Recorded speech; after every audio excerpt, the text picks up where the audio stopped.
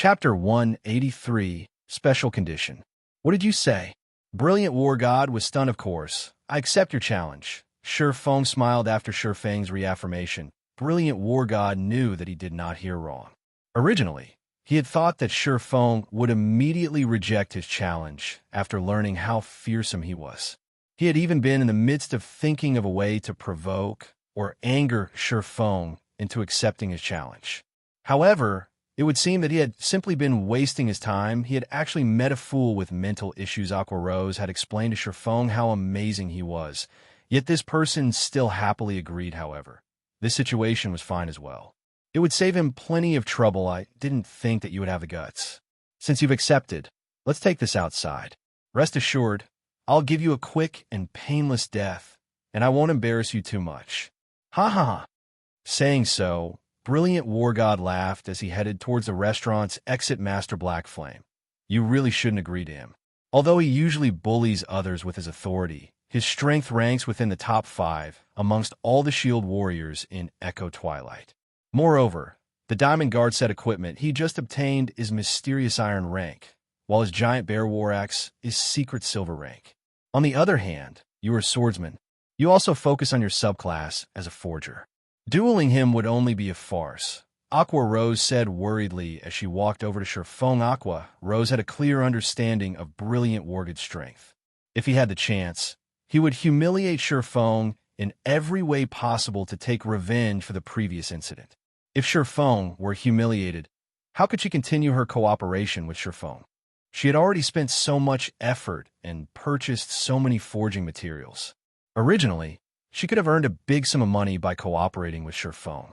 Now, however, Brilliant War God ruined it all. She wished that she could chop Brilliant War God into pieces right this instant. Miss Aqua, thank you for informing me of this. I already understand the situation. Shi Feng, thank it, it's good that you understand. Aqua Rose sighed in relief when she heard Shi Feng. Now, everything would be fine as long as she drove Brilliant War God away. Originally, Aqua Rose wanted to say, let me deal with this matter then. However, Shi Feng interrupted her, saying, you can rest assured that I will settle this battle very quickly. Finished speaking, Shi Feng exited the restaurant as well, leaving behind a dazed Aqua Rose after wasting her breath for so long. It turned out that Shi Feng did not understand her at all. On the contrary, he even headed to the duel with confidence. Aqua Rose started to suspect that she had misspoken, causing Shi Feng to think that Brilliant War God was extremely weak. In a city, duels could normally be conducted on the streets. However, both parties must agree to the rules and conditions before the duel could occur. Otherwise, it was only an attack, and the guards would personally kill and jail the player initiating the attack. That the moment Shi Feng set foot out of the restaurant, Brilliant War God sent the duel challenge. Moreover, the rewards and punishments were already set, and only Shi Feng's agreement was necessary to start the duel officially. As the rules were absolute, once both sides agreed to them, there was no escaping the rewards or punishments. Even if players were unwilling to hand over the items gambled, the system would still automatically transfer the items to the winner. The loser would similarly receive the punishment agreed upon before the duel. Shi Feng couldn't help but admit that Brilliant War God had a truly cruel heart. The condition set for the loser was an immediate drop to level 0, destroying their leveling efforts over the past several days. The loser would also have a huge level gap with the majority of the current players. It would be extremely difficult for the loser to catch up. If there are no problems, click the agree button. Brilliant War God smiled coldly. Shi Feng gave the conditions a general glance. After confirming that there were no problems, he clicked agree. Let's start this meaningless battle then. Immediately after Shi Feng clicked agree, gigantic numbers appeared floating in midair. It was the 10-second countdown timer for the start of the duel, and players were given this time to prepare for the upcoming battle. Haha. Little brat, although this duel will be extremely boring, since you've dared slander me in front of Aqua Rose, this young master will make things a little more fun. I'll let you know what the difference in strength truly is and how it feels to painfully struggle. Brilliant War God retrieved his shield and one-handed axe from his back, his face revealing a sinister smile. He looked just like a hungry wolf hunting its prey, and a red glint flashed in his eyes as he glared at Feng. Only at this moment did Aqua Rose exit the restaurant. Looking at Brilliant Wargood's appearance, her expression immediately sank. I am finished. Aqua Rose already despaired, not mentioning the fact that Feng would definitely lose. Brilliant Wargood's current condition was extremely dangerous. There might even be the possibility that he would drive Feng insane. Trapping Feng in fear for a long time, Brilliant Wargod would very rarely display such an ability.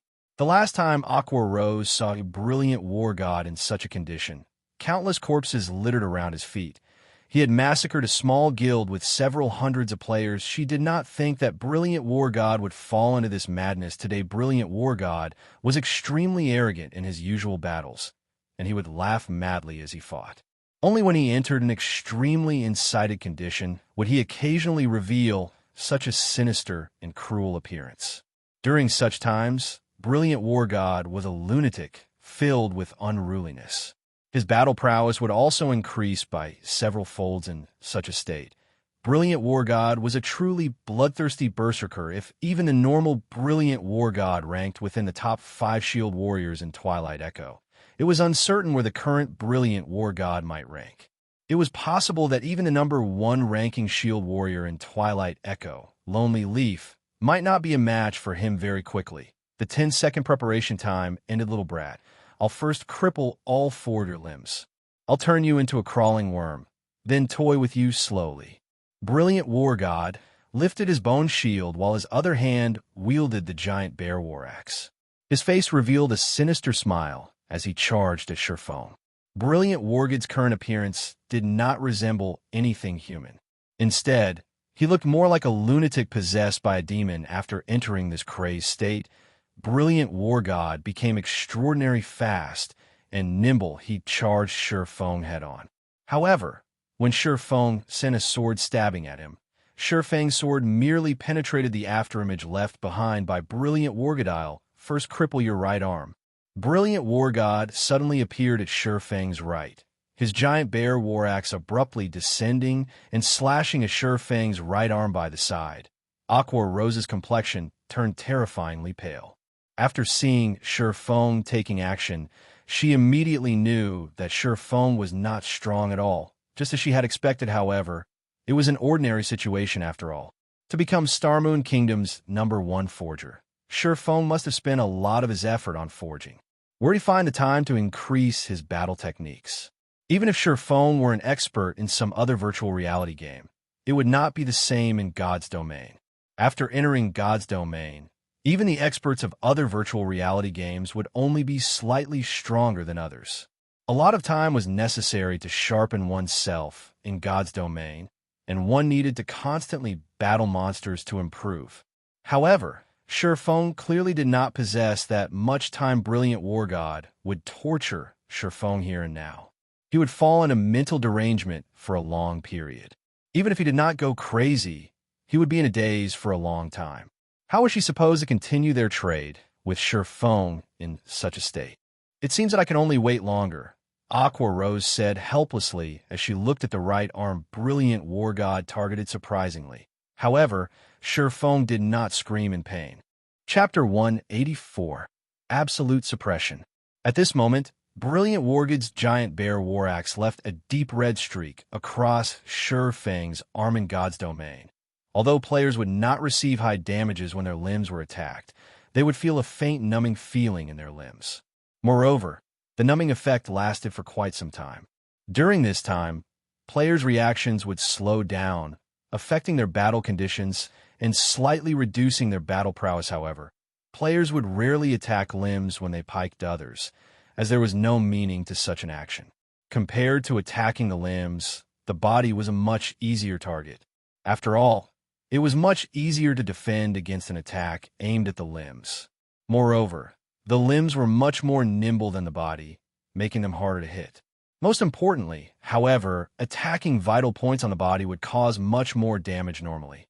Only when experts pike new players would experts use such an attack method to toy with the new players right now. Brilliant Wargod clearly intended to toy with Feng, however. Although Feng had been hurt, he did not scream in pain as expected. This utterly surprised Aqua Rose Phone was, after all, only a forger. In God's domain, he would be the equivalent of a civilian worker, and his pain tolerance would be very low. Even if he were a battle veteran of God's domain, his face would at least twitch, and he would suck in a light breath when he received an attack no matter how she looked at it. With Feng's subclass as a forger, he should at least make a sound as he was hit. Was it possible that Feng had turned off his pain perception completely? Normally, experts would maintain their pain perception at 30%, and only the newcomers and noobs would turn it off as they could not endure the pain. However, a majority of the players in God's domain would maintain it around 20%. No matter how one looked at Feng, he was by no means a newcomer or a noob, so it was impossible that he would turn off his pain perception completely. Yet his arm sustained the hit just now, but not the slightest hint of pain showed on his face. On the contrary, a smile filled his face right now. This was simply too abnormal. However, Brilliant War God paid no mind to these matters. Although he felt that something was missing, such as the screams of pain, that would not deter his continued attacks on Feng. Axe swing after axe swing landed on Feng's forelimbs. And after a full 5 seconds, Brilliant War God nearly roared with excitement from his ceaseless attacking. Meanwhile, Aqua Rose's shock grew as she stood a distance away and watched the scene before her black flame. Which location's God are you? However, she was not shocked due to how precise Brilliant War God's crazy attacks were. Instead, she was shocked by the HP bar above. Feng Brilliant War God's frantic attacks barely reduced Feng's HP. As of this moment, Feng had only lost 10% of his total HP. On the contrary, after 5 seconds passed, Feng's HP once again rose to 95%. The most shocking thing to Aqua Rose was how little damage Brilliant War God inflicted on Feng, although Brilliant War God was a shield warrior, and his damage was much less than a Berserker with the same standards. At the end of the day, Brilliant War God still wore a set of level 9 Mysterious Iron Set equipment. He also wielded the secret silver rank Giant Bear War Axe, so his attack power was no less than a normal level 9 Berserker. Even though Brilliant War God did not use any skills, his normal attacks failed to cause over -15 damage with each strike. Wasn't Feng's defense a little too frightening? Why do you still have so much HP? Brilliant War God, who had attacked all this time, suddenly stilled his hands. He had wanted to see Feng's suffering expression, yet he was immediately shocked to discover that Feng did not lose much HP at all. He then looked at his damage log, discovering a series of damages that was only around -10. You have keen reactions, precise attacks, good battle techniques, above average standards, and you're capable of activating extraordinary condition. It's as expected of Twilight Echo's 5th ranking shield warrior. Feng made a general deduction of Brilliant War God standards. He then said with a smile, "Since you're done attacking, it should be my turn now." Feng was currently level 14, while Brilliant War God was only level 9. In God's domain, if players and monsters had a level gap of 3 levels, then due to the level suppression, players would have their damage reduced by around 50%. Meanwhile, in a situation where both sides consisted of players, the party with the lower level would have their damage reduced by 65%. If the gap grew to 5 levels, then there would be an 80% damage reduction. For 10 levels and above, the damage reduction was 95% and above. In addition, Feng currently wore the Silver Moon set equipment, so his defense was very high to begin with. After he had risen to level 14, his endurance attribute increased just beyond 80 points, activating the hidden passive skill for endurance, basic body strengthening. With this passive skill, all attacks causing less than 50 damage were greatly weakened. His battle recovery rate would slightly increase, and his stamina recovery would slightly improve as well due to the damage Brilliant War God caused him being extremely low.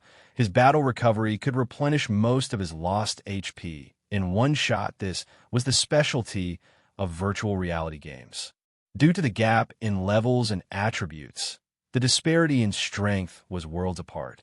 Brilliant War God was obviously unaware of this. Stop bluffing. You're merely a blockhead with high defense. Watch how I'll get rid of you and send you back to level 0. Regret becoming my enemy. Brilliant War God did not and would not believe that Sure Feng could retaliate.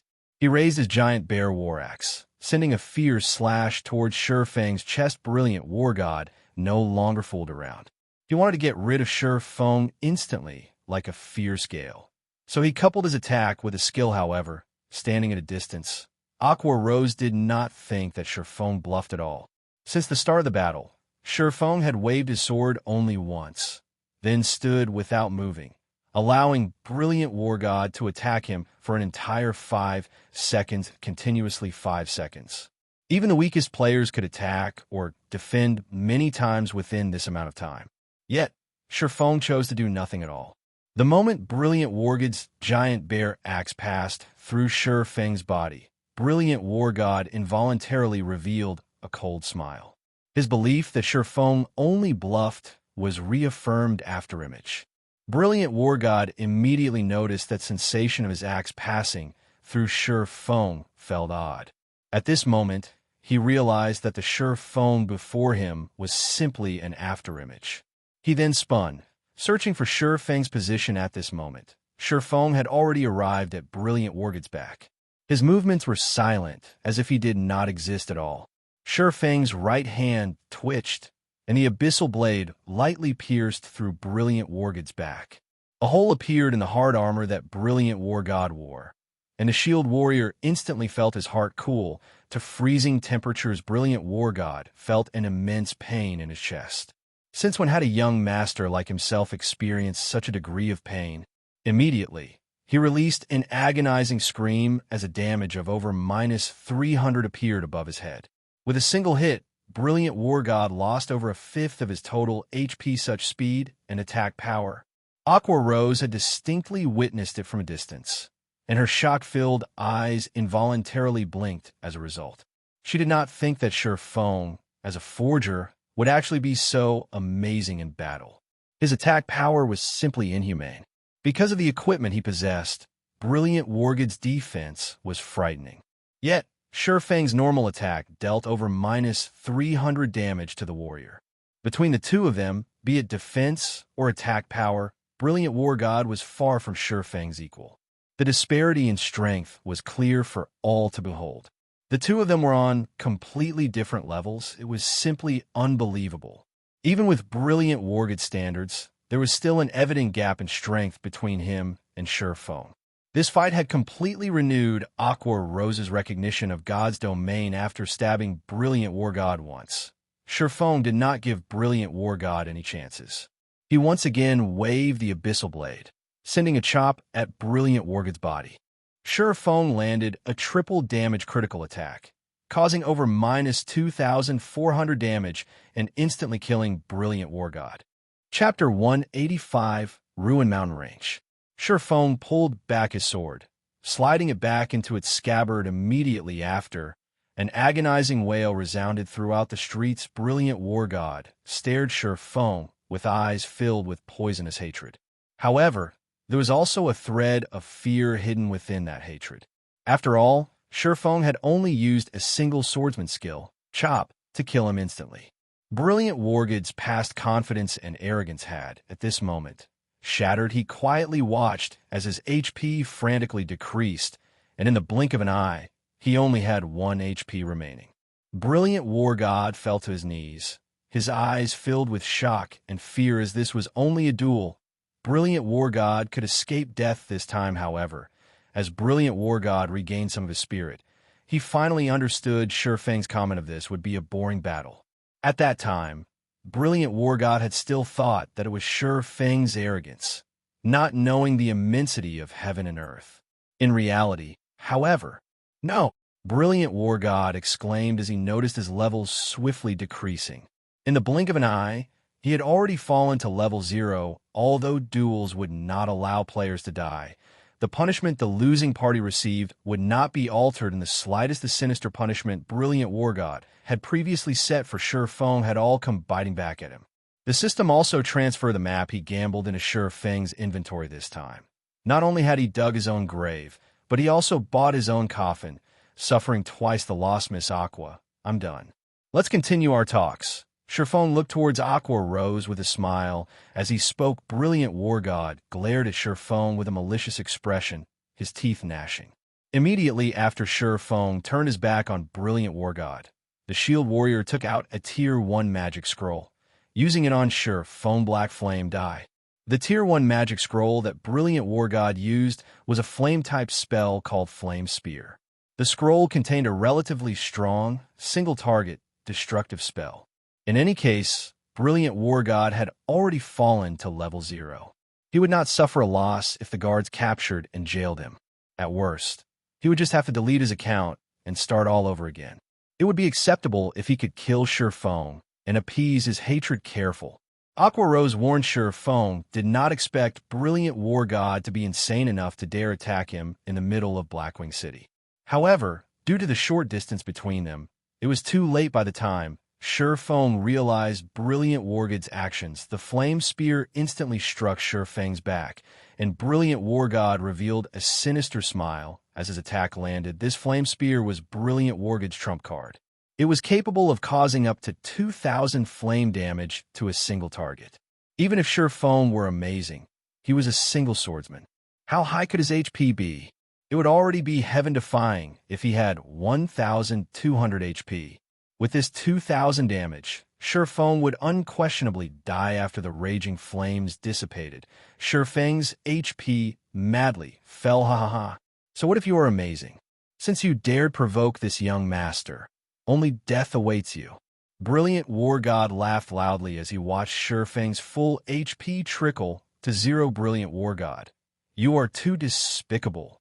With this action, Aqua Rose finally saw through to Brilliant War God's true self. She did not think that he would be such despicable filth without even the most basic self-respect. Despicable? The victor becomes king, whereas the loser becomes a bandit. He can only blame himself for his own lack of skills. Brilliant War God sneered as he spoke, however.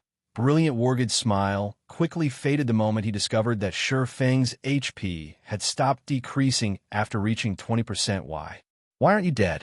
Looking at Sherfang standing there, Brilliant War God retreated several steps. His trembling finger pointed at Sherfang as he panicked. This, you don't need to know. However, since you've dared take action here, I'm guessing that you're prepared to receive your punishment, Sherfang softly said. He chuckled as he clapped at the flames remaining on his body. Extinguishing them, the damage caused by the Flame Spear could indeed kill a level 14 player with one hit. However, Sherfang was different. He possessed 20 points of fire resistance. He also had the basic body strengthening passive skill activated, which would somewhat increase some of the hidden magic resistance. In addition, Sherfang currently had a maximum HP of 1,840 points, so a single Flame Spear was not enough to kill him. To put another way, Tier 1 magic had no possibility of killing him with a single hit. At most, it would gravely injure him. Impossible. Brilliant War God was completely dumbfounded by this scene. After all, that was the most powerful Tier 1 magic scroll he had in his possession. It can't be, right? Aqua Rose was similarly shocked. Fire-type magic possessed the highest destructive force of all elemental magic. Yet, Sherfang had survived after taking a direct hit from a Tier 1 fire-type spell. Just what kind of defense did he possess? Aqua Rose even started to suspect that Sherfang was a shield warrior or a guardian knight in disguise. However, even guardian knights possessing the highest magic resistance could not forcefully survive this move while the two suffered their shock. The Black Knights of Blackwing City had arrived. Compared to other towns and normal cities, Blackwing City's management was far more strict. The penalties it administered were even more unbearable. Hence, in Sherfang's previous life, no players dared cause a scene while in Blackwing City. Any who did simply sought their own deaths. Not to mention, Brilliant War God had actually dared attack Sherfang, who possessed the status of a demon hunter. Hence, Sherfang did not immediately take action against Brilliant War God. In reality, he simply waited for the punishment Blackwing City would provide to Brilliant War God. Brilliant War God, you have committed an offense against Blackwing City's laws. Moreover, you attacked the Lord Demon Hunter. From now on, you will remain in jail in Blackwing City for 15 days. After your release, all your attributes would be decreased by 10% for a duration of 10 days, and the EXP you gain will decrease by 20%. The Black Knight captain walked up to Brilliant War God, stating his verdict. Hearing such a penalty, Aqua Rose sucked in a cold breath. This penalty was simply too heavy. Even if they locked Brilliant War God up for 15 days as an Elder of Twilight Echo, there were other people available to help him level back up. However, now that he was level 0, with the 15-day gap and 20% EXP gain reduction, Brilliant War God would need to grind ceaselessly for over a month to catch up with the level of the majority of the players. Not to mention catching up to the top-ranking players. Black Flame, I admit that you are amazing. However, from the moment I took action, I had already decided to delete my account and start all over again. Did you really think I would fear the system punishment? Although Brilliant War God trembled slightly when he heard the penalty he was to receive, giving it another thought, he planned to delete and rebuild his account. What should he be afraid of? Is that so? Then, I look forward to you deleting and rebuilding your account. Shurfeng smiled faintly. Not bothering to explain, seeing Brilliant War God's confident smile, Shurfeng could not bear to shatter his fantasies. Brilliant War God thought too lightly of God's domain. If a pig-brained person like Brilliant War God could think of such a method to escape punishment, the main god system would certainly have a solution. In Shurfeng's previous life, plenty of players had thought of God's domain as only a virtual reality game. They thought they could do whatever they wanted. There were even some players who had done unscrupulous and condemnable things towards female NPCs. After all, these players all thought they could simply avoid punishment by deleting and rebuilding their account from scratch. However, the outcome spoke differently. Unless one no longer wanted to play God's domain, otherwise, any and all punishments would be meted out. No matter how many times one deleted their accounts or changed their gaming helmets, the consequences were inescapable. Although God's domain was a virtual reality game, it had its own bottom line as well. The rules of God's domain were the final bottom line. Any and all who dared go past this bottom line would do well to prepare themselves for their punishments. No exceptions. When Brilliant War God saw Shurfeng smile, he suddenly felt uncertain about his decision. However, when he gave it more thought, it was possible that Shurfeng just tried to frighten him. Immediately, Brilliant War God logged out of God's domain, preparing to delete and rebuild his account. Meanwhile, Shurfeng no longer cared to pay any attention to this brainless princeling. He then opened his bag, examining the clue to the God Slayer that he had just obtained. There was no marked location on this map. There were also no written words to give an explanation. If any other players were to obtain this map, they would have no clue of what to do with it. After all, they would not know the location displayed on the map, nor would they know how to look for it. Moreover, the official site did not publish a world map for God's domain. That explained Brilliant War God's ignorant generosity of wagering this map. Fortunately, Shurfeng was extremely familiar with God's domain in Shurfeng's previous life. The various major guilds in God's domain made their own maps of God's domain, and Shadow was no exception. 10 years after God's domain started its operation, the world map that Shadow possessed was very thorough. Meanwhile, familiarizing oneself with the world map was one of the basic requirements of a guild leader, including Shurfeng. However, the map currently in Shurfeng's hands displayed very complicated terrain. Only after racking his brain for some time did Shurfeng manage to recall a place with a similar terrain as shown on this map. It was the forbidden territory for humans, the Ruined Mountain Range. Chapter 186, State A Price. Just as Shurfeng recognized the location shown on the map, for level 200 black guards appeared on Light Street, each wielding a black spear in their hands and walking towards Brilliant War God. They intended to take him away. Don't even think of catching me. Brilliant War God immediately logged out of the game. However, an unbelievable situation occurred. One could describe this as an out-of-body experience. Like an empty shell, Brilliant War God's body suddenly fell to the ground. Motionless, however, the 4 black guards did not care much about this. 2 of the knights grabbed a hold of Brilliant War God's body from each side, dragging him away from Light Street. Soon after, the Black Knights also dispersed from the scene. Master Black Flame, what is going on here? Didn't Brilliant War God log off? Logically, his body should also have disappeared. Aqua Rose looked at Sure Foam, her shining eyes blinking as she asked. Although Aqua Rose did not know why she would ask Sure Foam, her instinct told her that Sure Foam might know the answer if Sure Foam knew that Aqua Rose had asked him about this matter out of instinct. The fearsomeness of a woman's intuition would certainly surprise him hearing Aqua Rose's question. Sure Foam simply smiled and said, "It should be that the system doesn't allow players avoid punishment." Blackwing City's judgment was, without a doubt, the system's judgment. If Brilliant War God had properly received his punishment, he would only have to pay the smallest price. However, if Brilliant War God deleted and rebuilt his account, not to mention losing the money and equipment that he originally had, he would also lose all the reputation he had earned in God's domain. Reputation was not easy to gain. After all, many of the quests that rewarded players with reputation points were unique quests, so is like that. Aqua Rose understood the truth of the matter. Otherwise, if everyone simply deleted and rebuilt their accounts the moment they did something nefarious, wouldn't that turn God's domain into a heaping mess? However, along with the passing of time, player levels would become higher, while the chances of such matters occurring would decrease as well. After all, players had dedicated a great amount of time and energy onto cultivating their God's domain accounts. There would be few people with the courage to start all over again. However, if players encountered a situation like Brilliant War Gods, a majority of them would choose to delete and rebuild. After all, it would be much faster to start all over again, and it could be a way to take advantage of the system.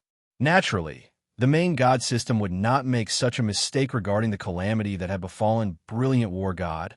Aqua Rose did not display a hint of sympathy. On the contrary, she was very grateful for Sure Feng's significant help.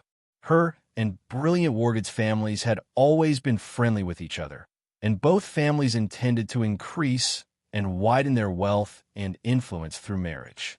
On the other hand, Aqua Rose had, from the very beginning, opposed this notion. She intended to create a legacy for herself, increasing her right of speech within her family to oppose this marriage god's domain just so happened to have given her this very good chance. As long as she could further herself in God's domain, and adding in Brilliant War God's actions, she could easily vanquish the notion of marriage between the two families after dealing with the matter of Brilliant War God. Sure Foam and Aqua Rose returned to the restaurant and resumed their business talks originally. Sure Foam wanted to investigate the God Slayer's whereabouts. However, he set it aside for now. In God's domain, the Ruined Mountain Range was an absolutely forbidden place for humans. In Sure Feng's previous life, many players did not believe this fact. In the end, all who went there found only death. From then on, nobody dared casually enter the Ruined Mountain Range. With Sure Feng's current strength, not to mention entering the Ruined Mountain Range, even the path leading to the Ruined Mountain Range presented an impossible challenge for Sure Feng. How would he reach the location marked on the map? The only choice he had right now was to increase his strength. When he had sufficient strength, he could then think of a way to go there. Master Blackflame, these are the various forging materials that you've requested. Due to limited bag space, I've only brought the rare and precious materials. This time, Master Blackflame has helped me a great deal, so I'll sell these to you at a lower price. You just need to pay me 43 gold coins for them. Aqua Rose displayed the transaction list, smiling as she spoke. The cost of purchasing all these materials came to a total of just over 37 gold. Originally, Aqua Rose intended to sell all these materials to Sure Feng for 50 gold. However, since Sure Feng had helped her out, she chose to earn a little less in this transaction initially. Aqua Rose had not possessed enough gold coins to purchase all these materials. However, she made a big profit from the Glimmer chestplate forging designs, which she bought from Sure Feng last time. Not only had she earned over 100 gold coins, but she also earned back all the credits she used to purchase the forging designs. She still had quite a few Glimmer chestplate forging designs remaining. If she sold all of them, she could still earn tens of gold coins and hundreds of thousands of credits, even for an Apex first-rate guild like Twilight Echo. The entire guild's currently available fluid funds only amounted to 20 to 30 gold. Meanwhile, Aqua Rose had over 100 gold in her possession, invoking the guild's elder's jealousy after having the first taste of profit. Aqua Rose greatly anticipated the surprise Surfong was about to create 43 gold. When Surfong looked at the transaction list, his heart skipped a beat. Had not expected Aqua Rose to be so capable. She had actually gathered so many materials. Taking a quick glance at the transaction list, the materials listed were all rare, required for forging mysterious iron and secret silver ranked items. There were even some extremely rare, fine gold ranked materials. At this stage of the game, it was absolutely impossible for players to find any of these materials in Starmoon Kingdom. Aqua Rose had also bought a large quantity of hardstones, as Surfong had specially requested a lot of them. Now, Aqua Rose had close to 1,000 stacks of hardstones for Surfong, completely filling up her ore bags. Surfong could not help but admit that the ore country was aptly named ore bags were different from normal bags. They were specifically made for storing forging materials. Hence, these bags had extremely large storage spaces, and each one was several times, some even several tens of times, larger than a normal bag. In Aqua Rose's case, aside from her main bag having 100 slots, her remaining 6 bags were all ore bags. Every one of her ore bags had 350 slots for items, and all 6 ore bags were currently filled to the brim. The country Aqua Rose came from did not lack ores. Hence, Aqua Rose only sold each stack of hardstones to Surfong at a price of 80 copper coins. Aqua Rose had probably purchased all of these hardstones at an even lower price. Compared to these sold in Starmoon Kingdom, the price of these hardstones was simply too cheap. Right now, each stack of hardstones sold for 3 silver coins. Just by selling these hardstones to other players, Surfong could make a profit of several times his cost. Moreover, those players would fight over these hardstones. However, even Surfong could not afford 43 gold in a single transaction. Fortunately, Surfong came prepared. He removed a pile of level 8 and level 9 bronze equipment and quite a lot of mysterious iron equipment from his bag. He had personally forged a majority of the equipment, while he had obtained the remainder from the Moonlight Forest. However, the most eye-catching equipment among was the level 10 secret silver ranked one-handed swords, the Silver Dawns, that Surfong had crafted secret silver weapons. Even to a first-rate guild, they were extremely rare. Normally, only the core upper echelons of a guild would possess 2 to 3 secret silver ranked items, while the elites of the guild could not even dream of possessing one in the blink of an eye. Surfong had filled the private room with equipment, dazzling the sight of all beholders. Making a general count, Surfong had over 500 pieces of equipment. Aqua Rose was instantly dumbfounded by this sight. Only after tens of seconds had passed did she gradually recover her spirit, and shock filled her eyes as she looked at Surfong. One could easily outfit a large elite team with this much equipment. Moreover, Surfong had forged the majority. Aqua Rose was greatly confused at how Surfong could forge so much equipment all by himself. After all, she had personally witnessed forgers create equipment before. The process could be summed up in one word: slow. These were all bronze and mysterious iron ranked equipment. If one were not careful while forging them, the result would easily fail. So, the process of forging equipment of such quality was definitely much slower than that of common equipment. Since the last time Aqua Rose met with Surfong, only a little more than 3 days had passed. Even if Surfong continuously forged equipment without sleep or food during this period, it should still be impossible for him to forge this much equipment. Miss Aqua, I already brought the equipment. State a price. Surfong smiled. Aqua Rose immediately felt as if she had been cheated. Originally, she intended to make a big profit off of Surfong. However, with 500-plus pieces of high-level equipment placed before her, even if she sold herself to Surfong, it still might not be enough. Chapter 187, Frightening Forger. The private room of the restaurant was very large. However, it was insufficient to contain all of the weapons and equipment that Surfong had taken out. The entire room was cramped with items right now. After counting for a long while, Aqua Rose finally had a firm grasp on the number of weapons and equipment that Shifeng had brought among them. There were over 200 level 8 and above bronze weapons, over 300 pieces of level 8 and above bronze equipment, 70 level 9 and above mysterious iron weapons, 80 pieces of level 9 and above mysterious iron equipment, and 20 level 10 silver dawns. There was close to a total of 700 weapons and pieces of equipment. With this much equipment, Aqua Rose would have no problems gearing up even a 100-man team. The attributes of the Silver Dawns were especially frightening. Compared to the giant bear war axe that brilliant war god had, the Silver Dawn's attributes were much stronger. Twilight Echo had sacrificed many of their elite members to obtain brilliant Wargod's level 9 giant bear war axe. After all, it was only a normal occurrence to lose over 20 elite players when dealing with a chieftain rank field boss. Chieftain rank field bosses were extremely rare in God's domain, and meeting one all depended on luck.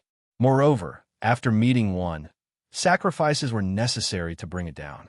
This was the exchange of the lives of the guild's elites for equipment, and it was a huge loss to the guild. Yet Shifeng casually displayed 20 secret silver weapons. Aqua Rose no longer knew how to describe Shifeng.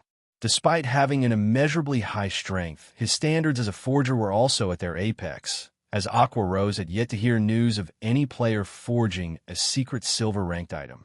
Shifeng's existence simply caused others despair at the same time. Aqua Rose had finally come to an understanding of just how frightening a forger could be. If any guild could have a forger like Shifeng, that guild would not have to worry about trying to obtain equipment. As long as they had the forging designs, they could have whatever equipment they wanted, and at any time they wanted it. There would be no need for them to waste tremendous effort to kill bosses. Moreover, killing an extremely powerful boss would only yield several pieces of equipment. On the other hand, as long as a forger had the materials, they could create as many pieces of equipment as they wanted. It was much faster and more convenient. Miss Aqua, you look a little pale. Are you all right? Shifeng looked at the dazed Aqua Rose, asking with concern. Me? As Aqua Rose regained her senses, she involuntarily wiped the sweat from her forehead. I'm fine. Why would I have any problems? Is it possible that Miss Aqua can't afford this many weapons and equipment? If this is so, just pick as many as you can. Shifeng could sympathize with Aqua Rose's situation.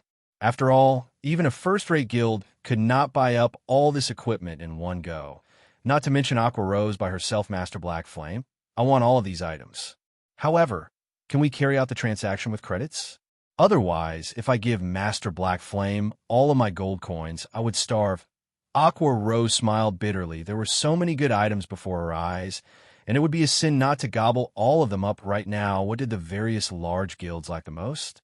The answer was obvious. High-level weapons and equipment.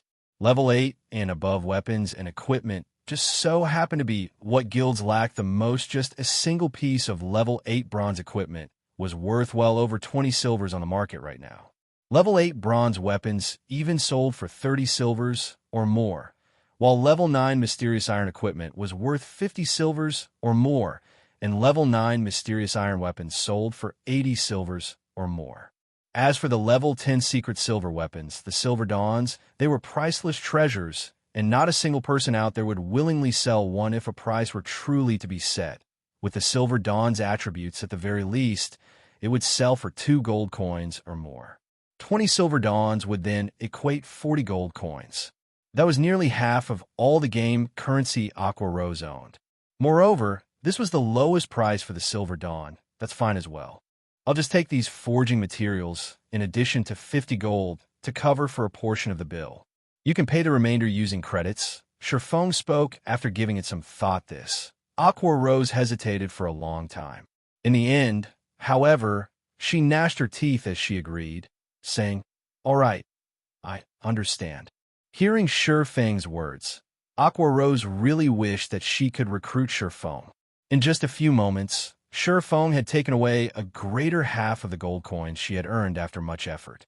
Aqua Rose felt extreme frustration in her heart. However, Aqua Rose suddenly discovered that she truly did not possess anything that could attract Shifeng to her side. Regarding weapons and equipment, as a forger, Shifeng did not lack any of these to begin with. His money-earning capabilities were obvious.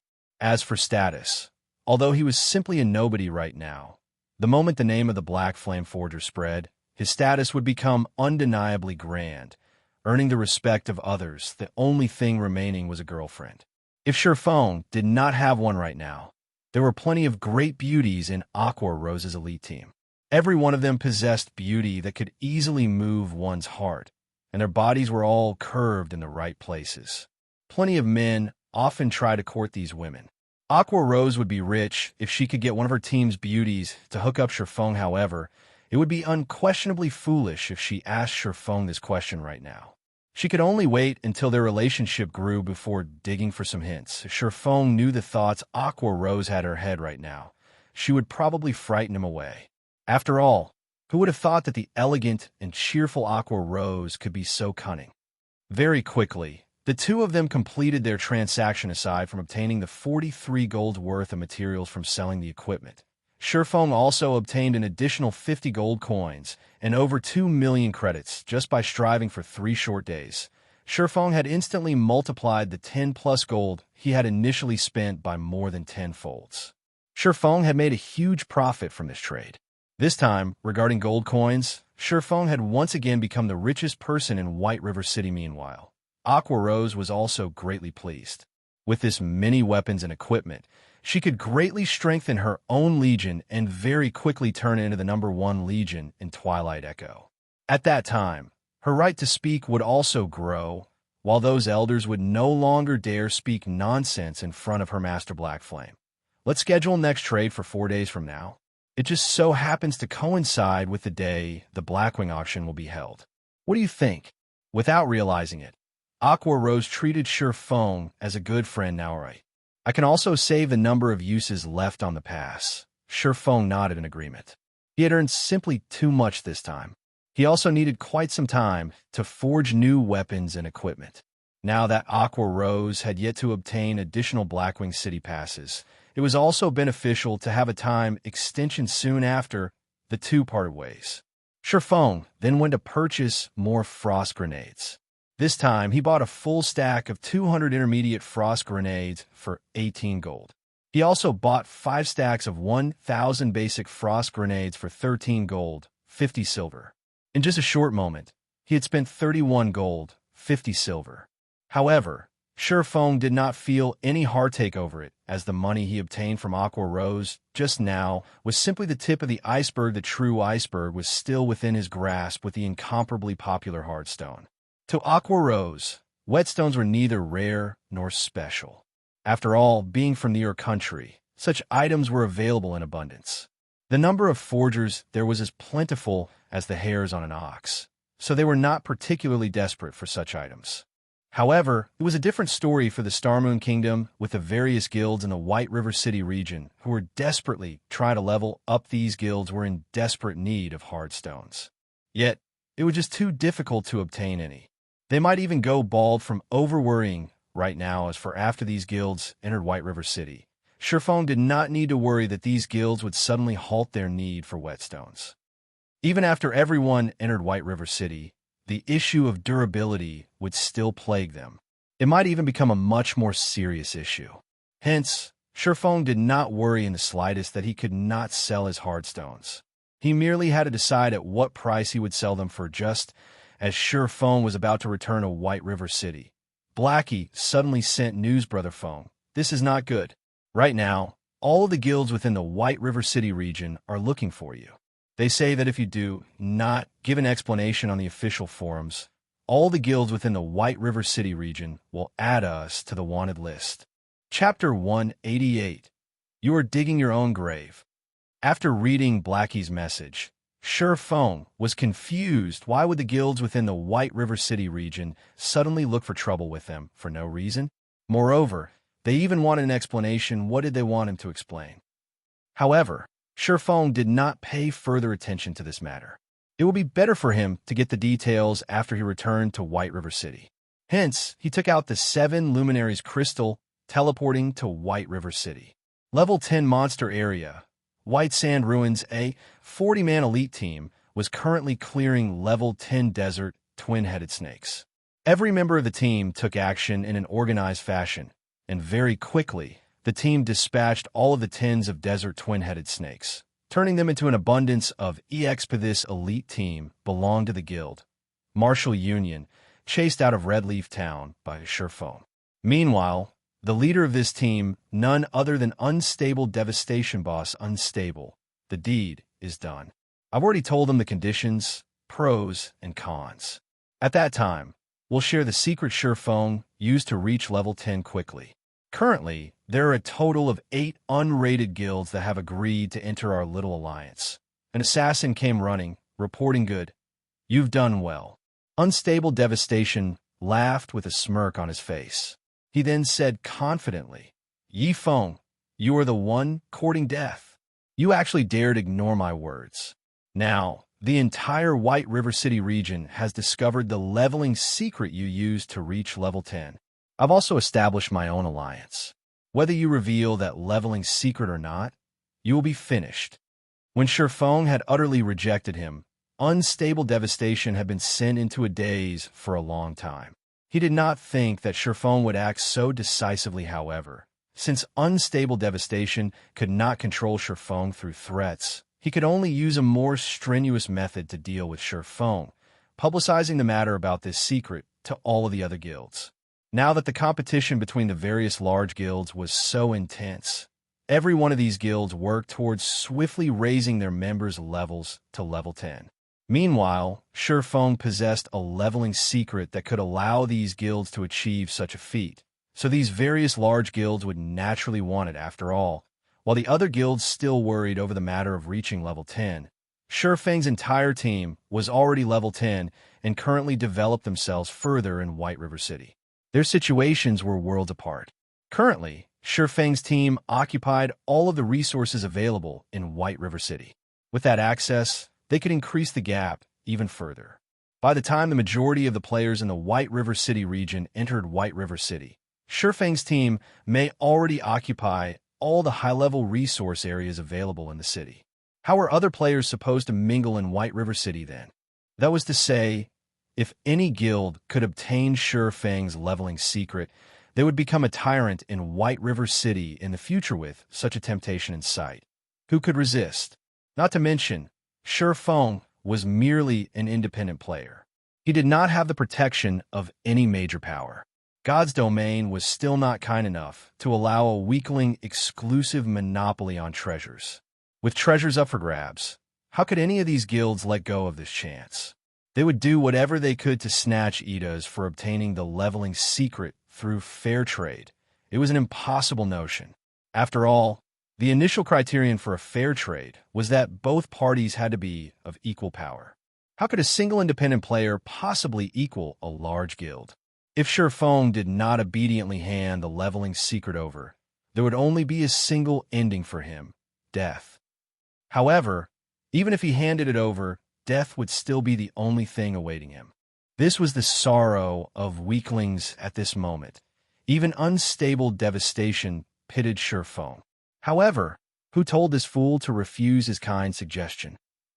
White River City, trade area, bank. The moment Surefoam returned to White River City, he immediately emptied all of the forging materials he had on him into the bank. Seeing over 10,000 slots of his warehouse full to the brim, Surefoam could not help but grow emotional. After all, in his previous life, he did not possess such a rich and spectacular warehouse. He wondered just how much money he could make if he sold all of these items. At the very least, it should be enough to serve as his guild's reserve funds in actuality. Surefoam's current fame could allow him to establish a guild easily. However, Surefoam chose to do it surely, but steadily. He should first deal with the welfare of the guild.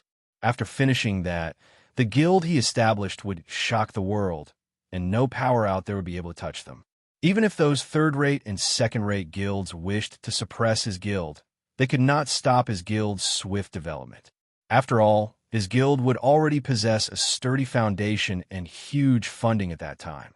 A small skirmish would not easily destroy it. After he finished tidying up his warehouse, Surefoam opened his system message log, taking a look at what was actually going on previously to prevent Unstable Devastation from disturbing his trade. Surefoam had set his system communication and messages to prevent strangers from disturbing him. However, He did not think that so much would occur during the time he did so compared to when he entered White River City. The messages he now received exceeded 10,000. Independent players had sent a majority of them, while various guilds had sent the minority. After reading a few of these messages, Surefeng managed to grasp the general gist of what these players wanted. A majority of these players wanted to privately purchase his strategy of quickly reaching to level 10, while a minority of them directly demanded that Surefeng hand the strategy over. Naturally, this minority consisted of guild representatives. Every one of the words in their messages contained force. Although they did not use threatening words, their intent was unmistakable. They told Surefeng to do whatever he saw fit, but he would have to take responsibility for the consequences. Meanwhile, the demand for an explanation posted on the forums was also the doing of these guilds. They were clearly trying to force him into a corner. Fortunately, however, the guilds that had directly suggested that Surefeng hand over the leveling strategy were all unrated, without a single rated guild among them. Unstable devastation. Surefeng's brows wrinkled. A chilling battle intent shone in his eyes. This was a scheme concocted by Unstable Devastation in order to push him down to a hell beyond salvation from the experiences in his past life. Surefeng clearly understood a single Matera. Hungry Ghost could never devour enough of him. Even Shadow is trying to have a part in this. Surefeng found a new post on the forums. It was a declaration of alliance made by Unstable Devastation and several other guilds. They requested Surefeng to hand over his leveling strategy to satisfy everyone.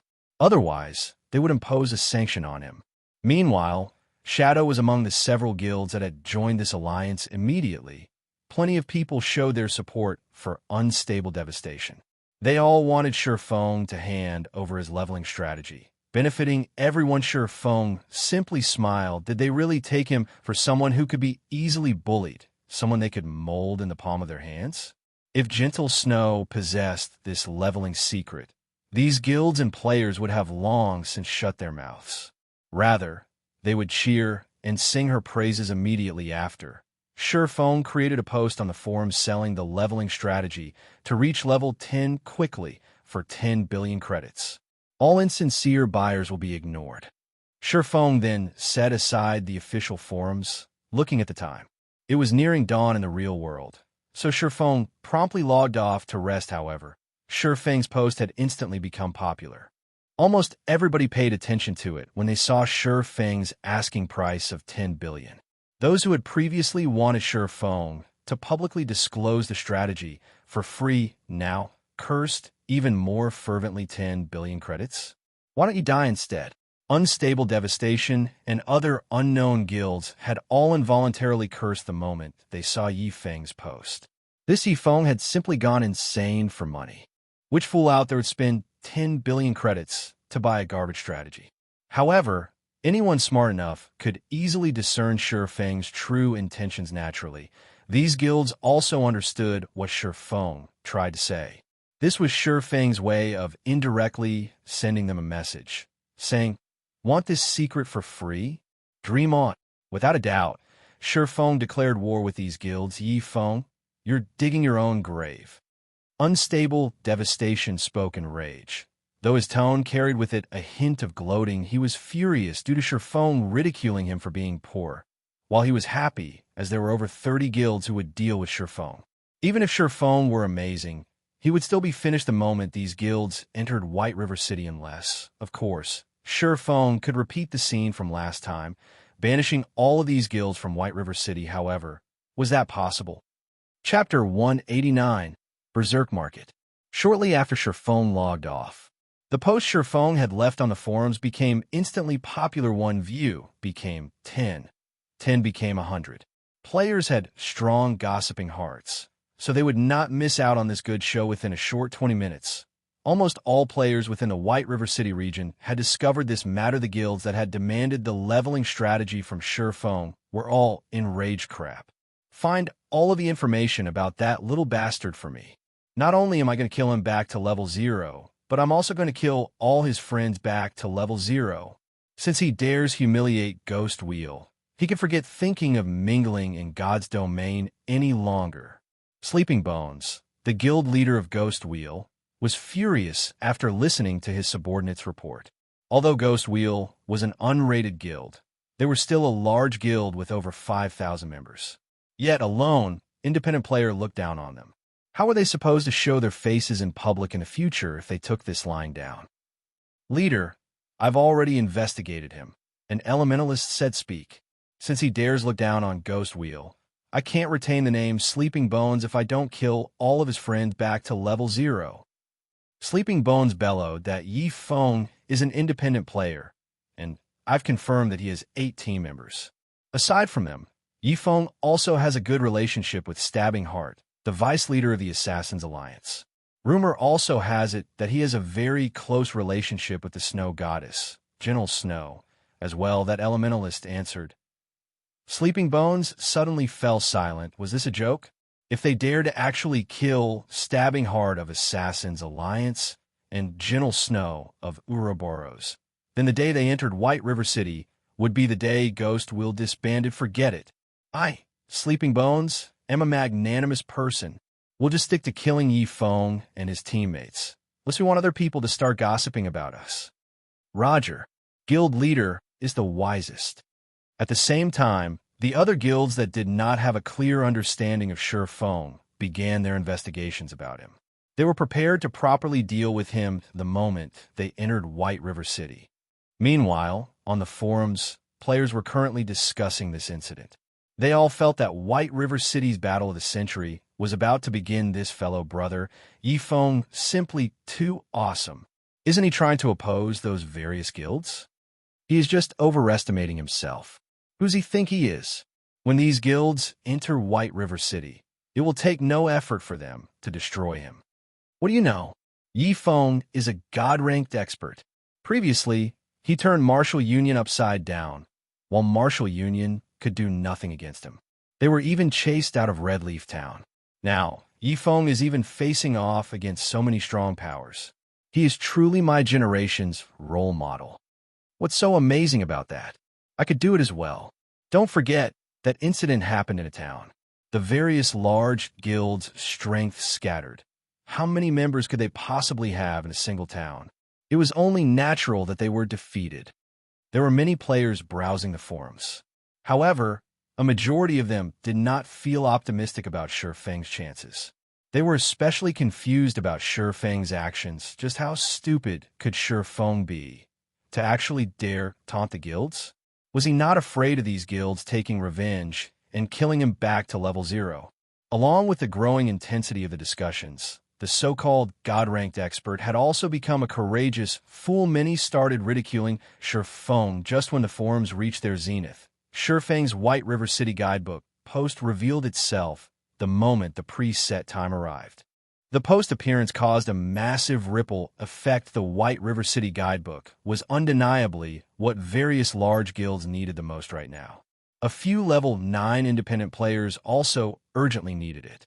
If these players had the White River City guidebook, they would not have to spend a large amount of time exploring the city. They only needed to refer to the guidebook to learn what they needed to know. Compared to the heavenly price of 10 billion for a single leveling strategy, using 20,000 credits to purchase a luxury version of the White River City guidebook was unquestionably a lot cheaper. It was practically the price of cabbage. Also, the cheaper, simplified version only sold for 300 credits. These various guilds and players could easily accept that price. However, afraid of Shi Feng's trickery, a large majority of the guild chose to purchase the simplified guidebook, taking a look at it before making further decisions. After all, they could afford a loss of 300 credits. As for the players that wished to develop themselves in God's domain, they all grew extremely curious about White River City, a fascinating city. They wished to experience it in advance. So many players had gnashed their teeth as they bought the simplified guidebook within half an hour. The simplified version of the White River City guidebook was like a best-selling novel. Sales of the guidebook continuously increased, and before anyone knew it, over 5,000 copies had already sold. In other words, Shi Feng had earned 5 million credits within this short time. Many players had discovered business opportunities from this. Players who were originally worried about whether or not they could make money in God's domain relaxed at this sight. After all, Surefeng was their best example. As long as they could grasp a hold of the opportunity, becoming rich in a single night was not just a dream. It was just like how Surefeng became the first person to enter White River City immediately. Plenty of players outside of the White River City region grew excited. If they too could be the first to enter their own respective cities and write a city guidebook, couldn't they also become rich? This thought inspired desperation in all of the players in God's domain. As if possessed by the devil, they all started rushing to level up. They all wished to become the first person to enter their respective cities, making a huge profit and becoming rich overnight. Meanwhile, in the trade market of the entire Star Moon Kingdom, the popularity of whetstones had instantly soared. As long as a forger had at least a 30% success rate of crafting whetstones, the various large guilds would instantly target them. The guilds used all sorts of methods to recruit these forgers, continuously raising the standard of treatment. As a result, these forgers earned salaries comparable to the white-collar workers in the big cities. Such a result inspired other players to become forgers. However, forging materials were utterly necessary if one wanted to hone their forging skill. Like adding fuel to a fire. This new situation instantly ignited a blazing inferno that raged through all of the Star Moon Kingdom. The prices of forging materials soared, again and again, madly increasing the price of hardstones as well. By the time Surefeng entered God's domain that night, a stack of 20 hardstones already sold for a sky-high price of 8 silver coins. However, the supply could not keep up with the demand. Furthermore, even the most common bronze ore sold for 15 silver coins per stack. With 200 per stack, luck can't be stopped once it comes. I would never have thought that the White River City guidebook would so fiercely drive the materials market. Surefeng rejoiced the moment he logged in during the day. Aside from training his body, Surefeng had gone to the city center to look for suitable locations to start up his workshop. His requirements were very simple. He wanted a good environment surrounding the office building. After surveying over 10 locations, Surefeng finally found a relatively pleasing office building. It was located in the city center. Moreover, it was an entire floor being sold. The office floor had a wide space of 5,000 square meters, so it was extremely spacious. There would be no problems turning it into an office for several hundred people. Moreover, the surrounding environment and traffic were convenient. However, the most important factor was that the office was relatively close to Big Dipper, the best gym in Jinhai City. The owner of the office floor only sold it to make up for issues surfacing with his business. Otherwise, he would not bear parting with such an amazing location. However, that person had set a price of 60 million credits for the place, with each square meter priced at 12,000 credits. Although such a price was not considered expensive in the city center, it was not cheap either. Surefeng only had somewhere over 20 million credits stored in his bank right now. He still needed that money for the fellowship party hosted by his school. In the end, Surefeng could only ask the owner for 15 days to think it over. Surefeng never imagined that he would be given a fright the moment he returned to God's domain. When he saw the sales of the White River City guidebook, he even thought his eyes were playing tricks on him. Chapter 190, Taking Precautions. Surefeng had already received attention since the problem of the leveling strategy cropped up now that he had priced the leveling strategy at a shockingly high price of 10 billion credits. He was once more pushed into the spotlight. Hence, it was only natural for the White River City guidebook to receive everyone's attention the moment it appeared. These sales had far exceeded Surefeng's expectations. Surefeng quietly called up the half-transparent display screen. When he examined the sales records displayed on the official forums, Surefeng involuntarily revealed a knowing smile. The simplified version of the White River City guidebook sold 25,364 copies. The luxury version of the White River City guidebook sold 367 copies in only half a day's time. The sales had already reached such numbers. Even a best-selling book could achieve such a feat. The simplified version, which was the cheapest version of the guidebook, already cost 300 credits. This was much more expensive than any ordinary book. However, over 25,000 copies still sold. Moreover, 367 copies of the 20,000 credit version of the guidebook also sold. It was obvious just how great the business opportunities were in God's domain. Just the credits Feng earned within a day exceeded 10 million. It was practically faster than robbing a bank, of course. The main contributor to such success was Feng becoming too eye-catching and famous, even if most of it was infamy. Moreover, along with the passing of time, the sales of the White River City Guidebook would still increase. Although Feng won't be earning as much as he was now, his daily earnings would still be considerable. Originally, Feng estimated his earnings from the guidebooks would be around several million credits. Moreover, he reached this conclusion after taking into consideration that every guild within the White River City region would purchase a copy of the luxury version. However, the conversation records on the forums made it clear that it wasn't just players within the White River City region paying attention to the guidebook.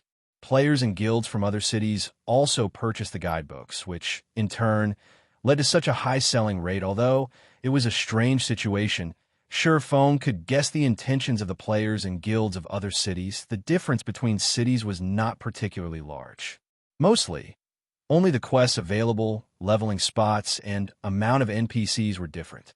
However, the main rules in a city and the ways to develop a guild in a city were the same. As long as they bought the White River City Guidebook, they would understand the basic rules of their respective cities. They could also quickly adapt to the playstyle in the cities. So, naturally, they would purchase a copy of the guidebook to get a general understanding of their respective cities. Now that Feng had gained over 10 million credits for no good reason, confidence regarding his future filled his heart. He might even be able to suppress Shadow at the fellowship party in a few days, becoming the center of attention during the party. However, before he could become the focal point, he needed to make plenty of preparations. After all, his background was simply too weak compared to Shadow's. Right now, Hardstones will soar in price from now on. It should reach its peak by the time the first corporation enter White River City. That time will be the best opportunity for me to sell my stock and make a killing. Feng closed the official forums as he thought. Right now, aside from credits, he needed a lot of gold coins to increase his workshop's background. However, he cannot just hold on to a ton of gold coins. After all, the true way of earning money in a virtual reality game was by spending money in the first place. He currently had far too few coins to carry out such a feat. Hence, he needed to earn many more gold coins right now. Becoming enemies with that many unrated guilds had placed quite a pressure on Feng. Although these guilds were not much of a threat to him as a lone player, he still wanted to establish his own guild in the future.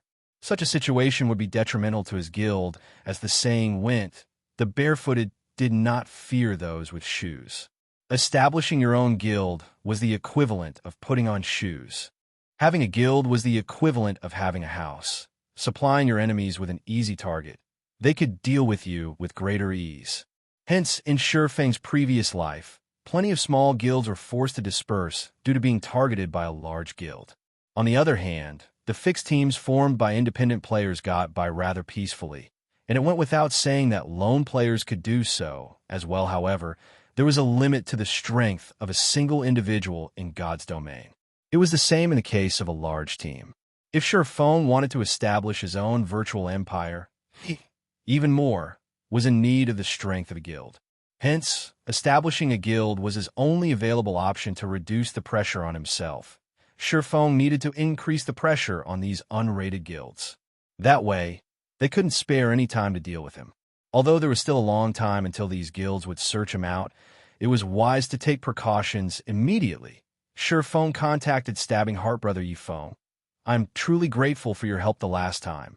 Because of your guidebook, the elite teams of our guild could prepare far more than other guilds. After we enter White River City, I believe it won't be long before our Assassins Alliance reigns supreme over the other guilds in White River City. Stabbing Heart excitedly said. However, after not meeting for some time, I never imagined that Brother Yifeng would grow even more famous. I am truly envious. If I become as famous as Brother Yifeng, I might even be promoted to an elder position during the next guild meeting. I'd rather be more ordinary. Feng smiled bitterly as he shook his head. The nail that stuck out would be hammered down.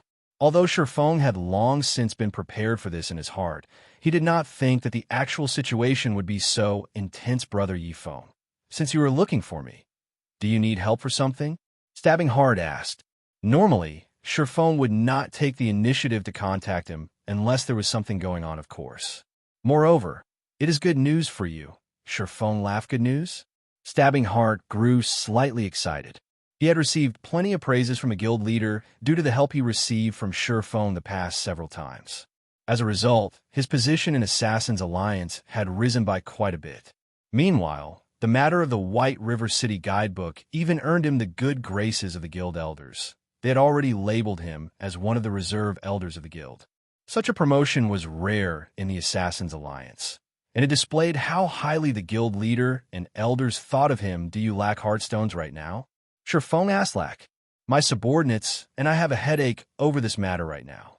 Even though I'd sent many people out to grind, the amount of hardstones we obtained is merely a drop in the bucket. Does Brother Yifeng need some hardstones right now? Stabbing Heart breathed out a tired sigh when he heard the words hardstone.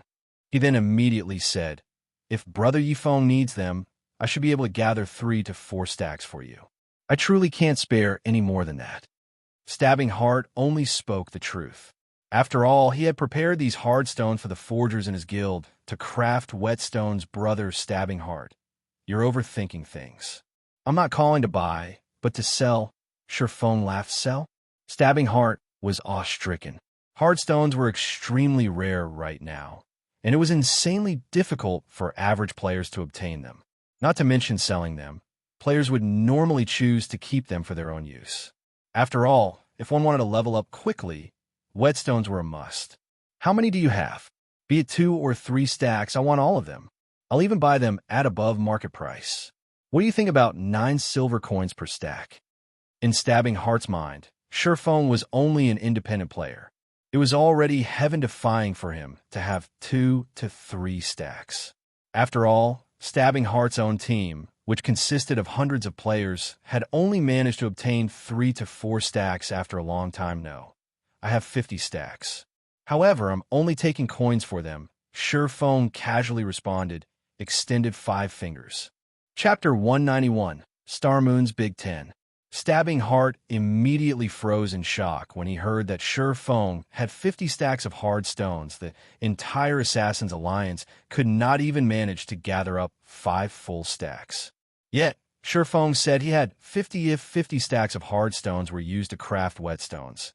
Even if the forgers crafting them had slightly lower success rates, it could allow all the elite players in the Assassin's Alliance to reach level 10, entering White River City. Brother Yifeng, you're not tricking me, right? Do you really have 50 stacks? Stabbing Heart asked doubtfully. It was not that he did not trust Shifeng, but this number was simply too huge. Even a first-rate guild in a town could not offer up that many. It would be impressive if they could even gather 6 to 7 stacks naturally. Since when have I joked around before? Shifeng shook his head, laughing. The reason Shifeng offered Stabbing Heart this many hardstones was not purely to earn coins. A large part of the reason was to assist the Assassin's Alliance in entering White River City and starting their development at an earlier date. After all, the Assassin's Alliance's main forces were all stationed around the few cities near White River City. As long as the Assassin's Alliance grew stronger with his relationship with Stabbing Heart could help him suppress and stamp out those unrated guilds. That way, these guilds would be too busy dealing with the Assassin's Alliance to pay any attention to him originally. Shifeng had wanted to sell some hardstones to Gentle Snow as well. However, Gentle Snow's team was simply developing too quickly. They had managed to reach level 10 in only half a day's time. And at this time, all the elite members of Ouroboros had already arrived at White River City. Naturally, they would not need his help anymore. The most important point was that Gentle Snow possessed the super luxury version of the White River City guidebook that Shifeng had sold to her. With it, she could easily widen the gap between herself and the other guilds, standing out from the crowd now that Shifeng had protective umbrellas like Gentle Snow and Stabbing Heart. Would those unrated guilds possibly dare do anything to him? He could progress with his own development with a peace of mind. Brother Yifeng, I don't know how to thank you for this. If you have anything you need help with in the future, just mention it. If it is something that I can help with, I will give it my all. Stabbing Heart was extremely touched right now. In his heart, he had already taken Sure Feng as his good brother, however. For gold, 50 silver was not easy to obtain. He needed some time to gather the liquid funds from the other towns and collect some from the money-farming team, although it was a large expenditure. With 50 stacks of Heartstones, Stabbing Heart could allow the team in Red Leaf Town to be the first team out of all the other team in the Assassins Alliance to enter White River City. At that time, he would receive a promotion in the guild once more. He might even become an elder of the Assassins Alliance. Meanwhile, such an achievement was only possible due to Sure Feng's help. Although Stabbing Heart felt slightly ashamed of himself for not being of great help to Sure Feng, he had already decided that, once he entered White River City, he would fully support Sure Feng. Whoever dared to go against Sure Feng would go against him as well. When will you can send someone over to Red Leaf Town to conduct the trade? Sure Feng asked. As long as you are free, any time is good. Stabbing Heart answered, all right. I have something I need to ask you. Do you know the current whereabouts of the team from Martial Union, led by Unstable Devastation? Sure Feng felt that, since he was going to make a trip back to Red Leaf Town, he might as well look for Unstable Devastation to extract his revenge. This, I know. They're currently at the White Sand Ruins. Are you planning on taking revenge on them? I'll call some men over to go with you. They have quite a few players on their side, so it would be dangerous for you to hunt them by yourself. Stabbing Heart was slightly surprised. He did not think that Sure Feng would take revenge so quickly. Moreover, he was even going to deal with the elite team led by Unstable Devastation directly. After all, that elite team formed after Unstable Devastation merged the elite teams from 5 different towns. The number of elites in that team even far exceeded that of Stabbing Heart's own elite team, so it would not be easy to deal with them. Thanks, but I wish to deal with my own matters by myself. Let's meet up in front of Red Leaf Town's bank in 20 minutes. Sure Feng thanked him. Right. I'll send some men to investigate Martial Union's exact location. At that time, I'll pass on their exact whereabouts to you along with the 4 gold, 50 silver. Stabbing Heart naturally knew of the arrogance of an expert, so he did not pursue the matter. Otherwise, if he were to find trouble with Martial Union without Sure Feng's agreement, he might even incur Sure Feng's ire. 20 minutes later, Sure Feng arrived in front of the bank in Red Leaf Town. Hello, Big Brother Yifeng. I am Coco from the Assassins Alliance. Big Brother Stabbing Heart sent me here. Here is the grinding location of Martial Union's elite team. A pure and pleasant-looking female elementalist walked over, her eyes sparkling as she looked at Sure Feng. After all, the Sure Feng before her was the god-ranked expert of Red Leaf Town that everybody knew about. He was a person that even team leader Stabbing Heart of Red Leaf Town treated with respect. Most importantly, Sure Feng was good friends with the snow goddess that she admired greatly. There is absolutely no chance for a normal lifestyle player like herself to come into contact with such a legendary figure. She was only here today to conduct a trade because the other forgers in the guild were too busy, while she was a newly recruited forger in the guild. Only, she did not think that she could meet such a great character. Sure Feng glanced at this girl, and his expression immediately froze. Cream Coco. Wasn't she that famous master forger of Star Moon Kingdom? As one of the 10 great master forgers in Star Moon Kingdom, Cream Coco was a forging genius who was the closest to becoming a Grandmaster forger. Her talent was almost comparable to that of Celiura of White River City. She was both a beauty and a forging genius. Plenty of first-rate guilds had willingly offered her an annual salary of hundreds of millions to recruit her. Unfortunately, she rejected them all, one after another, as she wanted to stay in the third-rate guild, Prayer Temple. Rumor had it that she had done so to repay a debt of gratitude, as Cream Coco was relatively clumsy during her early days, causing her success rate to be abysmally low.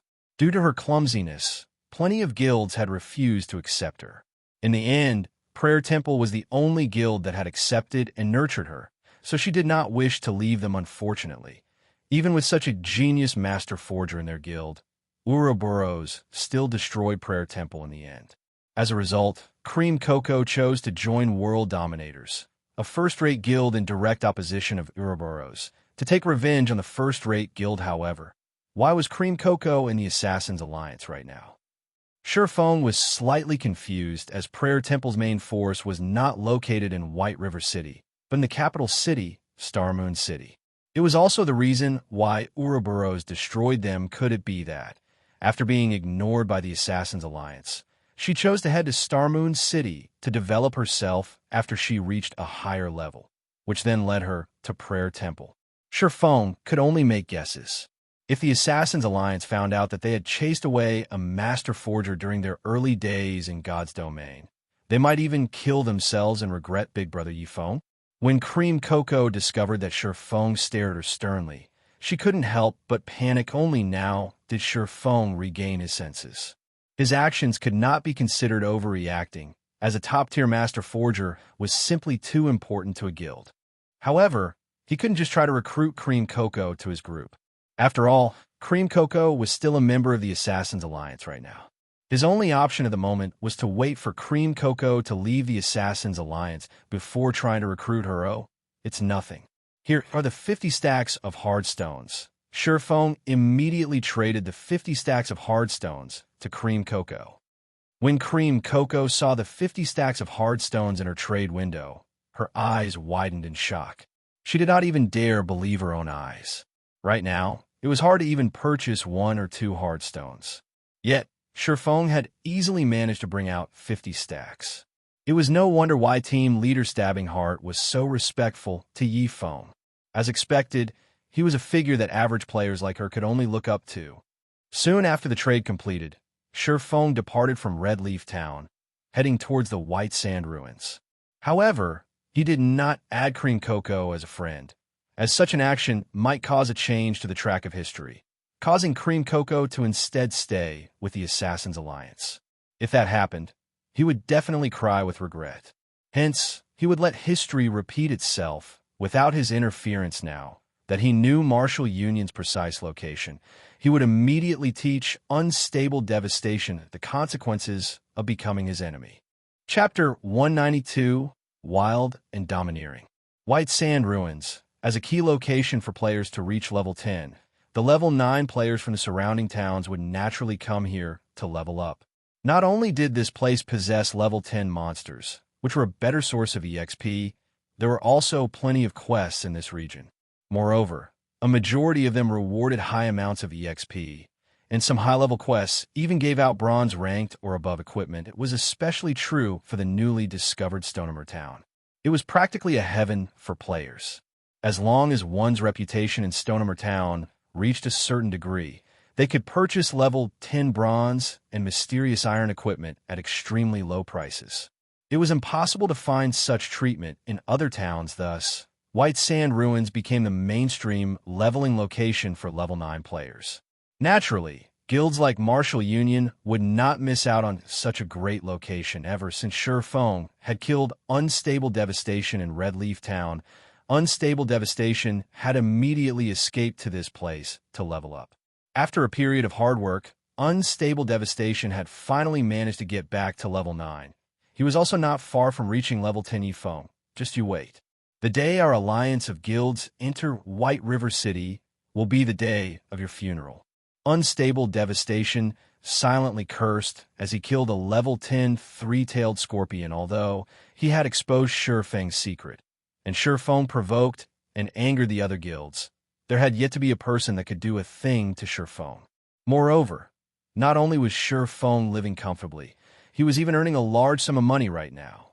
This envious situation of Shurfeng's had driven Unstable Devastation to near insanity, and he silently questioned why he couldn't enjoy such fortune. Martial Union was originally a guild that had migrated to God's domain from another virtual reality game, so they did not possess the investment of any large corporation.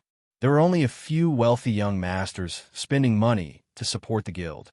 While Martial Union still played that other virtual reality game, these wealthy young masters were considered rich tycoons. They could casually spend up to several 100,000 credits, allowing the Martial Union of those days to take the gaming world by storm easily. Such a situation had allowed these wealthy young masters great pleasure. Hence they went on to establish martial union in God's domain. They wanted to continue taking the world by storm, as Unstable Devastation was one of the upper echelons of martial union. His monthly salary was over 10,000 credits. It was a relatively high salary, even within the big city. He was even extremely elated about this matter, often bragging in front of his friends about how he was a God-ranked player. When he treated his friends to a normal restaurant, he would always foot the bill with a casual wave of his hand, appearing domineering and earning the envy of others. However, after Unstable Devastation witnessed the sales of the White River City guidebook, his mind turned into a complete mess with a rough calculation. Unstable Devastation guessed that Feng's earnings in a single day had exceeded 10 million credits. Considering the follow-up earnings, Feng's assets might have surpassed even that of the wealthy young masters in martial union. If Feng took a step further and sold his leveling strategy at a low price, he might truly be able to live his remaining years without worry. Wealth and beauties would be within Feng's grasp. His life might become even more comfortable than those young masters thinking up to this point. Bitterness and envy filled Unstable Devastation's heart, however. The only fortunate thing was that Feng had not offered the leveling strategy at a low price. As long as he could snatch it, becoming the first one to sell it on the official forums, he wouldn't need to remain a professional player any longer. He could immediately live a rich life in the real-world. Boss Unstable, I discovered a location with an extraordinarily high amount of monsters. The respawn rate is also quite fast. Our leveling efficiency could probably rise by 60% or more there. An assassin said in the team chat, report the location. We'll head there right away. Unstable Devastation grew excited upon hearing this. Right now, there were simply too many players in the White Sand Ruins, while the number of monsters was far from enough for them to grind.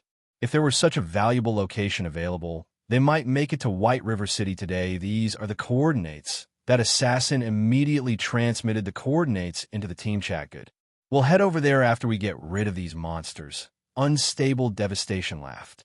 His luck had finally arrived. In a moment, Unstable Devastation led his team of elite players to that location, just like that assassin had reported.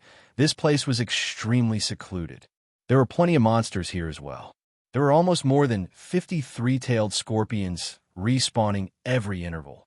To a large elite team like theirs with over 100 players, this place was certainly a worthwhile grinding spot. The only problem was that there were already quite a few players grinding here as well. Boss Unstable, what are we going to do? A shield warrior looked towards the 60 to 70 players grinding ahead, his eyebrows scrunching as he spoke. Can't you see that they're all independent players? Unstable Devastation said disdainfully. They're merely temporary parties grinding here. How can we let them occupy such a good location? Go get rid of them. From now on, this place will be Martial Union's grinding spot. Indeed, just as Unstable Devastation said, the players here were all independent players that did not belong to any guilds. They had simply teamed up temporarily to grind. If a normal guild were to see this many players, they would not dare attempt to steal this territory. However, it was a different story for Unstable Devastation and the bunch for Martial Union. Unstable Devastation's team consisted of the elite players of 5 different towns, and even the elite team Stabbing Heart led could not outnumber them. Clear out the place. All those not for Martial Union, leave. Otherwise, deal with the consequences at your own risk.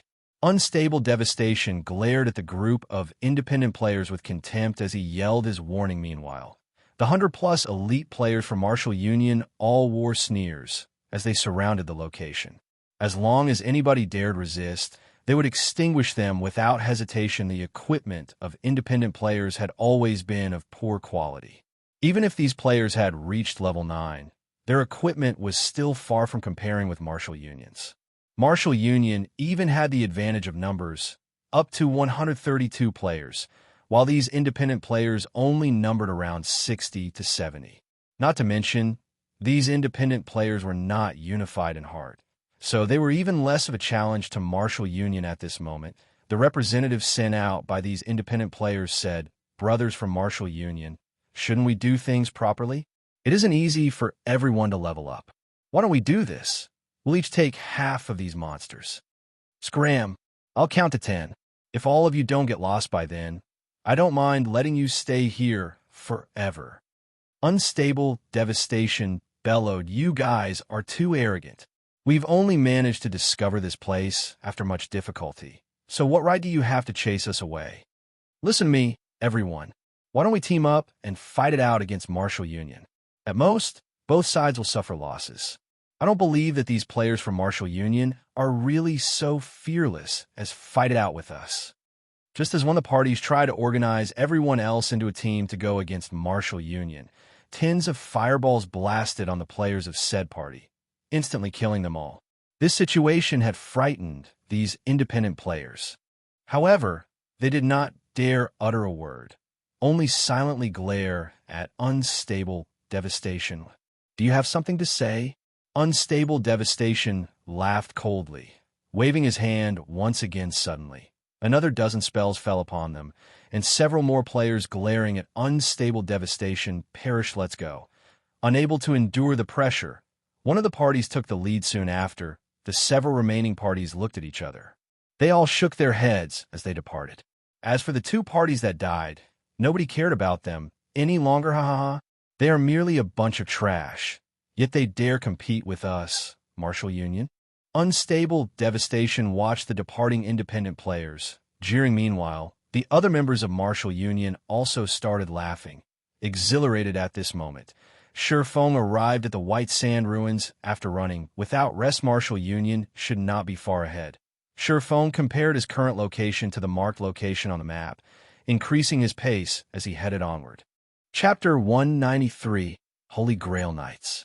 When Surpassing arrived at the location Stabbing Heart had provided, he couldn't even find a shadow of Martial Union. Where are they? Surpassing surveyed his surroundings. Aside from a dozen or so three-tailed scorpions, not a single player occupied this flat, sandy area. Was there an error in the information Stabbing Heart gave me? Surpassing thought the possibility of such an error was low. After all, the Assassin's Alliance was a top-tier, second-rate guild. There shouldn't be any significant errors in their information gathering. Moreover, Stabbing Heart had been so confident in providing the information, so he must have had a basis for his confidence. Forget it. I didn't have much hope of finding them immediately in any case. Since Surpassing was not in a hurry, he started searching around the surrounding area. If Martial Union had already entered White River City, Stabbing Heart would have notified him at the first notice. However, there was not a huge possibility for Martial Union to enter White River City right now, as even Stabbing Heart's team had yet to enter the city. Time passed. Little by little, more and more players reached level 10, each of them entering White River City, one after another. Right now, the majority of the players who entered White River City were the elites and upper echelons of guilds. There was only a small amount of teams consisting of independent players. Most of these independent players had purchased the White River City guidebook, and they all admired its creator leader. This Yifeng is truly amazing. The information he wrote in this guidebook is so detailed. Fortunately, we bought the luxury version. The introductions in the simplified version were overly brief, and it only helps one get a general understanding of White River City. Meanwhile, the luxury version mentioned plenty of locations with good quests meant for specific classes. Thanks to it, I've accepted plenty of valuable quests. I know, right? It is all thanks to Team Leader's wisdom for buying the luxury version. If I didn't know that Yifeng had personally penned this guidebook, I would even think that the game officials had published it. I really wonder what Yifeng's previous profession was to possess such powerful observation skills. That Yifeng indeed has some skills. Originally, I had simply intended to purchase the guidebook as a reference. I never thought that the information was all true. I was shocked after we arrived at White River City. It was worth the 20,000 credits. If it were up to me, I wouldn't willingly sell this information even for 50,000 credits. Not only does the information require time to arrange, but this is also first-hand information. I can't imagine why Yifeng would willingly sell all of this for only 20,000 credits. In front of the teleportation hall of White River City, a non-guild team consisting of 10-plus elite players happily chatted while waiting for their other companions. An independent team? At this moment, Gentle Snow emerged from a teleportation gate, spotting this merry team of players. She felt slightly surprised by the sight. At this time, aside from those elite teams of large guilds, there was even an independent team who had reached White River City. This was an extremely rare sight, and it illustrated this team's strength. I know who they are. 5 years ago, these players were very famous in a relatively sizable virtual reality game. They were known as the Holy Grail Knights at that time, although they aren't a guild, and their numbers never exceeded 100 players. Every member of their team was extremely skilled. Their battle prowess was extremely frightening. Their leader, War Wolf, even had the reputation as the strongest warrior in the game. During those days, not a single guild in the game that dared provoke them. However, for reasons unknown, their team disbanded, and plenty of their members stopped playing the game. The remaining players then went on to become the upper echelons or core members of first-rate and second-rate guilds. The Holy Grail Knights is a legend of sorts in the virtual gaming world now. When a shield warrior, Ghost Chop, who was knowledgeable about these independent players, saw the average-looking shield warrior standing amidst those players, his expression suddenly turned solemn. This person was indeed War Wolf, the past team leader of the Holy Grail Knights. Back in those days, Ghost Chop had admired and respected this man. Thus, he chose to play as a shield warrior as well. He then turned to Gentle Snow, slowly starting his recollection. Gentle Snow could not help but notice War Wolf 5 years ago. She had yet to experience virtual reality games. Hence, she did not know that such a person had existed. Snow, are you thinking of recruiting him into Ouroboros? Zhao Yuru asked with a smile, when she noticed Gentle Snow's moved expression, although this person seemed to lack spirit at first glance. He seemed as deep and profound as an ocean at the same time. Moreover, the equipment he's wearing is all mysterious iron rank, though his weapon slightly lacks, as it is not secret silver rank. However, it should be extremely difficult for an independent team to have such a geared shield warrior, so it clearly displays how powerful the members of this team are. Meanwhile, a team leader capable of leading such a team is not a simple character. If we can recruit him, it should be of great help to our future dungeon raids. Gentle Snow did not directly deny Zhao Yueru's question. Her previous intentions of recruiting Shifeng as a subordinate were already dashed. Unfortunately, she could not see through Shifeng, as Shifeng's entire being was shrouded in mystery. The guidebook he had sold her further solidified this fact. She was greatly shocked when she arrived at White River City. Using the luxury version of the guidebook as a comparison, Gentle Snow came to fully understand the value of the exclusive guidebook Shifeng had sold to her. If the other first-rate guilds discovered this guidebook, they might even start an all-out war with Ouroboros to snatch it away. Gentle Snow had estimated the true value of this guidebook to be 5 million credits or more. After all, within the super luxury guidebook, there was information pertaining to the problems one would usually face when developing a guild. The guidebook also touched on the topic of how to develop and strengthen a guild. Moreover, it mentioned the daily quests available that could raise a person's reputation in White River City. Such information could allow them to surpass the other guilds greatly, and that was not something that could be purchased with a measly 5 million credits even now. Gentle Snow did not dare reveal this information to any other person. She did not wish to bring a calamity upon herself due to this reason. Gentle Snow had become fully aware of just how much of a danger Shifeng was. If she was already in so much danger just by becoming friends with him, what kind of consequences would she have to face if she accepted him as her subordinate? Gentle Snow no longer dared dwell on the consequences. Shifeng's provocation of tens of guilds presented a prime example. Fortunately, they were all unrated guilds, as the leveling secret did not hold much attraction to the true major guilds. After all, the upper echelons of these guilds knew many secrets, and they had a great understanding of God's domain. These guilds were much stronger than those half-assed, unrated guilds. There were no bugs in God's domain. Even if there were one, the system would discover and correct it immediately. If there truly were a leveling secret, the only possibility was killing monsters of a higher level or carrying out high-level quests to obtain massive amounts of EXP. Only experts or players with exceptional equipment could achieve the former. As for the latter, it was clearly an unrepeatable situation because such high-level quests would have great limitations and rarity. Not everybody could receive such quests. They might even be rare or unique quests. Thus, all of the rated guilds did not have a particular interest in this secret that was not really a secret. On the contrary, they were much more interested in the White River City guidebook. However, since Shurfeng had wisely offered the information for sale, these rated guilds would naturally not look for trouble with Shurfeng. They also did not have so much time on their hands. Unlike those half-assed guilds, Shurfeng belonged to a category of people so intimidating that they possessed few friends.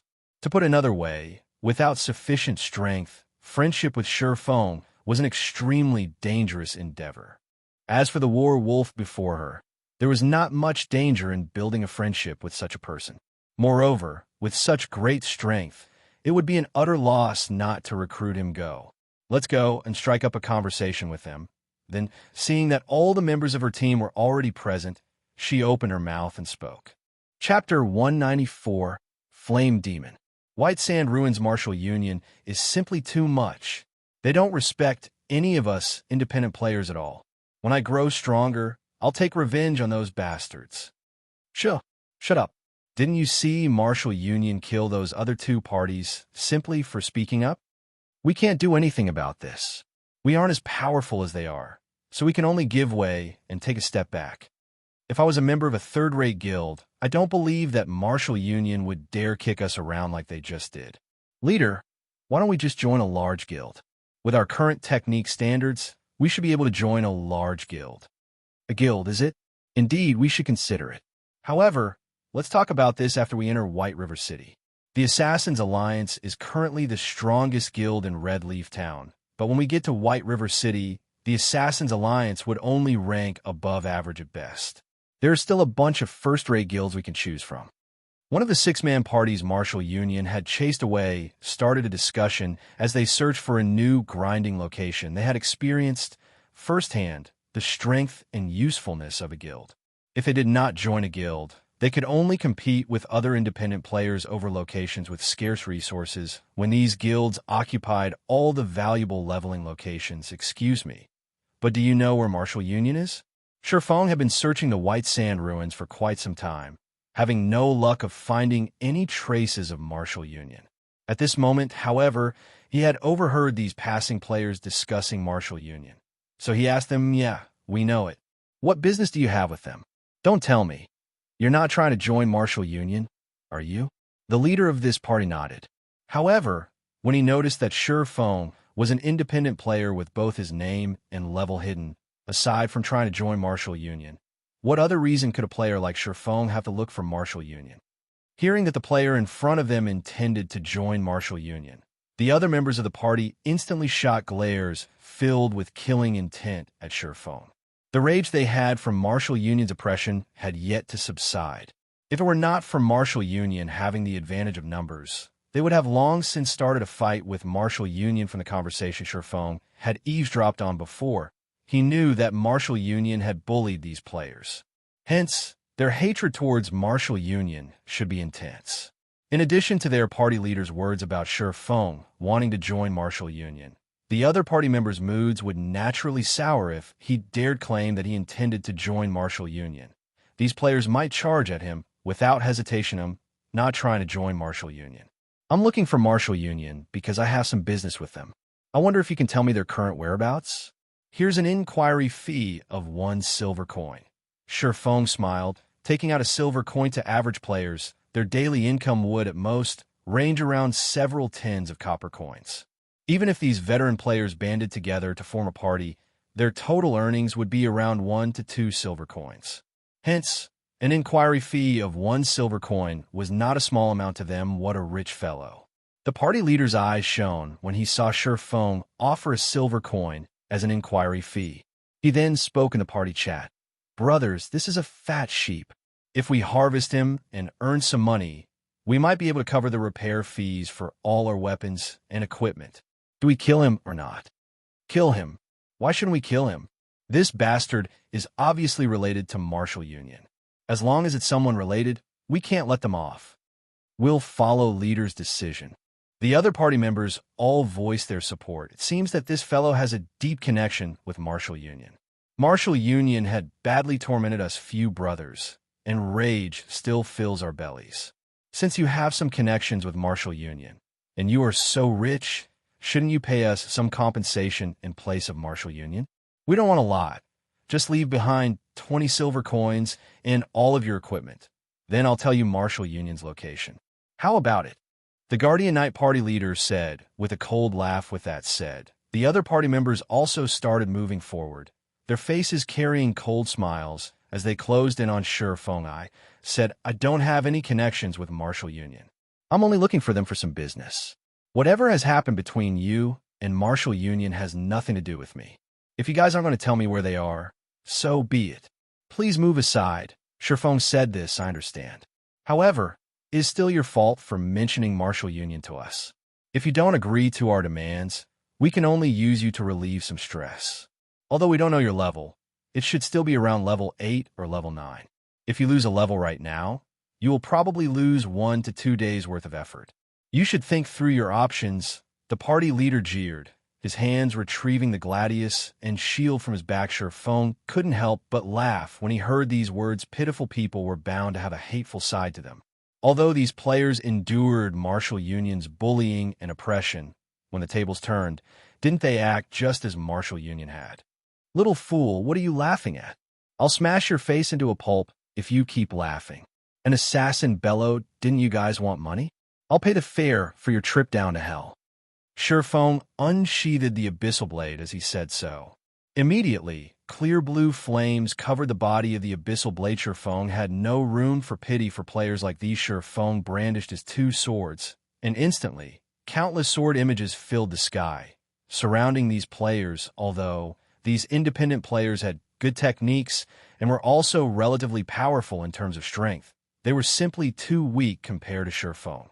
Before any of them could react, the sword images made pincushions of their bodies. Aside from the Guardian Knight party leader, the remaining 5 party members died within an instant.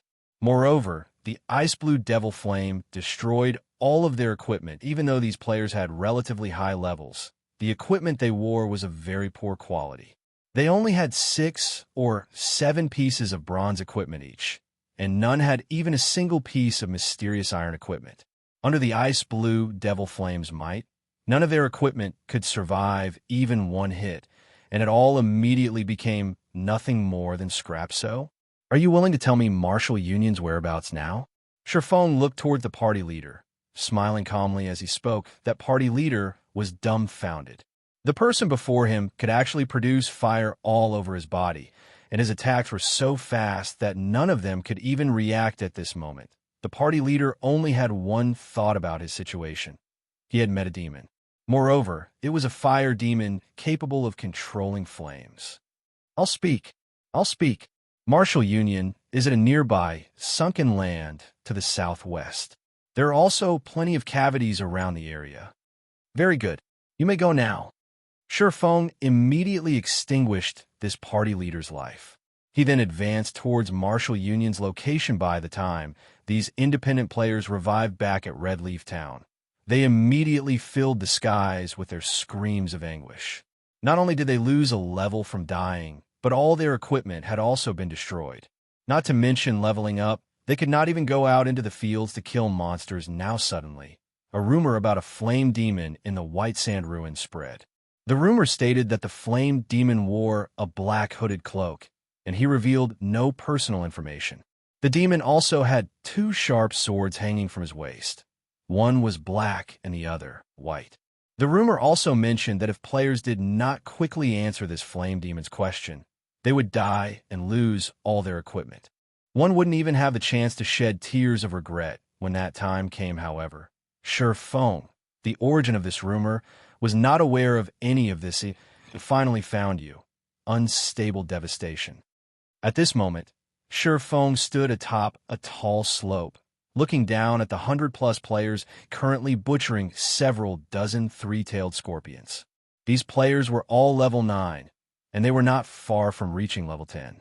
On the other hand, Unstable Devastation, who currently commanded from the rear of the team, had already reached level 10. The reason why he had reached level 10 with such speed was that he was not in a party with these elite players. Meanwhile, Unstable Devastation killed the monsters that had their HP lowered to a critical point. Due to the rules of God's domain, Unstable Devastation would receive 60% of the total EXP from the kill. Thus, he reached level 10 ahead of the other elite players. Chapter 195, 1 against 100. You lure some more monsters over.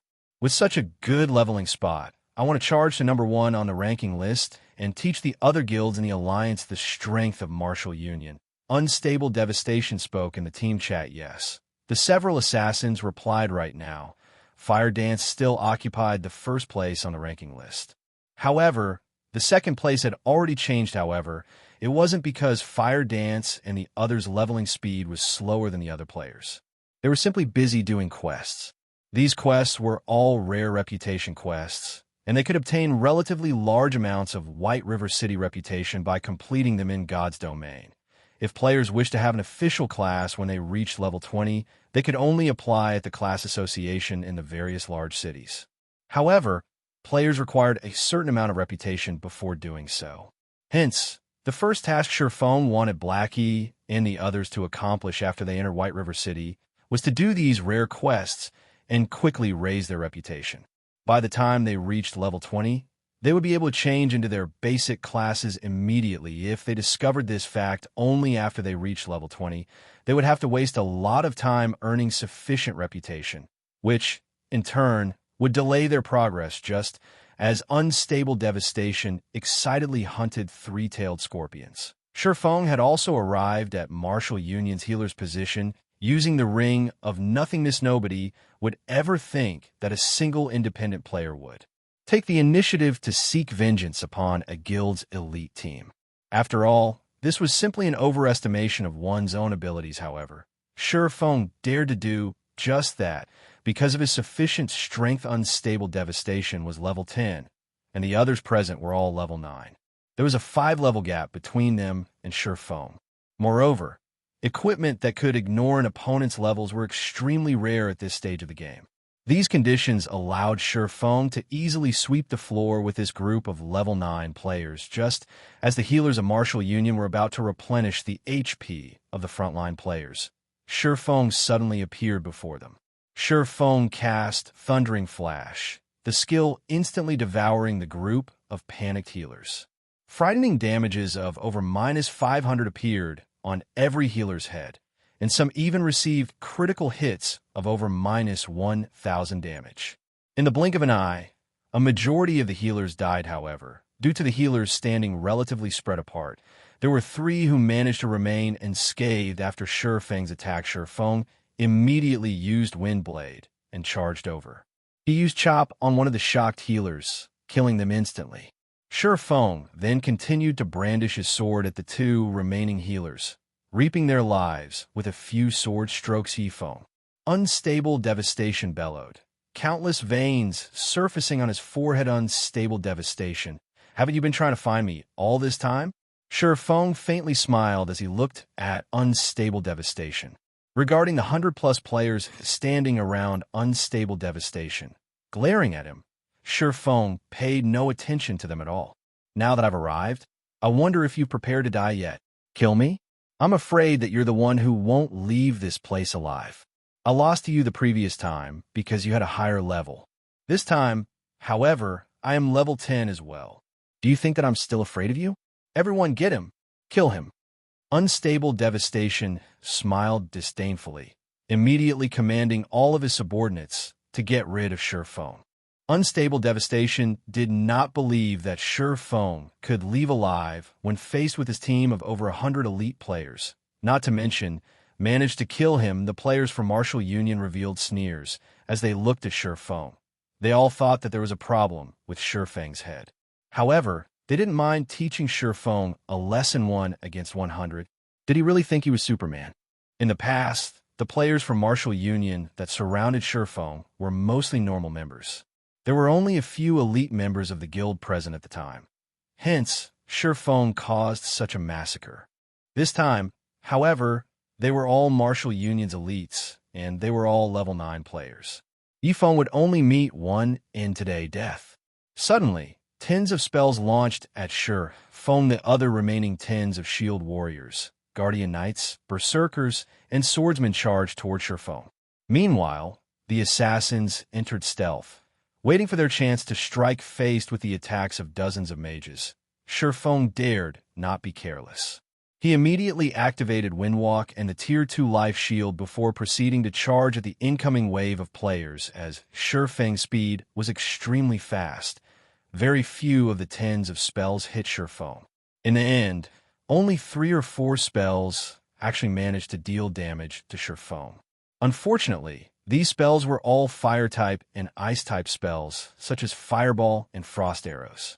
With Shi Feng's resistances, these spells managed to cause less than -10 damage each. In addition to the life shield absorbing a portion of the damage, the actual damage these spells caused was less than -6 points. All of the mages were shocked, even if it is a tiny amount of damage. Beat him with all you've got. There has to be a limit to his HP. Without any healers, he won't last long. Melee classes, spread out, and be careful of his AoE skills. Unstable Devastation was similarly shocked. However, after giving it some thought, even if Shi Feng had an insanely high defense, he still wasn't a boss. There was bound to be a limit to his HP. Even if they only dealt damage in the single digits, with tens of them continuously attacking, how long could Shi Feng last? Watching his HP fall continuously, Shi Feng clearly understood that he could not hold on for much longer. The difference in attributes was simply not enough to overcome the strength of over 100 elite players almost when the distance between Shi Feng and the crowd from Martial Union shrunk to less than 20 yards. Shi Feng took out an intermediate frost grenade. Tossing it at them, Martial Union noticed Shi Feng throwing an item. However, since it was not a skill, they did not pay it any heed instantly. The intermediate frost grenade exploded, releasing a shroud of cold air, covering a 12-yard radius. The cold air froze the players for 3 seconds and dealt -400 damage to every one of them. The shroud of cold air swallowed more than half of the melee players' MTs. Activate your life-saving skills. Mages, increase your firepower and controlling skills. We must not let him get near the frozen players. Unstable Devastation hurriedly shouted. The shield warriors and guardian knights immediately activated their shield walls and protection blessings respectively after receiving the command. However, deep in their hearts, they were extremely clear that these skills were absolutely useless in front of Shi Feng. They merely used these skills in the hopes that, with their increased durability, Shi Feng would instead choose to go for the other players first. Meanwhile, the mages standing at the rear line started casting controlling spells, one after another. They used spells such as Ice Walls and Ice Spheres to prevent Shi Feng from closing in on the frozen players. Shi Feng simply smiled. Using Silent Steps, he instantly arrived behind these mages. With the Ice Blue Devil Flame covering his entire body, he sent Thunder Flame Explosion blasting down on these mages. The Elementalists and Cursemancers who were within the range of Thunder Flame Explosion were instantly wiped out of existence. Moreover, those who received critical hits of over -2,000 damage also had their equipment destroyed. A few Elementalists with quick reactions had immediately activated Frozen Circle, coupled with a blink. They intended to slow Shi Feng down as they fled for their lives. Unfortunately, Shi Feng reacted even faster than they did. He activated Defensive Blade and Dark Violent Dance. Gaining immunity to the Frozen Circles, Shi Feng waved the flaming Abyssal Blade in his hand. A streak of deep blue flaming sword aura landed on one of the escaping Elementalists 10 yards away, dealing over -1,000 damage and instantly killing him. Simultaneously, the 2 summoners in front of him also received damage from the attack, instantly losing over 400 HP. Shi Feng then continued with a barrage of attacks. As a result, deep blue flames annihilated the mages within a 15-yard radius. Kill him. Don't be afraid. We have more men on our side. He only has half of his HP remaining.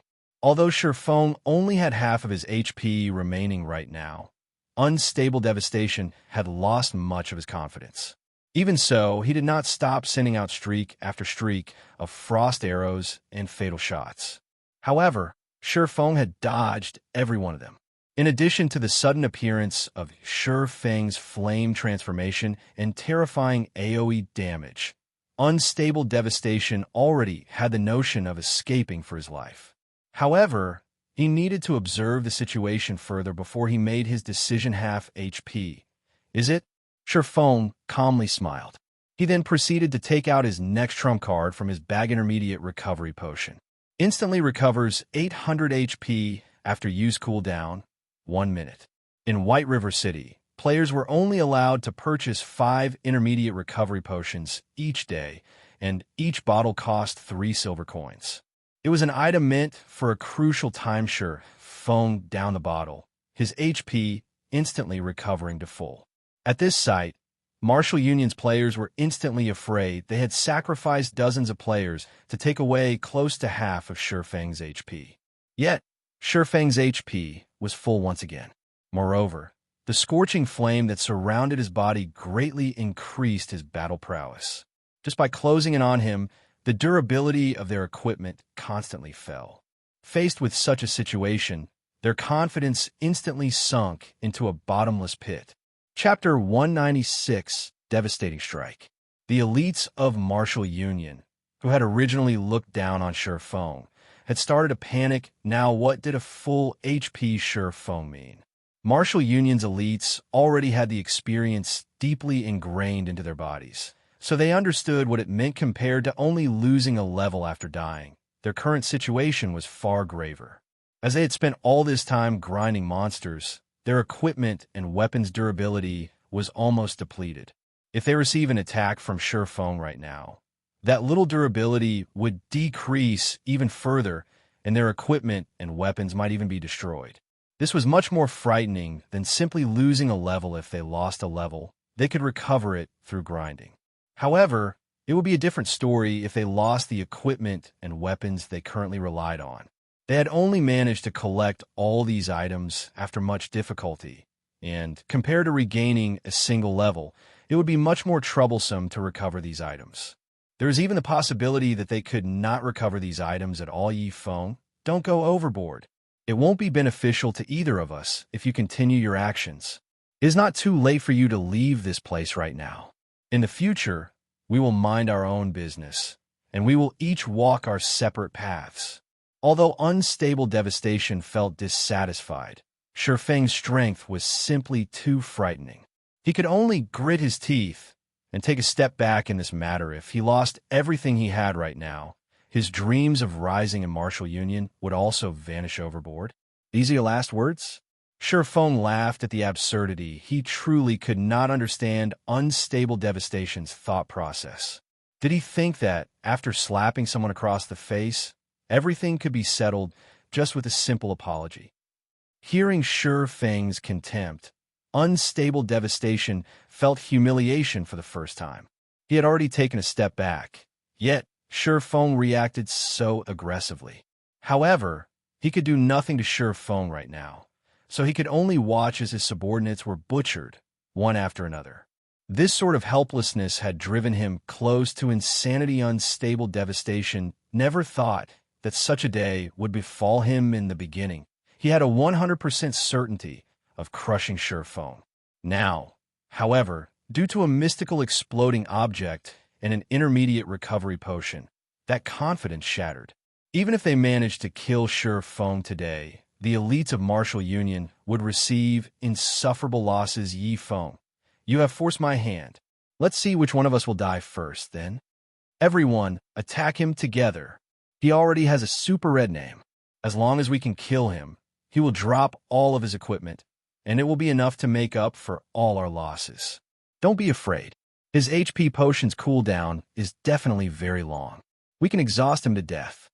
Upon receiving Unstable Devastation's command, the members of Martial Union went into a frenzy. They used all their skills and techniques to restrict Shi Feng while slowly depleting his HP. Meanwhile, Unstable Devastation also reluctantly retrieved a flame-red arrow from his back, aiming and firing it at Shi Feng. This was Unstable Devastation's strongest treasure. Originally, he had intended to use this arrow to deal with a Lord-ranked boss. Now, however, he could only use it to get rid of Shi Fengxiu. The flame-red arrow soared through the air, leaving behind a sonic boom as it shot toward Shi Feng's heart. Extremely complicated incantations were carved on the flame-red arrow's body, causing the surrounding fire-type mana to gather around the arrow. It seemed like a consumable item. Shi Feng had also noticed this flame-red arrow flying at him. He stopped paying attention to the spells attacking him and immediately used parry to block this flame-red arrow boom. Boom! Boom! The moment the arrow collided with Shi Feng's swords, it exploded. The force of the explosion instantly sent Shi Feng flying. Fortunately, parry had managed to block the attack fully, and Shi Feng received no damage from the arrow. Shortly after, Shi Feng landed unscathed. Immediately, he charged towards the mages, resuming his massacre of Martial Union's elites. Just like slapping at flies, Shi Feng killed one player from Martial Union with each of his attacks. Within a short moment, 4 elites had died. Watching this scene play out, Unstable Devastation's eyes nearly popped out of their sockets, even after he used his final trump card. Shi Feng had taken not a thread of damage from it. On the contrary, his attack aided Shi Feng in closing in on the mages and continuing his slaughter. To begin with, Shi Feng's movement speed was extremely quick. These mages had no chances of escaping him at all. Furthermore, due to the level suppression and Shi Feng's magic resistance, these mages were rendered utterly helpless. They could only watch as they were slaughtered. Noticing that the frozen effect on the melee players was about to dissipate, the mages of Martial Union released a sigh of relief. They finally saw hope. Unfortunately, Shi Feng took out another intermediate frost grenade from his bag, tossing it at the melee players again. The frost grenade landed precisely on the same location as before, and in the blink of an eye, these melee players froze solid once more. A damage of -400 also appeared on every one of their heads, and the assassins and swordsmen who had low HP fell into critical conditions. Shi Feng then made a slashing motion with his sword, sending a flame blade flying at the assassins and swordsmen, ending their lives. This attack even destroyed the equipment they wore. At this stage of the game, where everyone's levels were still low, there were plenty of skills that players had yet to learn. It was especially true for high-level skills that could remove controlling effects. Thus, the elites had no defenses against Shi Feng's frost grenades. They had no ways of dealing with them at all, with the melee players frozen once again, and Shi Feng killing so many of their allies. These mages truly felt despair. They no longer cared about Unstable Devastation's command. They all ran, escaping in any direction they could. Nobody would have thought that Shi Feng would still have a weapon of mass destruction like that. If they had known about this earlier, they would have long since fled and not remained here for slaughter. Everyone's escaping now. Shi Feng immediately felt his head ache. If he hunted them down, one by one, he might let even more players escape. After all, although the frost grenades had frightening might, nobody would be foolish enough to stand still and wait for their deaths helpless. Shi Feng could only start throwing out basic frost grenades without stop. Although there was a 1-second cooldown, it could freeze a player for 3 seconds. With this, Shi Feng could get rid of all these scattered players with basic frost grenades tossed out. One after another, the sandy grounds turned into a world of ice, while all of the members of Martial Union turned into ice sculptures. Shi Feng then used the blazingly hot abyssal blade to end each of their lives, watching as his teammates died and their equipment destroyed. The remaining players trembled in fear as they were driven to insanity. Some of the players who could not endure the sight even tried to log off from the game immediately. However, players were not allowed to log off during combat, so they could only helplessly wait as Shi Feng walked, step by step, closing in on them very quickly. Shi Feng had reaped the lives of 100+ elite members of Martial Union, and only Unstable Devastation remained alive now. Unstable Devastation quietly stood still, his mind in a daze. He had even forgotten to resist. Over 100 elite players had died, and all of their equipment was destroyed. These were all of his assets, and right now, it was impossible for him to climb back up in Martial Union, even if he wanted to. He no longer had any means to compete with his rivals in the guild at this moment. Unstable devastation only had regret filling his heart. All of this had stemmed from his own arrogance. If he had known that Surefeng was so frightening from the very beginning, he wouldn't have dared to become enemies with Surefeng, even if he were beaten to death. Even if he had to become enemies with Surefeng, at the very least, he would have waited until all members of Martial Union had entered White River City. However, it was too late now. Soon after, Surefeng killed Unstable Devastation with 2 sword slashes as well. I am finally done cleaning up. It should also be about time to bring Blackie and the others down to a dungeon for some equipment upgrades. Surefeng took a look at his surroundings. After confirming that there weren't any members from Martial Union remaining, he used the demon mask to wipe clean his name. He then took out a return scroll, chanting the incantation and returning to White River City after killing Unstable Devastation and the elite players under him. Even if Unstable Devastation wanted to do anything to Surefeng in the future, he would need to wait until these elite members recovered before he could. However, there was no need to concern himself over a matter that couldn't happen for quite a while. Shortly after Surefeng wiped out Unstable Devastation's entire elite team, a large commotion occurred among the alliance of guilds that wished to carry out a crusade against Surefeng. This commotion was a result of Unstable Devastation suddenly declaring his retirement from this small alliance. Unstable Devastation's actions had confused these other guilds. He also refused to speak of anything in the alliance's chat before leaving it after witnessing Surefeng's fearsomeness. Unstable Devastation didn't dare battle Surefeng any longer. Since Surefeng could kill him at the White Sand Ruins, then he could similarly kill him again and again out in the field. The same went for his team. Unstable Devastation no longer dared think of this matter. He still wished to make a living through God's domain. He was truly afraid of Surefeng now. Hence, Unstable Devastation also expressed his apologies on the official forums. In the future, he swore to no longer participate in any matters relating to Surefeng. As long as he met Surefeng, he would make a circle and do his best to avoid Surefeng immediately. Unstable Devastation's actions had sent shockwaves through the White River City region. Chapter 197, Crazy Stone.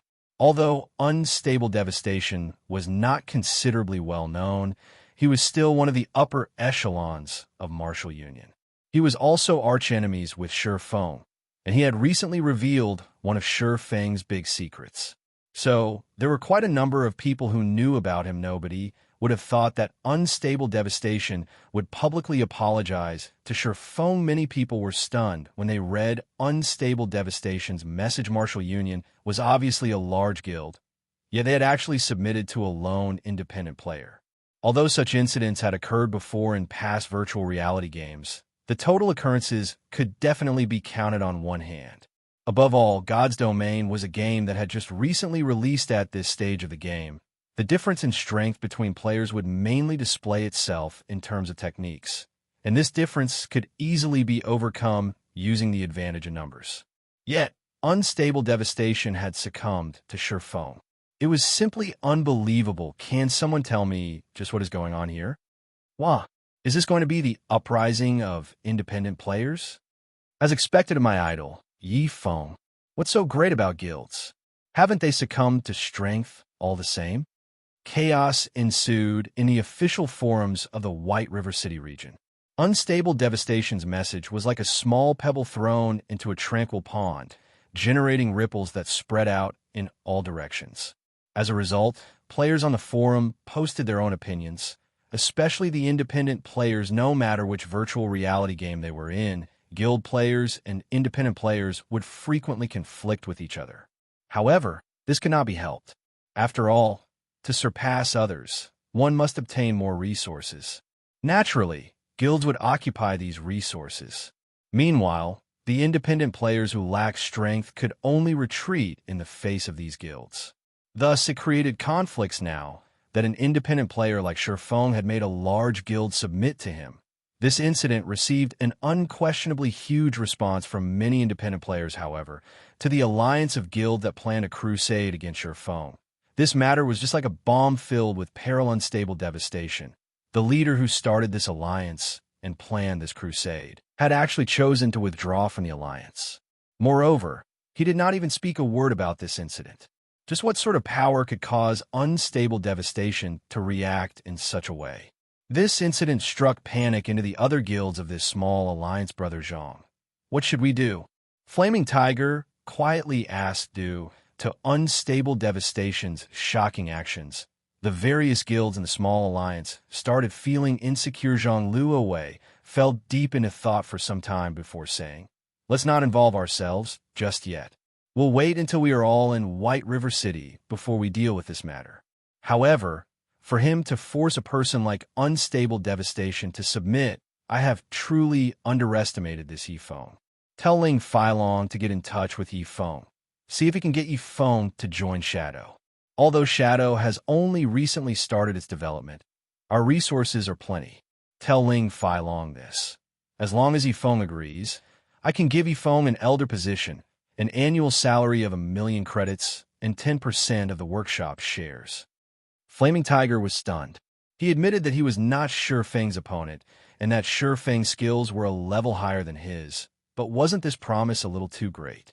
Not only could an elder of the guild live leisurely, but the authority they wielded was also great. Aside from Brother Lon and Zhang Luowei, Shifeng would have the highest authority in Shadow, not to mention an annual salary of 1,000,000 credits and 10% of the workshop's shares.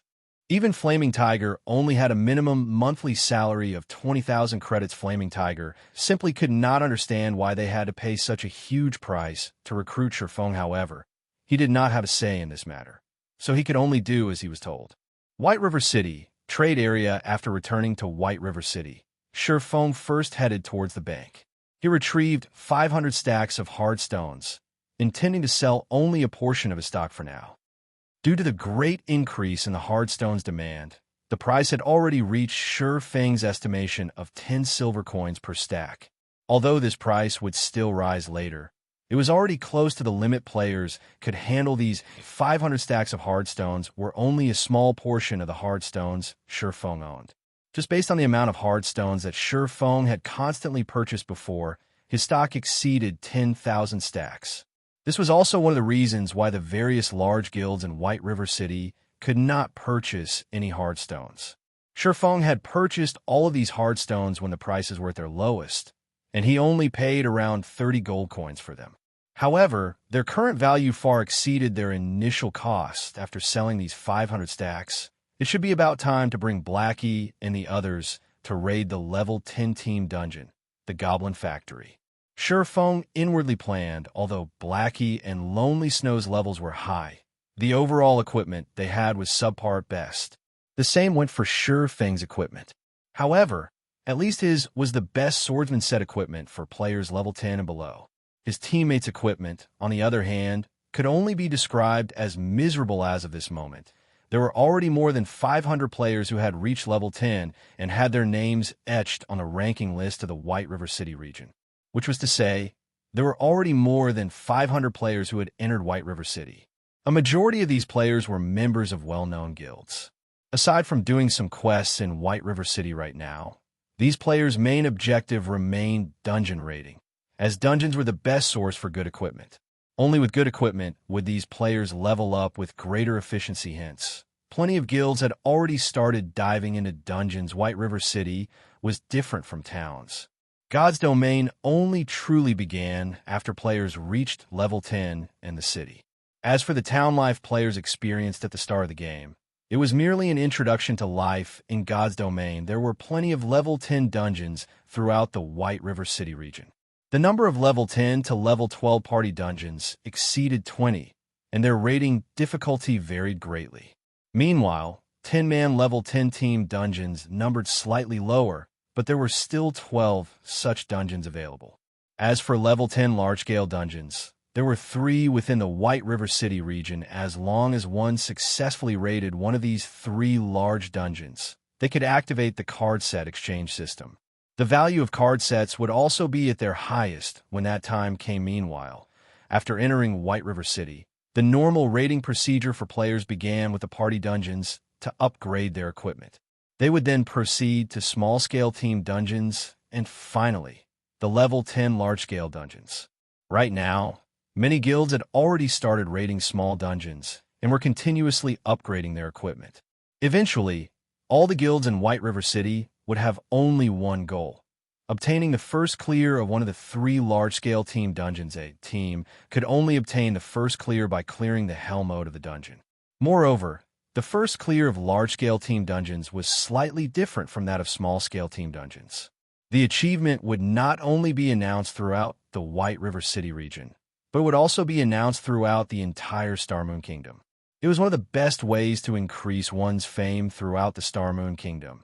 And it was also a display of a guild's strength. Hence, large-scale dungeons were considered the true battleground for the various large guilds. Meanwhile, for these guilds who frequently battled inside dungeons, whetstones would become one of their strategic supplies.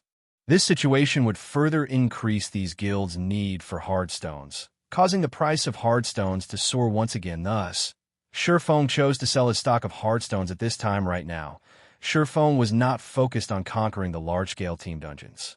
He knew his own limits, and he would not try to compete with those well-known guilds. His goal right now was only to conquer the level 15 small-scale team dungeon, the Demon's Castle.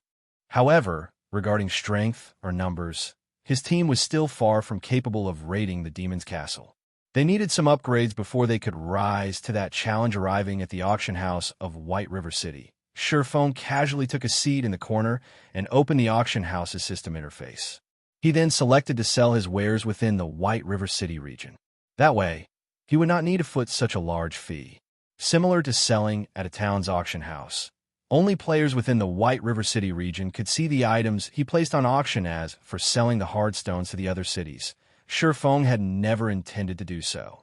Just the expensive handling fee alone would greatly reduce his profits. Not to mention, the other cities were not as much in need of hardstones as White River City, so the prices the stones would sell for much less. Surefeng first placed 10 stacks of hardstones on auction with a minimum price of 10 silver coins per stack and a buyout price of 12 silver coins. He did so to take a look at the results. If he placed all 500 stacks up for auction at once, it could drastically affect the market. Hardstone's prices would plummet. Hence, he would slowly sell off his stock, carrying out hunger marketing as expected. Before even a minute had passed, all 10 stacks of hardstones sold. Moreover, they had been purchased at the buyout price of 12 silvers. There wasn't even a competition to speak of. It can't be, right? Surefeng was stunned when he received the notification from the auction house. Such a great demand had far exceeded his expectations. Although he knew that there was a shortage of hardstones right now, he never thought that someone would pay 12 silvers without hesitation. This was simply insane. Did these people not know that 1 silver coin could be exchanged for 107 credits right now? Spending an additional 2 silver coins would be the equivalent of spending 214 credits. To a fresh university graduate, that would be 1/10 of their monthly salary. Chapter 198, Trial of God. Surefeng had only sold 10 stacks of hardstones. When compared to the demand of the entire White River City region, it was a drop in the ocean. Seeing such burning demand, Surefeng placed another 10 stacks of hardstones up for auction. This time, he changed the minimum price to 12 silver coins and the buyout price at 15 silver coins. By doing so, he tried to find out the highest price hardstones could currently sell for, and the bottom line of these desperate players, as expected, nobody paid the buyout price immediately this time. Instead, they bid over the hardstones. However, the numbers rose very slowly, and there was only a small increase of several coppers with each consecutive bid. 1 minute later, the price of the 10 stacks of hardstones finally displayed a significant increase. The bidding had gone from 12 silver coins to 13 silver coins, and it continued to rise to 13 silver, 30 coppers before finally stopping. Obviously, this was the final price these desperate players were willing to fork out. Their bottom line should be around 13 silver coins. Still, this has surpassed my expectations. In the future, I can simply sit tight and wait for the money to roll in. Surefeng also felt that 13 silver coins was the limit for hardstones. If the prices further increased, then aside from guilds, average players could not endure such an expense. Moreover, Shifeng had only paid around 30 coppers for each stack of hardstones when he purchased them in bulk. Now, he sold them for 13 silver coins per stack. Their value had increased over 30 folds. One cannot be too greedy. Shifeng was currently satisfied with the result. Shifeng then continued removing hardstones from his bag, setting them up for auction. He sold 20 stacks per batch, and each batch would be available every 10 minutes or so. Considering the consumption rate and finances of the players in the White River City region, 1,600 to 1,700 stacks should sell each day. If Shifeng sold 1,000 stacks per day, not only could the entire White River City region fully deplete his stock, it also would not cause any adverse effects on the price of hardstones. If Shifeng could sell 1,000 stacks each day, he could earn over 100 gold every day by selling the hardstones at 13 silvers per stack. Moreover, these were genuine gold coins and not credits. Such a daily income was more than 10 times higher than the daily income of first-rate guilds.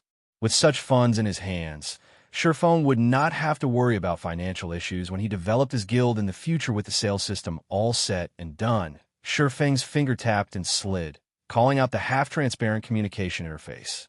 His finger then moved and tapped on his good friend Blackie's call button. Blackie, are you guys done with the reputation quests? If you are, then gather in front of the teleportation gate.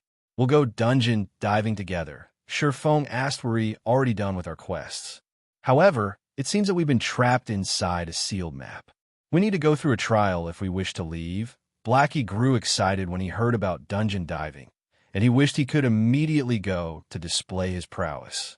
Ever since he obtained Mavis Guard, he had started browsing the internet and watching videos of experts displaying their skills.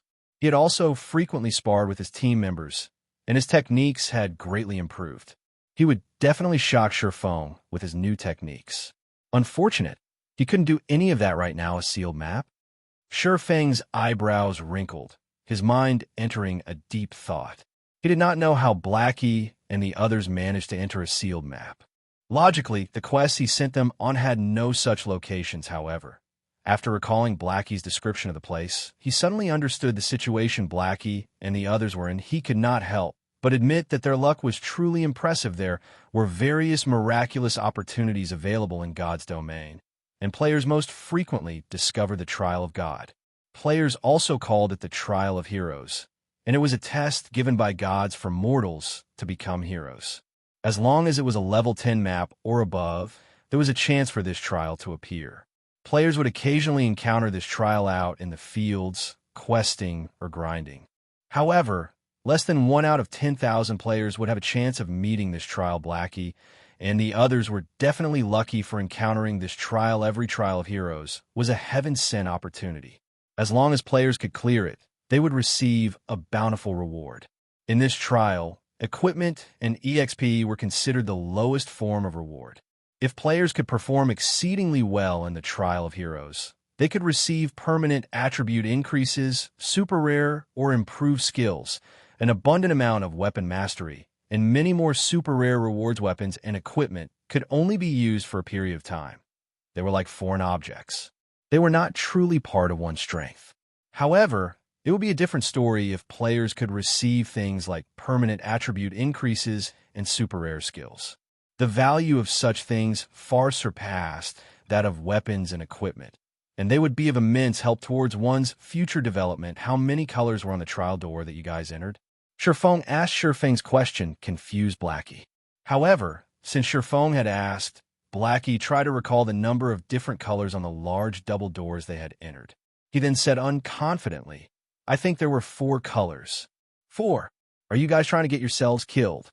Shifeng immediately wanted to scold Blackie. The Trial of God did not only possess rewards, but it would also mete out punishments. The punishments and rewards given were also equal in God's domain. With opportunity came danger.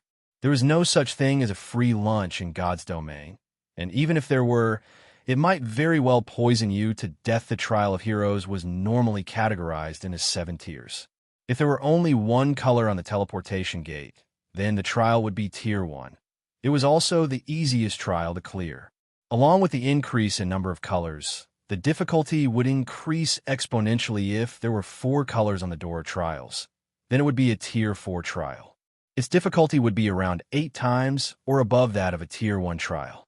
If Blackie and the others could clear it, the minimum rewards they could obtain will be fine gold rank or above weapons and equipment. Normally, it would be a dark gold ranked item. If they could finish the trial with a sufficiently high completion rate, there was a possibility they could receive permanent attribute increases or have one of their skills upgraded to a stronger version. However, the punishment for a Tier 4 trial was no joking matter. If Blackie and the others failed to complete the trial, the lightest punishment they might receive was a massive loss in EXP. They could very well lose several levels. Blackie and the others might even lose a portion of their attributes or skill mastery permanently, possibly entering a weakened state for a long period of time. Such severe punishments were also one of the reasons why most players would avoid entering the door of trials after finding one. They would instead choose to sell the information to a large guild, making a huge profit. Brother Phone, are we in a very dangerous situation? Hearing Shurfang's panic, Blackie could not help but swallow nervously, his heartbeat increasing in pace. Meanwhile, Fire Dance and the others who stood beside Blackie also became extraordinarily serious after hearing Shurfang's words. They no longer dare belittle this trial. I can only give you guys advice. Act within your capabilities. Do not attempt meritorious deeds. Only try to leave in one piece. Don't forget to pass on my advice to everyone in the team. However, Blackie, since you have Mavis Guard, logically, you guys should have a very high possibility of clearing the trial. However, remember not to rush things. Even if you have to waste a lot of time, you must never hurry. The rest will depend on your battle techniques, intelligence, and wisdom. Shurfang then continued to pass on all his knowledge about the trials onto Blackie. As for whether or not they could clear the trial, it would depend solely on Blackie and the others. The test of the Trial of Heroes had never repeated, so there were no known strategies to conquering one. However, in Shurfang's previous life, after collecting the knowledge and wisdom of many predecessors, he managed to form a strategy that was not an actual strategy, which was to act within one's own capabilities and plan before taking action. One must not rush when carrying out the Trial of Heroes. Other than that, there was no true strategy for conquering the Trial of Heroes with Fire Dance, Cola, and Blackie's Mavis Guard. They should be able to clear a 4-colored trial. However, they should not be able to leave the trial in a short time. Shurfang felt a headache building. He originally intended to upgrade their equipment by raiding a dungeon. However, that plan had gone down the drain now. He did not even know if Blackie and the others could manage to leave the trial within a week. The Trial of Heroes was never simple, and it was an extremely time-consuming trial. In Shurfang's previous life, it wasn't unusual if players spent more than a month clearing a trial in the past. A top-tier expert had once made a fair evaluation of the trials. A 5-colored trial had the difficulty rivaling an epic quest. A 6-colored trial had the difficulty rivaling a legendary quest. As for a 7-colored trial, it had the difficulty rivaling a top-tier legendary quest in Shurfang's previous life. Even after God's Domain had been in operation for over a decade, there had yet to be a player that could clear a 7-colored trial. Of course, part of the reason was that no true Apex expert had encountered a 7-colored trial in the past. The highest tiered trial cleared was a 6-colored trial.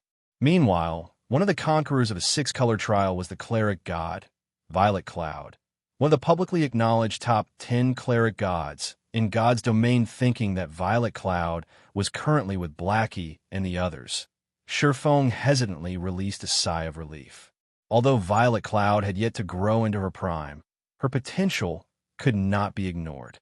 For a 4-color trial, Blackie and the others might possibly be able to clear it. Forget it. No point worrying about it too much. It seems that I can only upgrade my own equipment for now, Shurfang sighed. Habitually, he opened up the auction house interface, searching for items under the miscellaneous section. A miscellaneous section of the auction house was just like Taobao. Oftentimes, players would auction some good things without realizing their actual value, or things that they felt were not valuable at all. Hence, Shurfang often browsed through this section, hoping to find a lucky catch, just as Shurfang casually flipped through the pages. Flaming Sun Scripture. Shurfang incidentally discovered a flame-red book displayed on the item interface of the auction house. Sure Feng's expression trembled at the sight of this book, and he could not help but wish he could immediately snatch this book into his hands. Someone dared to sell even this item? This is simply ludicrous. Sure Feng's sight then shifted toward the price tag displayed on the upper left corner of the ancient book. Chapter 199, Flaming Sun Scripture. Displayed on the half-transparent pale blue screen. The price of the Flaming Sun Scripture was similarly striking crap. This seller must have been dropped on his head as a child. Sure Feng loudly cursed the moment he saw the price in actuality. Sure Feng wasn't the only person who loudly cursed when they saw the price for this Flaming Sun Scripture. Some players would even couple their curses with a few finger motions, 1,000 gold coins. This person was simply insane. Sure Feng then took a look at the seller's name, Sinfully Handsome. Sure Feng could only look at this person with respect when seeing this exotic name. Just how much of a narcissist was this person? Looking at this name, Sure Feng could also vaguely guess the reason why the price of this Flaming Sun Scripture was so high. However, since he had seen the Flaming Sun Scripture, he could not easily give it up. Hence, he sent out a communication request to this person called Sinfully Handsome. However, Sure Feng hid his name when he made the call, preventing this Sinfully Handsome from discovering his identity. After waiting for 10 seconds or so, Sinfully Handsome picked up the call. Who are you? What business do you have with me? You can't be asking me to power level you, right? If you're a pretty girl, this brother can carry you to victory with me. Narcissism filled Sinfully Handsome's voice when he spoke, and he gave others the hint of being a hooligan. Sure Feng was instantly dumbfounded when he heard Sinfully Handsome's words. Girl, carry you to victory. Just who was this person? Even a person like this could obtain the Flaming Sun Scripture? Was this world already in such a mess? Hey, speak a few words, why don't you? Are you dead? Don't tell me you're a tranny, right?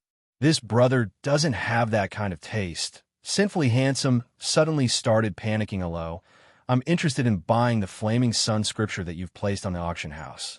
I wonder if you can sell it to me at a lower price? Sure Feng asked. Oh, so you want to buy that item? Of course I can. Sinfully Handsome smiled in realization. I'll slightly reduce the price for you then. How does 900 gold sound? This is a very justifiable price. Sure Feng faintly smiled at Sinfully Handsome's asking price. He then calmly stated his own price, 20 silver coins.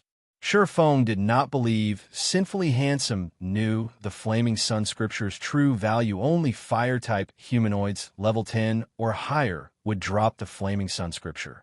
However, its drop rate was somewhat low, so its selling price was very high. The average person usually couldn't afford it. Even so, it was still not worth an insane 1,000 gold. With that kind of money, players could even purchase an epic ranked item. Why would they bother buying an item like the Flaming Sun Scripture if they had that kind of money? Hey, fellow brother, you're not being sincere here. You're the one who took the initiative to contact me. Yet, you're offering such a price? Do you know which guild I belong to? Sinfully Handsome beamed a smile, proudly saying, have you heard of Darkstar before? It's an Apex third-rate guild in White River City. With this name alone, shouldn't you at least offer 100 gold? Darkstar was indeed a powerful guild in White River City. However, what did that have to do with Sure Feng? 1 gold coin. If you don't wish to sell, then forget it. Sure Feng understood that Sinfully Handsome took him for a fool. However, he was also in quite a need for the Flaming Sun Scripture, so he decided to offer such a high price. Unfortunately, Sinfully Handsome misunderstood Sure Feng's intentions. You have to think through this clearly. In the entire White River City, only I possess this Flaming Sun Scripture. Seeing that you're an honest person, I'll make a large sacrifice and sell it to you for 10 gold with an additional 100,000 credits. If you still don't want it, I can only look for another buyer. Sinfully Handsome confidently said goodbye. Sure Feng immediately disconnected the call. Sinfully Handsome suddenly panicked when Sure Feng disconnected the call. He did not think that Sure Feng would be so decisive. At least try to bargain. Watching his 1 gold coin fly out of his grasp, Sinfully Handsome's heart bled with regret. However, he was too embarrassed to contact Sure Feng again. Humph. I don't believe that you could so easily give up on this Flaming Sun Scripture. Sinfully Handsome snorted, although he did not know the use of the Flaming Sun scripture. Based on its powerful and tyrannical name, it was not an ordinary item. Sinfully Handsome was very sure that Feng knew this item's value. However, he did not wish to pay too high a price, so he retreated for the sake of advancing.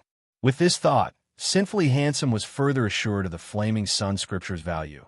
It was definitely worth more than 1,000 gold coins hence. Sinfully Handsome ran towards the auction house, changing the price of the Flaming Sun scripture from 1,000 gold coins to 10,000 gold coins.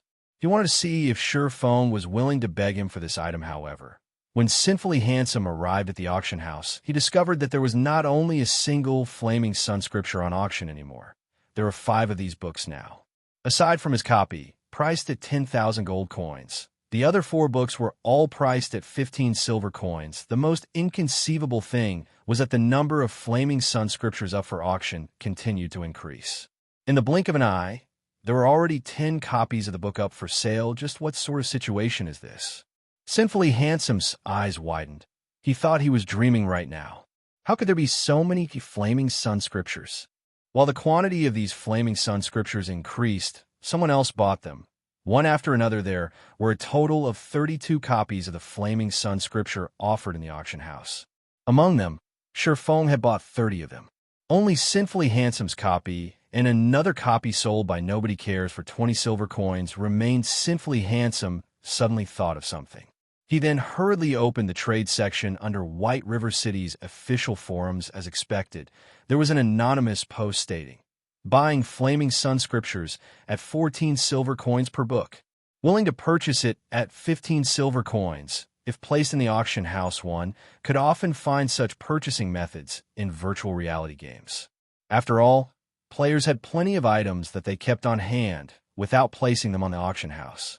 There were only a scarce amount of players like Sinfully Handsome who would place items of unknown value on the auction house. Feng also remembered this fact, and he thought that, by now, there should be quite a few players who have gotten their hands on a Flaming Sun scripture. Ah, my 1 gold coin. Sinfully Handsome wanted to cry. Originally, he thought that the Flaming Sun scripture's value could rival that of an epic ranked item. However, after seeing so many other players possessing this item, Sinfully Handsome immediately realized his mistake. If he had sold his copy for 1 gold coin, he would have made a huge profit elsewhere.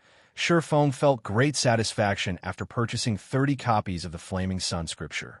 He would have completely forgotten about this item's existence if he had not discovered the Flaming Sun scripture on the auction house in the first place. 30 books should be enough for my purposes. Feng looked at the 30 Flaming Sun scriptures laying in his bag, utterly pleased. Although he had spent 4 gold, 50 silvers, shrinking his assets slightly, the gold coins he possessed would only depreciate as time passed.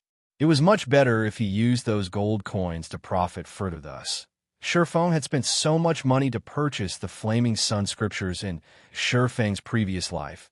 Plenty of players had obtained the Flaming Sun scripture. Unfortunately, none of them knew its purpose. Hence, they sold it at bargain prices. However, there was a ranger who had desperately bought these Flaming Sun scriptures. Even after the prices of the Flaming Sun scriptures rose to 1 gold coin per book, that player still bought them without hesitation, earning the suspicion of many. So, many players started to investigate the Flaming Sun scripture. On one occasion, a party of players met with a ranger who grinded solo at the level 25 map, Flame God's Cave. Moreover, that ranger displayed a shocking scene of killing the boss and elite monsters there by himself. Later on, however, the players discovered that the reason the ranger could grind at the Flame God's Cave alone was all thanks to the Flaming Sun scripture. From then on, the secret of the Flaming Sun scripture was revealed, causing its price to skyrocket. In the end, even when the Flaming Sun scripture sold for 3 gold coins per book, there were still players willing to buy it right now. Feng had only spent 15 silver coins to purchase each book. He had made a huge profit from this trade in any case. Blackie and the others still needed a long time before they could return to White River City. Since Feng had nothing better to do, he might as well grind the boss at the Flame God's Cave. After all, his current strength was too weak right now. He could complete neither the epic quest, Darkness Descends, nor the unique quest, Demon's Heart. Moreover, There were plenty of important quests in White River City that required a team to carry out. This was a tragedy that befell all solo players.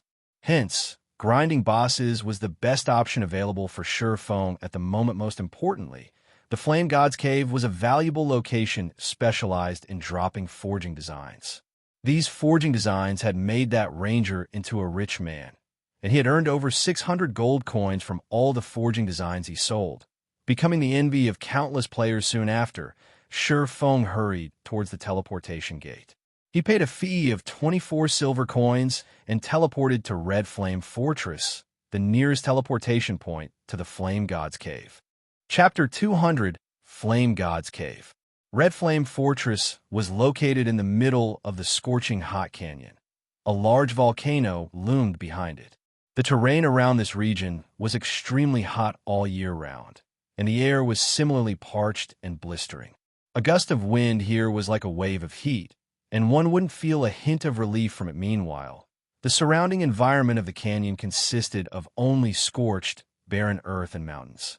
All around, web-like cracks decorated the ground. Just this sight would cause one to lose their appetite, as this was a virtual environment.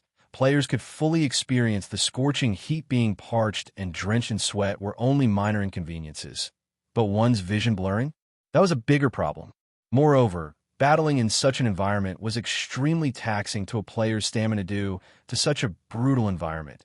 Many players did not like grinding or questing here. Moreover, the Scorching Hot Canyon wasn't the only level 20 to level 25 map. There were more than 20 such maps within the White River City region. The millions of players within the White River City region could simply choose any one of these other locations to grind and do quests. For example, the cooling lakeside, the shady forest, and such were all good locations. There was no need for them to torture themselves by coming to the Scorching Hot Canyon for Shurfeng. However, such a brutal environment did not affect him much. In addition to having activated the hidden passive skill, Basic Body Strengthening, Shurfeng also had 20 points of fire resistance. As a result, the high temperature of the Scorching Hot Canyon did not have any effect on Shurfeng. Shurfeng would not greatly exhaust his stamina by fighting in this hot environment either. Moreover, the majority of the monsters in the Scorching Hot Canyon dealt fire-type damage, so this place was suitable for players like Shurfeng, who had high fire resistance, to level. Shurfeng's leveling efficiency would increase by at least 20% compared to leveling up at other maps in God's domain. Nature's power was very strong. If players wanted to level up quickly, they needed to overcome many of such natural environments. As players progressed down their paths in God's domain, the importance of resistances would also increase. This was why Shurfeng grew excited when he learned that the Ice Blue Devil Flame increased both his fire resistance and ice resistance. After arriving at the Flame Red Fortress, Shurfeng opened the system map. Confirming the location of the Flame God's Cave, Shurfeng advanced toward it along a red dirt road. Although there were plenty of level 20 and higher monsters, such as the Fire Raging Bull and Violet Flame Wolf. Along the way to the Flame God's Cave, Shurfeng walked on the official road. There were normally high-level NPCs patrolling the official roads, and these NPCs were usually 15 levels higher than the map they occupied. Moreover, they patrolled in small parties rather than individually. If there were any foolish monsters that dared come close to the official road, these level 40 NPCs would immediately dispatch the offending beast. The moment they came within a 40-yard distance to the official road, the patrolling NPCs would discover these monsters and turn them into soup. Hence, all the surrounding monsters did not dare come within 40 yards of the official road at all, allowing players to travel safely through it. Around half an hour later, Shurfeng finally arrived at the Flame God's Cave. The Flame God's Cave was situated close to a volcano at the outer edges of the Scorching Hot Canyon. Plenty of elite monsters and chieftain-ranked bosses resided within the cave. However, even when players discovered this location, they would normally choose to turn around and leave, as the monsters here were simply too strong. If monsters had not chased that party, they would not have run to the Flame God's Cave, incidentally discovering the Ranger's secret of grinding bosses and elite monsters. However, only Shurfeng knew of this secret right now, that the monsters in the Flame God's Cave were all level 25, and generally, only players who had reached level 20 would grind here. However, Shurfeng's equipment had the ignore levels attribute, so he could barely grind here as well, though with much lower efficiency. Regardless, he would still be grinding level 25 monsters. Even if his speed were slower than a level 20 player, his gains would still be much greater compared to grinding level 14 monsters. As for why the monsters in the Flame God's Cave were so amazing, it was mainly because of the extraordinarily high damage of their fire-type attacks. Even if it were only a level 25 common monster, it could still kill an MT of the same level with just 2 or 3 moves. Not to mention, the monsters in the Flame God's Cave all lived in groups, and one would usually meet 5 or 6 monsters at the same time.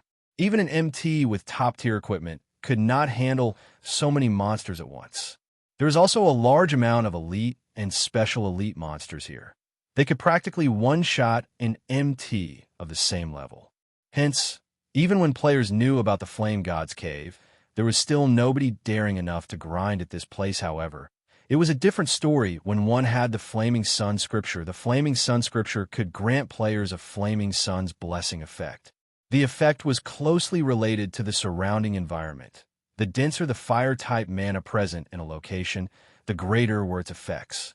The effect lasted for 2 hours, however. The introduction of the Flaming Sun Scripture did not reveal such an effect, so players in the past couldn't discover its exact purpose. The Flame God's Cave could be considered as one of the locations within Scorching Hot Canyon that had the densest fire-type mana. As a result, the fire-type damage of the monsters inside was extraordinarily high. However, precisely because of this same reason, the Flame God's Cave was also a perfect place for one to use the Flaming Sun Scripture. However, even with the Flaming Sun Scripture, Shurfeng needed to be extremely careful while he was here.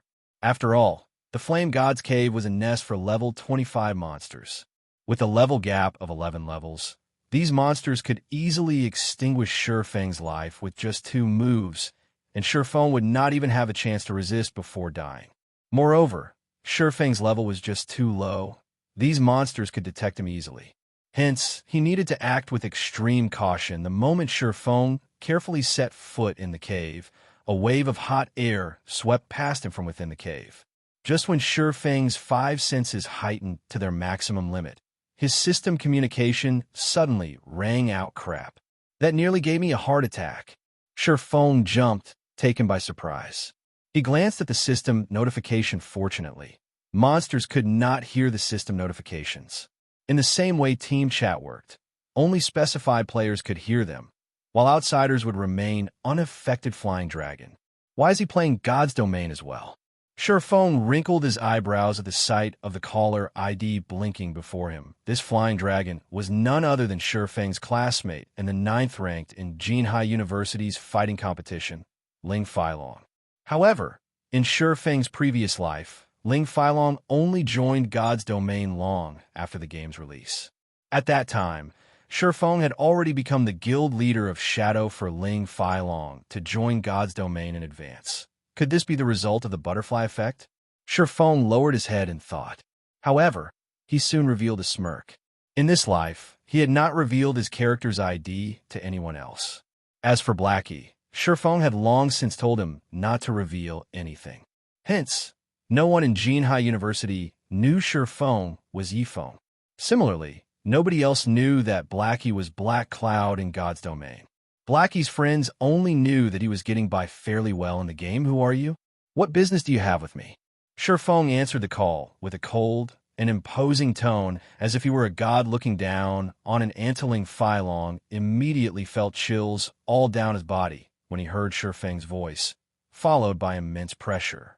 He felt like he had just walked out a cold pool of water. His heartbeat instantly soared to 180 beats per minute. This is Yifeng, the God-ranked expert that caused even Martial Union to submit. His voice alone is already so imposing and threatening. The pressure he gives off is even stronger than Brother Zhang's. It's as expected of a God-ranked expert. No wonder Brother Zhang wanted me to recruit him. Ling Feilong was inwardly shocked, and he grew even more respectful towards Shurfeng. Originally, Zhou Yuhu should have been the one to contact the God-ranked expert. However, Zhou Yu previously had a falling out with the God-ranked expert, so the responsibility had been pushed onto him, Ling Feilong, instead. Ling Feilong felt that his chance to shine had arrived as long as he could deal with this matter appropriately and gain the favor of such a God-ranked expert. His position in Shadow would rise quickly in the future. He would surely surpass Zhou Yu. After all, Zhou Yu had once found conflict with this God-ranked expert. In the future, Zhou Yu would certainly have difficulty getting by in Shadow before Ling Feilong had personally felt Yi Feng's imposing aura. He always thought that nobody could be as strong as Brother Zhang. However, Ling Feilong was now completely certain that if this God-ranked expert joined Shadow, even Zhang Luowei would have to submit to his strength. Meanwhile, Shadow would similarly fall under the control of this expert. How are you? Expert? I am Shadow's representative, Flying Dragon. We sincerely want to recruit a God-ranked expert like yourself into Shadow. As for the treatment you will receive, please rest assured. We at Shadow will certainly not mistreat you. Ling Feilong's tone was both soft and respectful when he spoke. After all, the God-ranked expert before his eyes right now, someone he needed to fawn over desperately in the future. He was truly afraid that this God-ranked expert would immediately disconnect his call. Chapter 201, Scripture's Might. Hearing Ling Feilong attempt to fawn over him and his respectful attitude while doing so, Shifeng couldn't help but sigh. The shoe was on the other foot now. Fate truly knew how to toy with people. Judging from Ling Feilong's tone, Shifeng could discern that Ling Feilong intended to ride on his coattails. If you wish to recruit me, tell me what sort of benefits you plan to offer first. Shifeng calmly asked Brother Expert. I guarantee that you'll be satisfied. As long as you join Shadow, you'll immediately become an elder of the guild. Moreover, our guild has a large backing behind us, and we have plenty of funding, so we can temporarily set your annual salary at 1 million credits. In addition, we'll give you 10% of Shadow's shares. I think you should know the value of guild shares, right? As long as Shadow rises to glory in the future, this 10% will far exceed tens of millions of credits. No other guild can offer you this kind of treatment, Ling Feilong explained, very satisfied with himself. His words even moved his own heart. That was 10% of the guild shares. Right now, all of the guilds out there only offered high annual salaries when recruiting an expert. None of them would willingly hand over a portion of the guild shares. Along with the guild's growth, the value of its shares would continuously rise. In addition to God's domain's growth potential, if Shadow properly developed as time went on, this 10% could represent billions of credits or more. Hence, all the large guilds would not simply offer their shares, and instead choose the wise decision of offering a static salary. Who's making this promise? Shifeng was slightly bewildered. He did not think that Shadow would be so decisive in their actions in Shifeng's previous life. Although he was the guild leader of Shadow, he did not possess any shares of the guild. However, Shifeng had only recently become the guild leader at that time, so he did put too much thought into the matter. In the end, the guild kicked him out. One could say that the shares of a guild were the true proof of one's authority. If Shifeng had 10% of the guild's shares at that time, Lan Hailong would not have dared to casually expel him from the guild and sever all connections with him. Our guild leader made this promise. Of course, with your strength, the position of guild leader will doubtlessly be yours in the future. Ling Feilong unwaveringly started flattering Shifeng. Oh, very well, Shifeng calmly laughed. He then, with a tone as cold as ice, arrogantly said, return and tell your guild leader this. If you want me to join Shadow, then I want 60% of the guild shares and the position of guild leader. Otherwise, there's no deal. Finished speaking, Shifeng disconnected the call. Of course, he only said those words as a joke to toy with Ling Feilong. Even if Shadow were willing to hand over 100% of its shares, Shifeng would still reject the offer without hesitation. He swore that would never again wear the hateful name of Shadow. He simply said those words because he knew that Ling Feilong, Zhang Luowei, and Lan Hailong could never truly agree to such a request. After all, with 60% of the guild's shares, Shifeng would become the head honcho of Shadow. His word would be final. Whether it was Zhang Luowei or Lan Hailong, Neither could endure being a subordinate of someone else such a domineering tone. No wonder he could force Martial Union, who is even stronger than Shadow, to take a huge loss. Unfortunately, he isn't a broad-minded person. If he had accepted the offer, based on the strength he possessed, he could have easily become the Shadow's true boss in the future if he wanted to. Although Ling Feilong admired Shi Feng, he sneered disdainfully as he determined Shi Feng to be a boorish fellow. Yet, without a backer to rely on, it was impossible for Ling Feilong to climb further up the ranks of Shadow. Zhang Luowei trusted Zhou Yuhu much more than Ling Feilong. Ling Feilong was simply an elite member of the guild in Zhang Luowei's eyes. So, it was imperative that Ling Feilong looked for a reliable backer. Meanwhile, a boar like Shi Feng couldn't be a better backer. Although 60% of the total shares seemed a little high, if Ling Feilong expended a lot of effort, it was not an impossible number to accomplish. It seems that I'll have to rearrange his words before reporting back to Brother Zhang and Brother Lan. At this moment, Shi Feng would have never imagined that his casual remark meant to anger Lan Hailong and Zhang Luowei would become Ling Feilong's new goal. Inside the Flame God's cave, Shi Feng took out one of the Flaming Sun scriptures from his bag. He then opened the book, reading the incantations inside. All of a sudden, the Flaming Sun scripture ignited, emitting dazzling golden flames. As if the fire-type mana within the Flame God's cave had transformed into soldiers, it all charged towards the golden flame, submitting to it. The golden flame was like an emperor among flames in reality. It wasn't just the fire-type mana that was affected. Even Shi Feng's ice-blue devil flame felt restless, giving off the notion of submission. Just what kind of flame is it? Shi Feng looked at the bundle of golden flame, his heart filled with curiosity. To cause even the Tier 2 ice-blue devil flame to submit. If this flame had a rank, I wonder what tier it belonged to? It should be at least Tier 3, possibly Tier 4. If Shi Feng could absorb this bundle of golden flame, his strength might rise to a whole new level. Unfortunately, this flame was not a mysterious flame, so Shi Feng had no way of absorbing it. After a minute passed, the golden flame sank into Shi Feng's body after it absorbed a sufficient amount of fire-type mana. Instantly, a new status effect appeared on Shi Feng's status bar. Flaming Sun's Blessing increases fire resistance by 100 points and reduces damage from fire-type attacks by 90%. All fire-type damage received has a 20% chance to recover an equivalent amount of HP. Damage dealt towards fire-type monsters increased by 100%.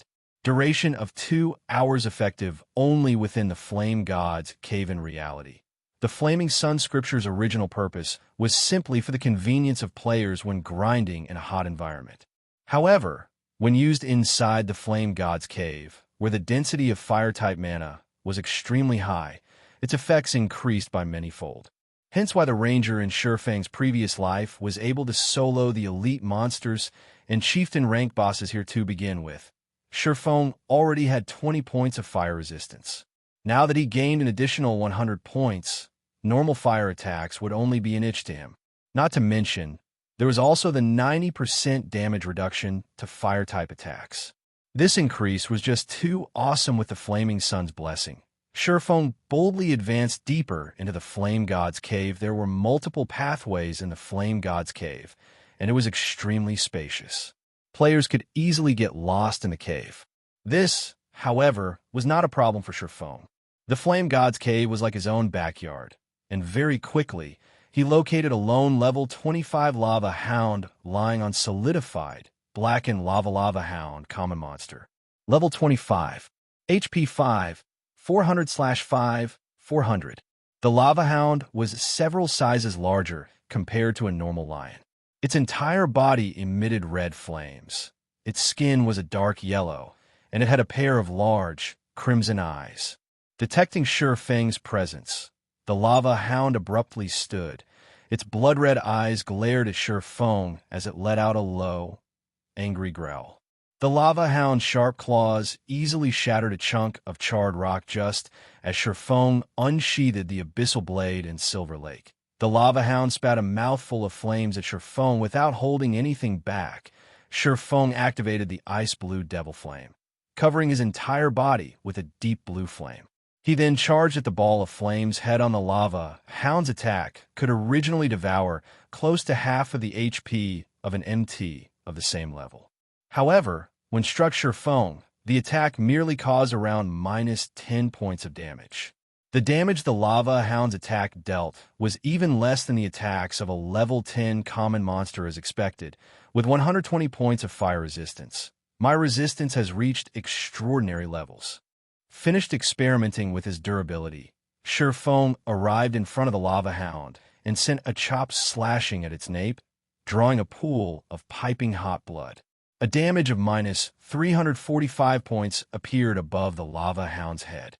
The damage was barely within Feng's acceptable range moreover, due to the lava hound being 11 levels higher than himself. Feng's skill proficiency also soared with lightning speed.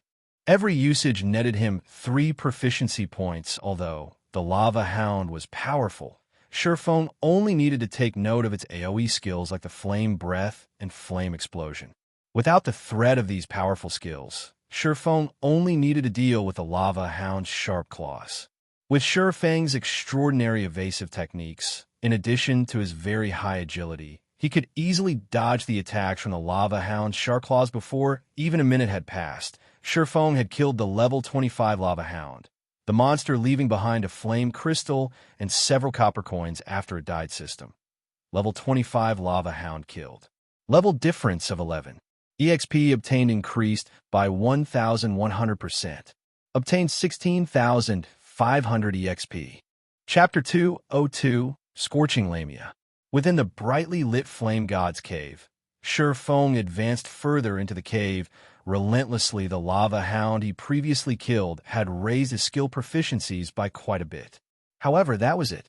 In contrast, the EXP the level 25 lava hound gave was much less. However, this was not strange after all. The monsters within the Flame God's Cave had both high attack power and HP, but gave out very little EXP. Under normal circumstances, average players would not grind here at all. However, it was a different story once players had the Flaming Sun scripture. With it, they could easily deal with the monsters in the Flame God's Cave. Moreover, the monsters here dropped flame crystals. Flame crystals were the main materials used for crafting basic fire resistance potions. By the time the majority of players reached levels between 20 to 30, they would discover that most party and team dungeons required a high fire resistance. Otherwise, they would have no way of raiding these dungeons. The level 25 large-scale team dungeon, the Flame Nest, for example, without basic fire resistance potions, players would have absolutely no way of conquering it. Yet this team dungeon had loads of good equipment and items in it. Moreover, out of all the level 25 dungeons, the Flame Nest gave out the most guild reputation. Most importantly, there was a very small chance for players to obtain a Guild Mine Certificate and Guild Medicine Garden Certificate from the dungeon. These were both items that could allow a guild to develop itself further normally. Only guilds with their own guild residents would be considered true guilds. Meanwhile, players could establish certain constructs within the guild residents to further aid in the guild's development. Among these facilities, 2 of the most important constructs were the Medicine Garden and Mine. These 2 constructs could provide the guild with a fixed amount of herbs or on a daily basis, and it could greatly reduce the guild's burden. It could also allow potion makers and forgers to have sufficient resources to increase their lifestyle skill proficiencies. Hence, as long as it was a guild that possessed their own guild residents, they would unhesitatingly raid the Flame Nest regardless of the price they had to pay to obtain these 2 certificates. As such, plenty of guilds had tried to raid the Flame Nest when their players reached between 20 and 30 levels, causing the basic fire resistance potion to become a high demand product. Even until now, Feng had remembered that the basic fire resistance potions at that time had sold for 50 silver coins per bottle. Meanwhile, a single flame crystal sold for 15 silver coins. Thus, even at the cost of 3 to 4 gold coins, players would willingly purchase the Flaming Sun scripture. After all, they could easily obtain 25 to 30 flame crystals by grinding the Flame God's Cave for 2 hours in the Flame God's Cave. A common rank lava hound had a 3% chance of dropping a flame crystal 3 times higher than the drop rate of fire-type monsters outside. Meanwhile, the level 25 elite monsters in the Flame God's Cave had a 100% chance to drop 1 flame crystal and a 10% chance to drop 2 flame crystals. Of course, these monsters would also drop equipment, as for level 25 special elites, they had a 100% chance of dropping 2 flame crystals, a 20% chance to drop 4 flame crystals, and a 10% chance to drop 5 to 7 flame crystals. Level 25 chieftain bosses were even more rewarding. They had a 100% chance to drop 10 flame crystals, a 30% chance to drop 13 pieces of flame crystals, and 20% chance to drop 20 to 25 flame crystals. Players could easily earn up to 2 gold coins by killing a single chieftain boss. Not to mention, these bosses also dropped equipment, and Tool Shurfeng continuously killed lone, level 25 lava hounds as he advanced further into the depths of the Flame God's Cave. Even when he met 2 lava hounds at the same time, he still easily dealt with them. Only, more time was necessary. The flame breath of the lava hounds could be easily dodged. Players only needed to take note of the lava hound's throat. When its throat glowed and gave off the color of fire, it was about to spit out flames. However, the damage of this move was only a small matter to Shurfeng. It dealt about only -100 damage in total to Shurfeng. As for the lava hound's other skill, Flame Explosion, it could cause extremely high flame damage to all enemies within an 8-yard radius without 120 points in fire resistance and 90% damage reduction to fire-type attacks. MTs of the same level would instantly lose 3/4 of their HP to this single attack. However, the lava hound's actions were obvious before it would cast this skill. It would raise its claws high, then slam them on the ground, creating an explosion of flames. However, the skill's effective range was wide, making it extremely hard to avoid. It was practically a sure-hit skill. Fortunately, Shurfeng's fire resistance was extremely high, and he would, at most, receive around -100 damage from the lava hound's flame explosion. Shurfeng had over 1,800 HP, so this damage was not significant. Another hour or so passed by, and Shurfeng finally arrived at the core area of the Flame God's Cave. On his way here, Shurfeng had killed many lava hounds, and due to the luck +3 provided by the Shadow's blessing he wore, he obtained a bountiful number of flame crystals. He could get 1 flame crystal for every half a dozen or so lava hounds he killed throughout his journey.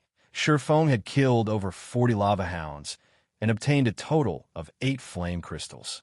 His experience had also risen to 37% of level 14. His leveling speed could already be described as flying.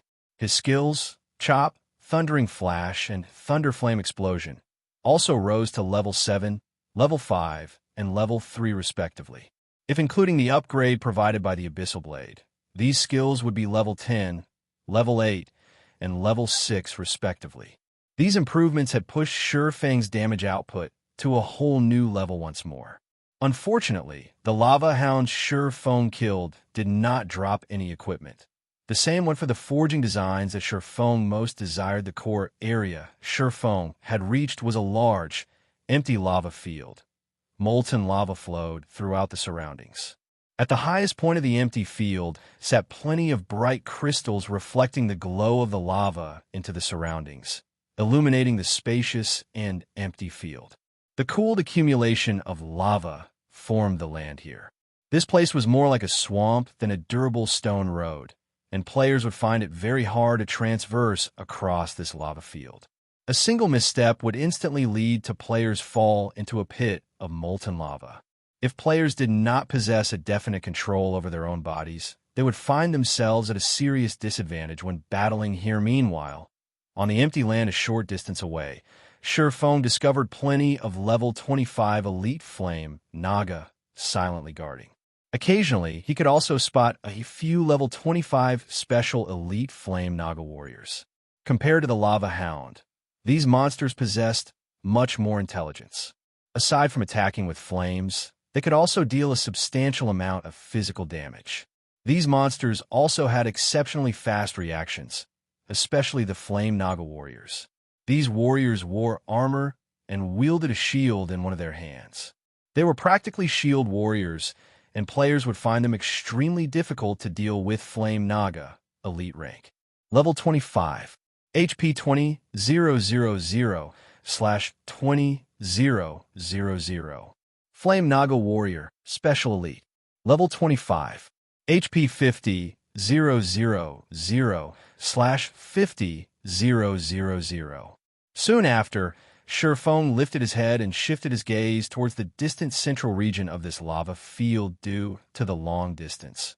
Shurfeng had to squint and focus his eyes for quite some time. Only after activating his extraordinary vision could he discover a beautiful figure laying atop a stone altar. It was a Lamia. Unlike her Naga brethren, who possessed the heads and faces of a snake, although the lower half of this Lamia body was a snake's tail, her upper body was that of a human's. This Lamia possessed beauty that even women would envy. Her eyes were like red gemstones, giving off a dazzling glow. Her lustrous and seductive black hair was tied into twin ponytails. Exposed to the light of the flames, her delicate white skin shone like supple white jade. The most attractive parts of this Lamia were her elegant temperament and her exotic beauty. The bright silken blouse she wore was especially eye-catching, as it served to accentuate her delicate body and ample breasts further. Just a glance at this Lamia would easily captivate any intruder. It was truly hard to imagine that this delicate and beautiful Lamia was the Scorching Lamia Salou, the level 25 High Lord rank boss of the Flame God's Cave. Sure enough, the benefits of pioneering a new land are plentiful. I've already found a High Lord rank on this first trip. In Shurfeng's previous life, most of the bosses Shurfeng had met were chieftain rank, and only rarely could he meet a Lord-ranked boss. Only with superb luck could one find a Lord-ranked boss. Shurfeng's eyes shone as he gazed at Scorching Lamia Salou's attractive appearance. His breathing became slightly hurried. He also grew excited, a never-before-seen resplendent smile appearing on his calm face. Of course, Shurfeng wasn't captivated by Salou's beauty, but the bountiful wealth that a High Lord-ranked boss represented. Not to mention, Salou was the High Lord of the Flame God's Cave. If he could kill her, he wondered just how much EXP and high-level items and equipment he could obtain if Blackie and the others knew Shurfeng's current thoughts and appearance. They would definitely curse Shurfeng for being inhuman, not sparing even a weak and delicate Lamia. Shurfeng was practically a beast. Chapter 203, Scorching Heart.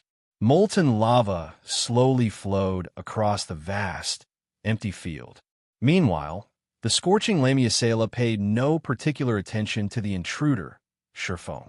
She simply swished her tail, slithering to a pool of lava. With a splash, Salou dove straight into the scorching pool, frolicking with a content expression. If a normal player copied Salou's actions and jumped into the lava pool, they could lose their lives in a given minute. Even if they activated the Flaming Sun's blessing and receive an additional 100 points to their fire resistance, they would still lose 300 HP every second they submerged in the lava pool. Taking a good, long look, Shurfeng finally decided upon a plan. Scorching Lamia Salou, High Lord rank. Level 25. HP 500,000/500,000. A Lord rank boss was not as easy to deal with as a Chieftain rank boss. If it were a level 25 Lord ranked boss, not to mention a 20-man elite team, even a 100-man elite team would still die at the boss's hands. Lord rank boss was simply too powerful. The only way to kill these bosses was to gather thousands of players and use the advantage of numbers to exhaust these bosses to death slowly. Other than that, there was no other way around it. Meanwhile, the Scorching Lamia, who bathed in the lava pool, was even more intimidating than a normal Lord-ranked boss. Without the Flaming Sun scripture, even thousands of players would have zero chances of defeating Salou. On the other hand, Shurfeng had a method of dealing with the Scorching Lamia. However, he first needed to clear out the surrounding elite and special elite monsters. Otherwise, he would be similarly helpless against the Scorching Lamia. Let's first lure them slowly and clear them, bit by bit. Shurfeng then randomly looked for a solitary Flame Naga, boldly walking over to it. He did not intend to use any special means to lure these monsters, as Surefeng was only level 14 right now. When faced with level 25 elites, these elites would all charge at him in a craze as long as he came within 40 yards hence. He still needed to apply some techniques to lure only one Flame Naga, be it a snake-type monster or a Naga. Both were innately born with exceptional hearing. Hence, players needed to be light on their feet when approaching these Naga. If players made even the tiniest disturbance, they would find only their own death. Surefeng walked with a strong and steady pace atop the soft and unstable ground, and with relative ease, he attracted the attention of a Flame Naga. Immediately, Surefeng watched as the Flame Naga charged at him like a madman. Come. Seeing that the Naga had taken a bait, Surefeng faintly smiled as he spun around and ran towards a distant rock cliff. The Flame Naga was well versed in close combat. Meanwhile, its only ranged attack was the Raging Flame Roar, and it belonged to the category of channeling spells. The skill had an effective area of 404 yards, and it needed 3 seconds to channel the skill fully. However, this skill did not pose any threat to Surefeng. On the contrary, melee combat with the Flame Naga was much more difficult as the chase continued. Although the Flame Naga was fast, Surefeng was not any slower than it either. The moment Surefeng arrived in front of the rock cliff, with no further paths of retreat remaining, Surefeng started climbing up the extremely steep cliff with great ease. When he arrived at the top of the cliff, he stuck out his tongue at the creature as he silently looked down at the Flame Naga. The Flame Naga was further incensed by Surefeng's blatant provocation, and it too started frantically climbing the cliff. Although Surefeng was not a ranged class, and he could not kite the Flame Naga, melee battle the Flame Naga was simply too dangerous. If Surefeng was slightly careless, the Flame Naga could kill him with just 2 moves. Hence, Surefeng intended to fight from a range. Seeing that the Flame Naga was about to climb the cliff, Surefeng took out a basic frost grenade from his bag. He then threw it at the Flame Naga pump. Ice fragments scattered and cold air spread out to the surroundings. The Flame Naga instantly froze. Due to the Flame Naga's fear of the cold, the basic frost grenade managed to deal -300 damage to it. However, the Flame Naga possessed 20,000 HP, so this small amount of damage barely made a scratch. Frozen halfway through its climb up the rock cliff, the Flame Naga's immobile body fell. 2 stones, protruding from the rock wall, halted the serpentine beast's fall, sandwiching the Flame Naga's body between the rocks as it hung halfway up the cliff. Be it attacking or dodging, the Flame Naga would find it extremely challenging to do either from its current position. It could not even carry out the simple action of turning its own body. Right now, Surefeng smiled at this sight. He jumped down from his elevated position, landing on one of the stones, trapping his opponent.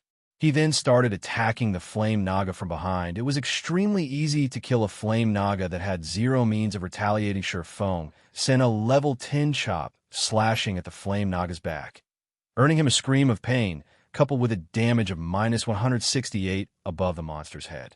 Surefeng couldn't help but admit that a level 25 elite was truly amazing.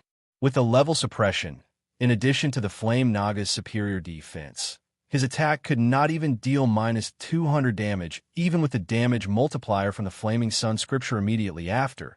Surefeng followed up with Thundering Flash, Earth Splitter, Double Chop, and Thunder Flame Explosion. A series of damages appeared above the Flame Naga's head. However, even with the damage amplification effect inflicted by Thundering Flash, the highest damage Surefeng had dealt with a single attack was barely over -200 points. Though there was the occasional critical hit of over -400 damage, the Flame Naga had a total of 20,000 HP. Aside from Surefeng's skills being capable of causing more than -100 damage to the Flame Naga, his normal attacks could not deal over -50 damage. Moreover, Surefeng had activated the Ice Blue Devil Flames effect before his attack. Seeing as the freezing effect was about to end, Surefeng threw another basic frost grenade at the Flame Naga, freezing his target once more. He then resumed his barrage of attacks. Although the Flame Naga had relatively fast regeneration, neither was the damage Surefeng was causing to it a small amount. 2 minutes later, the Flame Naga's HP finally fell to 20%. Simultaneously, the flame Naga released a fierce roar. Flames covered its entire body, and shortly after, its body started trembling. Shurfeng had long since been prepared for it. Immediately, he hid behind the corner of a rock boom. Countless flying flame blades shot out from the flame Naga's body. These flame blades are the beast's scales, and their appearance signaled its ultimate move, flame bullets. The damage these flame bullets dealt was a combination of physical and fire-type damage. With Shurfeng's current HP that was slightly over 1,800 points, these bullets could instantly send him into a critical condition. However, with the iron-like rock blocking these blades for him, Shurfeng received no damage at all. After the waves of flame bullets ended, Shurfeng threw out another frost grenade before resuming his attack. In the end, Shurfeng killed the level 25 Flame Naga with relative ease. The instant the Flame Naga died, Shurfeng's experience bar increased by a small portion. Shurfeng was already level 14, and he needed an extremely large amount of EXP to reach level 15. His experience bar rising by a noticeable chunk showed just how bountiful the EXP the Flame Naga provided was. The Flame Naga also dropped 2 flame crystals, 1 bronze ornament, and tens of copper coins. Ornaments were the rarest of all equipment. Compared to jewelry, such as rings and necklaces, ornaments were far more valuable. In God's domain, every player could equip 3 ornaments at most. As of this moment, however, Shurfeng's ornament window was still a big, empty space. He truly did not imagine that he would inadvertently obtain a bronze ornament. His luck was simply too good. Scorching Heart, ornament, bronze rank. Equipment requirement, strength 80. Strength plus 10, agility plus 10, endurance plus 10. Fire resistance plus 3. Can be activated to cast a tier 2 flame shield that can absorb a maximum of 1,000 flame damage. Although this ornament did not offer a large increase to his attributes, ornaments that could increase one's resistances were extremely rare. Every such ornament was valued at 6 gold coins or more. This is too great. I'm now level 14, and I have 114 points in strength and 131 points in agility. If I equip this Scorching Heart, it will increase both my strength and agility by 10 points, just enough for me to meet the requirements of 120 points in strength and 140 points in agility for the Blazing Meteor. Shurfeng was ecstatic as he held the flame-red-colored Scorching Heart. Shurfeng did not think that he could equip the pseudo-extraordinary weapon within such a short period after obtaining it. If he could equip the Blazing Meteor right now, his strength would definitely receive an explosive increase. He might even reach the standards of an official Tier 1 swordsman. Chapter 204, Battle Prowess of a Tier 1. If he could increase his strength to the standards of a Tier 1 swordsman, he could easily deal with the High Lord-ranked Scorching Lamia. The Scorching Lamia had 500,000 HP, possessing the superior battle recovery of a High Lord-ranked boss. The Scorching Lamia could recover 10,000 HP every 5 seconds. If players did not possess a DPS of 2,000, Salou was, essentially, invincible. This was one of the reasons even an elite team of hundreds of players could not exhaust a High Lord to death. Not to mention, the Scorching Lamia possessed frightening attacks and overly powerful skills. If players wanted to raid Salou head-on, it would be no different than seeking their own deaths, even with a team of thousands of players. However, it would be a different story if they possessed the Flaming Sun. Scripture previously, before Shurfeng obtained the Scorching Heart, he had close to no confidence of successfully soloing the Scorching Lamia. He merely thought of giving it a try. In any case, he would not incur a huge loss. However, he now had some confidence in actually killing Salou. Although Shurfeng had never experienced the might of a pseudo-extraordinary weapon, according to Shurfeng's estimates, it should grant him the strength of an official Tier 1 swordsman. Immediately, Shurfeng retrieved the pseudo-extraordinary weapon, the Blazing Meteor, from his bag, equipping it on himself. Blazing Meteor, throwing weapon, dark gold rank. Equipment requirement, strength 120, agility 140. Attack power, value is set at player's strength 2. Strength plus 50, agility plus 65, endurance plus 10. Attack speed plus 5. Maximum throwing distance, 45 yards. Ignore levels +8. Attack speed increased by 15%. When attacking, 35% chance to ignore target's defense, 30% chance to activate quadruple phantom effect. Each phantom causing 50% flame damage, 10% chance to activate knockback effect, 5% chance to activate burning flames effect, dealing 200 flame damage to the target every second for 10 seconds. Stacks up to 5 times additional skill, Flame God's Fury. Deals physical and flame damage to enemies within a 403-yard area. Deals 900% damage to the initial target, and damage reduces by 10% with each consecutive enemy hit to a minimum of 500% damage cooldown. 3 minutes. The Blazing Meteor was forged by the Grandmaster Forger, Salou. Due to the limit of its materials, is only a pseudo-extraordinary item possessing strength at the very limit of mortal men. The Blazing Meteor can be reforged into an epic ranked item after gathering epic ranked fire-type materials. User restriction. Phone. Unable to be dropped, unable to be traded after equipping it. Shurfang's attributes instantly soared. His strength reached 174 points, while agility reached 206 points.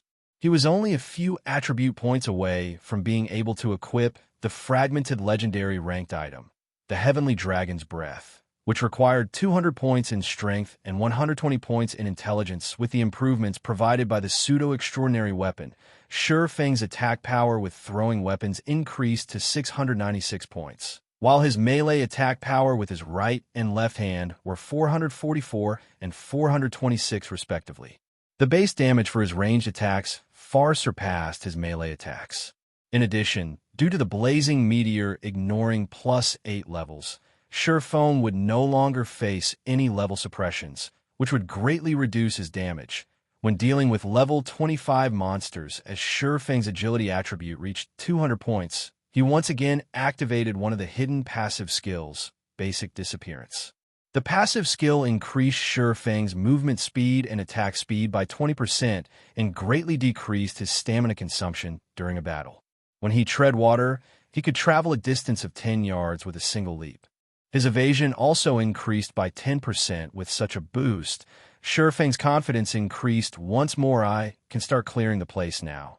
Shurfang shifted his gaze towards the distant elites and special elites. Since his ranged attacks were more impressive than his melee attacks now, he would naturally avoid using his previous, inefficient battle techniques. He could simply copy the ranger in his previous life, using the basic kiting method to kill these Naga. That way, not only would the battle be swift, but he could also guarantee his own safety. At a spot 43 yards away, 2 level 25 Elite Flame Naga and 1 special Elite Flame Naga warrior currently converse with each other in soft tones. None of them had noticed Shurfang's presence. In contrast, Shurfang, currently covered in deep blue flames, retrieved the flame-red, thin, needle-like Blazing Meteor from his waist. He aimed the Blazing Meteor at the Flame Naga warrior, standing between the other 2 Flame Naga, initiating his attack show. The Blazing Meteor shot through the air, transforming into a meteor and instantly piercing the Flame Naga warrior's forehead. Simultaneously, the Ignore Target's defense effect and Quadruple Phantom effect both triggered upon impact before that Flame Naga warrior could even manage a scream.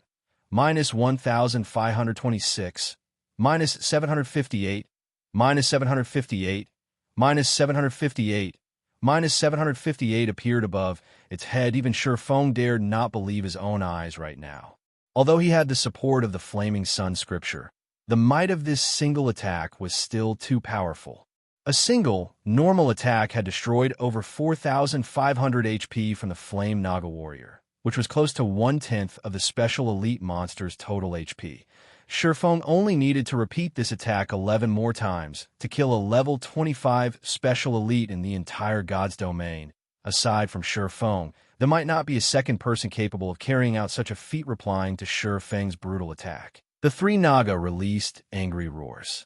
They revealed sinister expressions as they charged towards Shurfang, gradually splitting from the main force of the Naga. When the distance between the 3 Naga and Shurfang had shortened 20 yards, Shurfeng threw a basic frost grenade at them. The three Naga immediately froze in place.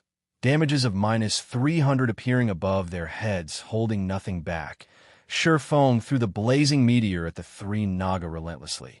The blazing meteor's effects constantly triggered, each attack dealing over -1,000 damage. While the occasional critical hit dealt over -2,000 damage, the three Naga were helpless. They could only attack Shurfeng using fire-type spells. However, Shurfeng always managed to predict the location of their attacks, so he could dodge the attacks beforehand, never letting any of the spells land on him before even 2 minutes had passed. The 2 elite and 1 special elite monster died. They contributed a large amount of EXP and multiple flame crystals to Shurfeng. Possibly due to the Shadow's Blessings effect, the special elite Naga even dropped a level 22 mysterious iron rank plate armor afterwards. Shurfeng repeated this process of luring and killing the elite and special elite Naga, although the process was mind-bogglingly boring. The fatigue on his spirit lessened greatly when Shurfeng thought about the flame crystals and the various level 20 to level 25 equipment he could obtain. Unknowingly, more than 4 hours had passed. Shurfeng had cleared out practically all of the Naga present in this lava field. Shurfeng had also risen to level 15, and he was only a tad bit away from level 16. While Shurfeng rested, he opened a ranking list for White River City right now. The first place on the ranking list was occupied by a level 13 player. Shurfeng could not help his shock at this sight. How could there be someone leveling so quickly? Not much time had passed since players outside of Shurfeng's team had entered White River City. Logically, it would already be amazing for players to reach level 11. Yet, there was actually someone that had reached level 13. Was this person hunting monsters of a higher level as well? Shurfeng's mouth twitched when he saw the name of this first-ranked player, Lone Tyrant. Who was this person? How come I've never heard this name before? Meanwhile, the snow goddess, General Snow, occupied the second place on the ranking list. She was level 12 right now. Following closely, another level 12 player possessed the third rank, and level 12 players occupied the remaining top then ranks. This situation confounded Shurfeng. This leveling speed far surpassed his expectations. Could this be due to the butterfly effect? Shurfeng wondered, although players' leveling speed would indeed increase after entering White River City. It shouldn't increase to such a degree. Meanwhile, the 11th to 50th ranked players on the ranking list were all level 11. Reaching this level was still reasonable. If these players were all level 12 or 13, Shurfeng would truly be speechless. Although the first-ranked player had already reached level 13, that player could not even reach Shurfeng's shadow.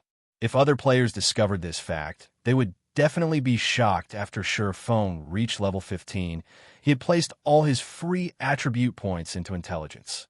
He had done so to meet the requirements of the Heavenly Dragon's Breath as soon as possible.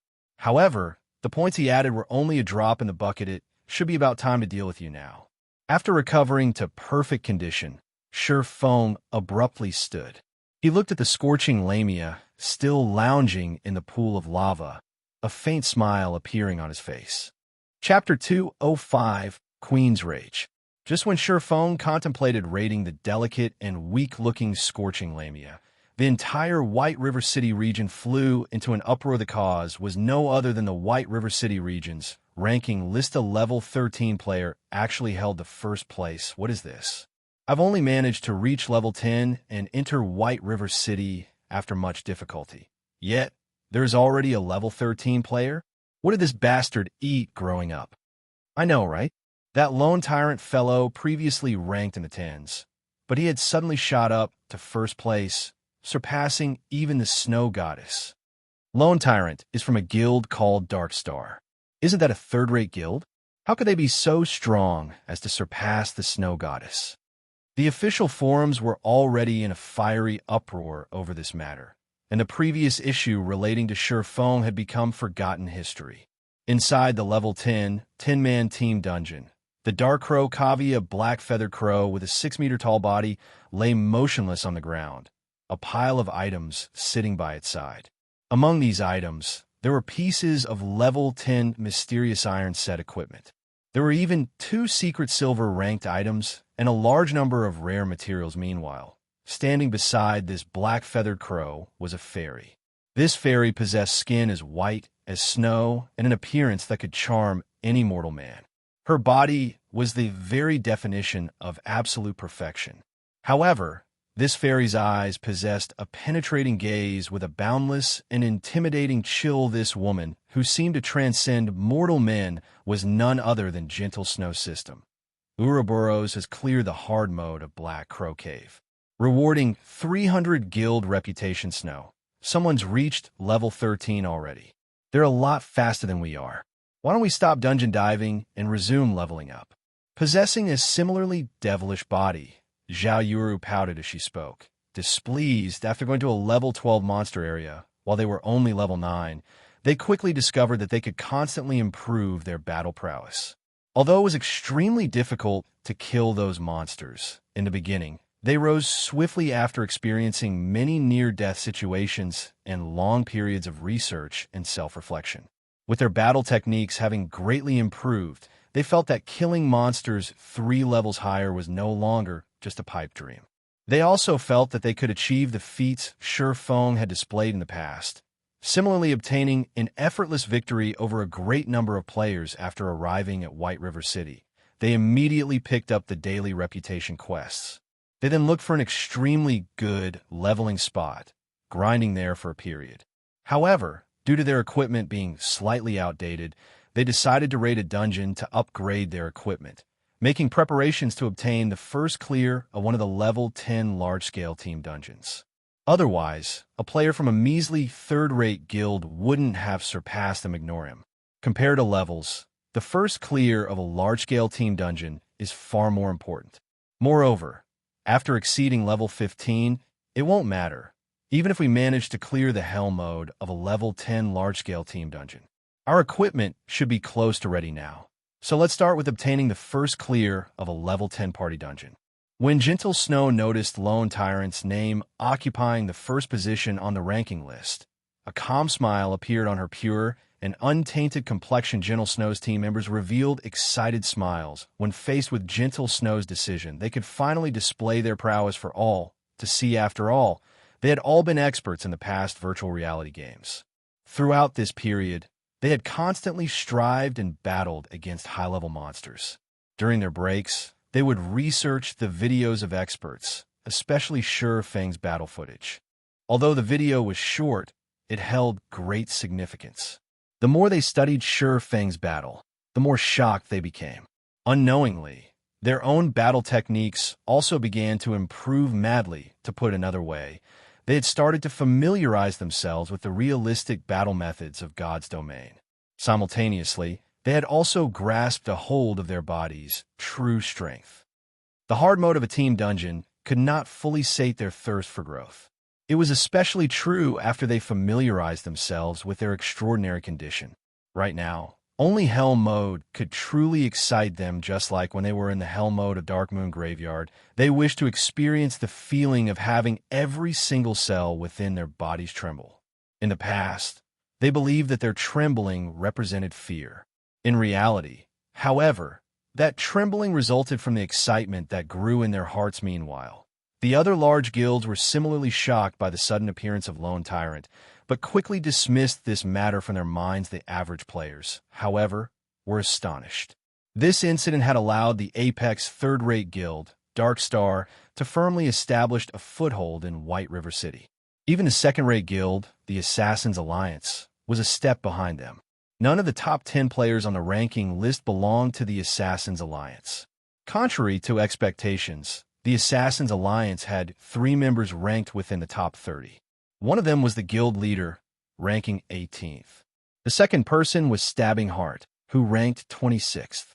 Finally, the Assassins Alliance's top elementalist ranked at 29th. Yet, to the majority of the players within the White River City region, having such a rank was no different than having no rank at all.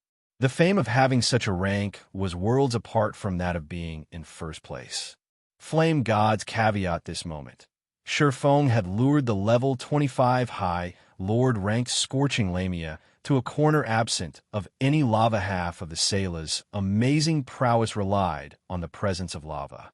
Hence, by luring her away from the lava, the raid difficulty of the Scorching Lamia instantly reduced by half. However, even with such a reduction, Salou was still a High Lord rank boss. She was not something average players could afford to provoke. Kneel before me and receive your punishment of flames. The Scorching Lamia's finger trembled, and suddenly a whip of flames appeared from her finger. She then abruptly cracked her whip towards Shurfang's skull. The flame whip transformed into a streak of flowing light as it swung towards Shurfang's cranium queen's whip. This was the melee skill that the Scorching Lamia often used. If an MT of the same level did not possess the Flaming Sun's blessing, this single whip could instantly kill him. In addition, this skill was a wide-range AoE skill, and it had a maximum attack range of 25 yards. If players wished to use the advantage of numbers to deal with the Scorching Lamia, they would quickly find themselves cremated by her whip. After all, even an MT could not block this attack, let alone the other fragile classes faced with the incoming flame whip.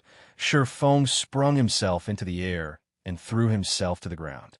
Although he easily avoided the flame whip, the whip's flaming trail still singed Shurfang, dealing slightly over -70 damage. However, Shurfang took this chance to pull quite a distance away from the Salou.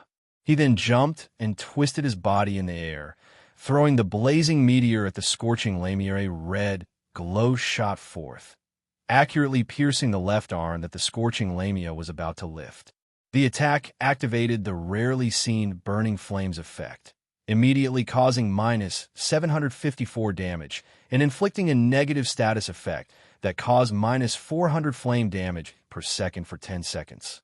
Simultaneously, the attack also interrupted the rhythm of the Scorching Lamia's next attack. Despicable human, I will capture you and make you my pet. Rage surfaced on the Sailor's beautiful face. Immediately, she swung her tail with all her might. Her speed abruptly soared, instantly shortening the distance between Shurfang and herself almost. Shurfang took a look at the surrounding environment, abruptly halting his steps. He then turned to face the Scorching Lamia, throwing a basic frost grenade at her hard. Iron-like rocks surrounded their current location. Not a single drop of lava was visible. This terrain would greatly limit the Scorching Lamia's most powerful skill, Queen's Rage. This skill allowed her to command the surrounding lava, transforming it into a wave that engulfed everything in its path. Even if Shurfang had 123 points of fire resistance, he still couldn't endure this fierce move. The Queen's Rage was the Scorching Lamia's ultimate team wipe skill. Aside from the Queen's Rage, Shurfang also needed to be careful of the arrows from the Scorching Snake Lady's bow, as this attack caused a combination of physical and flame damage. The Flaming Sun's blessing did not provide any physical damage reduction. Hence, Shurfang could, at most, take 2 hits from her arrows before saying goodbye to his life. Hence, he needed to treat them with care. Chapter 206. High Lord Ranked Battle. Due to the frost grenade's effects, a layer of snow covered the black, charred land. Meanwhile, the Scorching Lamia's tail had frozen to the ground. Her motions halted as a result. A hint of fury surfaced on her beautiful countenance. She raised her right hand, pointing a finger at Shurfang. Immediately, a large gathering of violent fire-type mana collected at her tender, jade-like finger. This was one of Salou's skills, Flame Burst. Flame Burst had a 2-second cast time, and it was a continuous attack skill that caused extremely high fire-type damage to the target. It could practically instant-kill a top-tier MT with full HP, and even if that MT possessed the Flaming Sun's blessing, he would still receive a ton of damage. Watching the flames gathering at the Scorching Lamia's fingertip grow more violent, Shurfang immediately activated Defensive Blade. His eyes focused on the ferocious flames, and the instant she launched her attack, Shurfang simultaneously attacked with a blazing meteor. He intended to interrupt, or at least delay, the Scorching Lamia's assault in God's domain. Players could dodge spell attacks. However, they needed an accurate grasp on the timing of the attack. Otherwise, whether dodging a second too late or too early, the attack might land on its target.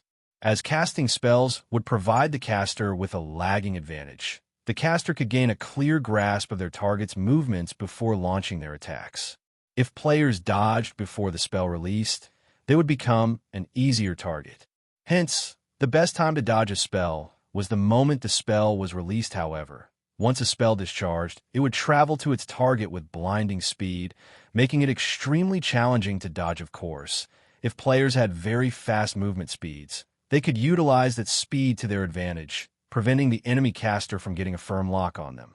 When faced with the High Lord ranked Scorching Lamia, however, it was beneficial to have such thought-sure Feng Sen attack after attack with the Blazing Meteor, causing a series of damages of -743, -1,502, -751, and -749. Although the damages looked awesome at first glance, to Salah's 500,000 HP, they were just a drop in the bucket. The Scorching Lamia also had a frightening battle recovery, so in reality, Feng did not cause any significant damage to her at all. However, as he had triggered the knockback effect of the Blazing Meteor, Feng managed to interrupt the casting time of the Scorching Lamia's flame burst. "I will burn your soul with the flames of God." The Scorching Lamia's smile was imposing. At this moment, the tip of her jade-like finger suddenly shone with a dazzling light, illuminating the entire cave. The temperature within the cave also increased by several folds. The light on Salah's finger was like a miniature sun. Suddenly, streak after streak of searing, white flames shot out from the Scorching Lamia's fingertip, one streak after another. The flames bombarded Feng like a heavy machine gun. The instant Salah launched her flames, Feng used his evasive maneuvers. However, he was still a step too late. In the blink of an eye, one of the flames struck him, robbing the defensive blade of one of its limited charges. Although the first streak hit its target, Feng dodged both the second and third. The flames scraped past Feng's clothes, striking the rock wall behind him. Boom. Boom.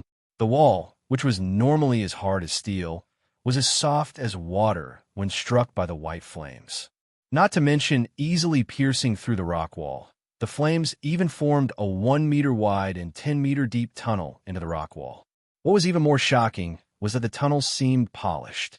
The walls of the tunnel were smooth and sparkling, giving it a metallic sheen. This was the result of those molten white flames. If Feng had not used the defensive blade to block that attack, he would have evaporated out of existence. Although this was not the first time Feng had encountered this attack, he would still feel his heart skip a beat each time he witnessed this frightening power. This was the strength of a High Lord. A battle with a High Lord ranked boss was no ordinary battle. Instead, it was a superhuman battle that could cause the destruction and reformation of the surrounding terrain. When the bombardment ended, Feng had exhausted the remaining charges on the defensive blade. However, the Scorching Lamia had halted her steps for quite a while now. Due to Feng constantly throwing frost grenades at her, Salah could only take out her bow and attack with her fire arrows compared to the flame burst. These fire arrows were much easier to dodge. Feng managed to attack with the Blazing Meteor while simultaneously dodging the fire arrows, steadily depleting the Scorching Lamia's HP. However, Salah was no fool. She too knew how to dodge. Only due to her frozen body, very rarely did she manage to dodge or block against an attack. 98%, 95%, 93%, 91%. Over an hour had passed, and Feng didn't even know how many times he had thrown the Blazing Meteor. In the meantime, the Scorching Lamia's HP gradually decreased, finally reaching 80%. During this time, the Scorching Lamia had cast up to 9 flame bursts and Queen's Whips, but Feng defended against all of them with either defensive blade or parry. At one point, a flame burst nearly killed Feng. Fortunately, he quickly used an intermediate recovery potion, replenishing much of his missing HP. Although constantly attacking and dodging made the battle seem tedious, it would still be extremely worthwhile if such a tedious task allowed Feng to kill a High Lord ranked boss. High Lord ranked boss's drops were normally bountiful, and at the very minimum, it would drop a fine gold ranked item. There is even the possibility of dropping several dark gold ranked items. Fine gold rank or dark gold rank. Players at this stage of the game could only dream of possessing either. Not to mention, before Feng had even reached level 25, He already had a reliable source for level 25 equipment after landing attack after attack on the Scorching Lamia. The Burning Flames effect had stacked up to 5 times, causing Salou to lose 2,000 HP per second. The damage was just right to combat the Scorching Lamia's battle recovery suddenly. The Scorching Lamia's HP started rapidly decreasing after another 2 hours. The Scorching Lamia's HP fell to 23%. If Surpassing continued with this pace, the battle would conclude in, at most, 1 hour at that thought. Surpassing's hands moved faster as he further increased his attack rate at this moment. Surpassing's system communication suddenly rang. The caller was stabbing hard at the Assassin's Alliance by now. Surpassing had already gotten used to dodging Salou's attacks after repeating the process so many times. Since he had nothing better to do, he accepted the call. Brother Yi-Feng, I wonder if I can request your help on matter? Stabbing Heart spoke without adding any unnecessary flattery, getting right to the point. However, he immediately felt surprised by his own actions in suddenly seeking Surpassing's help. After all, an expert's time was extremely valuable. Not to mention, the competition in White River City right now was far more intense than the competition in Red Leaf City in the past. After all, when all was said and done, Red Leaf Town only had a player base 20,000 to 30,000 in the past. Meanwhile, White River City had over 1 million players right now. Adding to the fact that plenty of experts had gathered at White River City, the intensity of the competition there had increased by several times. Help? I wonder what Brother Stabbing Heart needs me to do. Surpassing, ask it. It's like this. I wish to invite you to raid a team dungeon with us. If we have the help of an expert like Brother Yi-Feng, we will have a very high possibility of clearing the dungeon. Stabbing Heart was clearly embarrassed for asking, which team dungeon is it? Don't tell me that you're looking at one of the 3 level 10 large-scale dungeons? Surpassing was slightly astonished. He did not think that Stabbing Heart would look to him for help with a dungeon regarding the 3 large-scale dungeons. Surpassing had no intentions of involving himself with them after all. It would have a huge impact on the course of history. His first clear of Dark Moon Graveyard had already affected the progression of history. If he helped the Assassin's Alliance obtain the first clear of a large-scale team dungeon, God knew if something out of his control would happen in the future. Large-scale team dungeons were worlds apart from normal team dungeons. Their difficulty was directly increased by 2 to 3 levels. Even if Surpassing gave his help, with the current state of the Assassin's Alliance, they could not even clear the normal mode of the dungeon. Chapter 207, Killing the Queen. Surpassing did not want this timeline to develop out of his control. If Stabbing Heart really wanted to raid one of the 3 great dungeons, he could only sternly refuse. Stabbing Heart shook his head, faintly exclaiming, "It isn't one of the 3 great dungeons. It is just one of the 20-man team dungeons, the Beastman Munition Factory. That is a level 10 to level 13 team dungeon, and the equipment drop there would be of great help to us when we raid the 3 large-scale dungeons. Although we've already cleared the normal mode of that dungeon, the hard mode is simply too difficult. We have been stuck at the first boss all this time, so we wish to seek your aid." Surpassing's heart was slightly moved when he heard of the words Beastman Munition Factory. That dungeon did indeed possess a lot of valuable items, especially the basic fire resistance potion recipe and the level 10 swordsman set equipment. Wind Extinguisher would not be a bad idea to make a trip there for these items. Fine, but I have a demand. Surpassing said. Brother Yi-Feng, there's no need to hold back. Stabbing Heart released a sigh of relief after hearing Surpassing's agreement. He was deeply afraid that Surpassing would refuse. "I want all the recipes and forging designs we obtain from the dungeon. In addition, I want priority over all swordsman equipment. If you can agree to these conditions, I will have no problem offering my assistance." Surpassing listed his demand. Stabbing Heart carefully considered Surpassing's words. If he were the one leading the team this time, he wouldn't hesitate to agree to Surpassing's demands.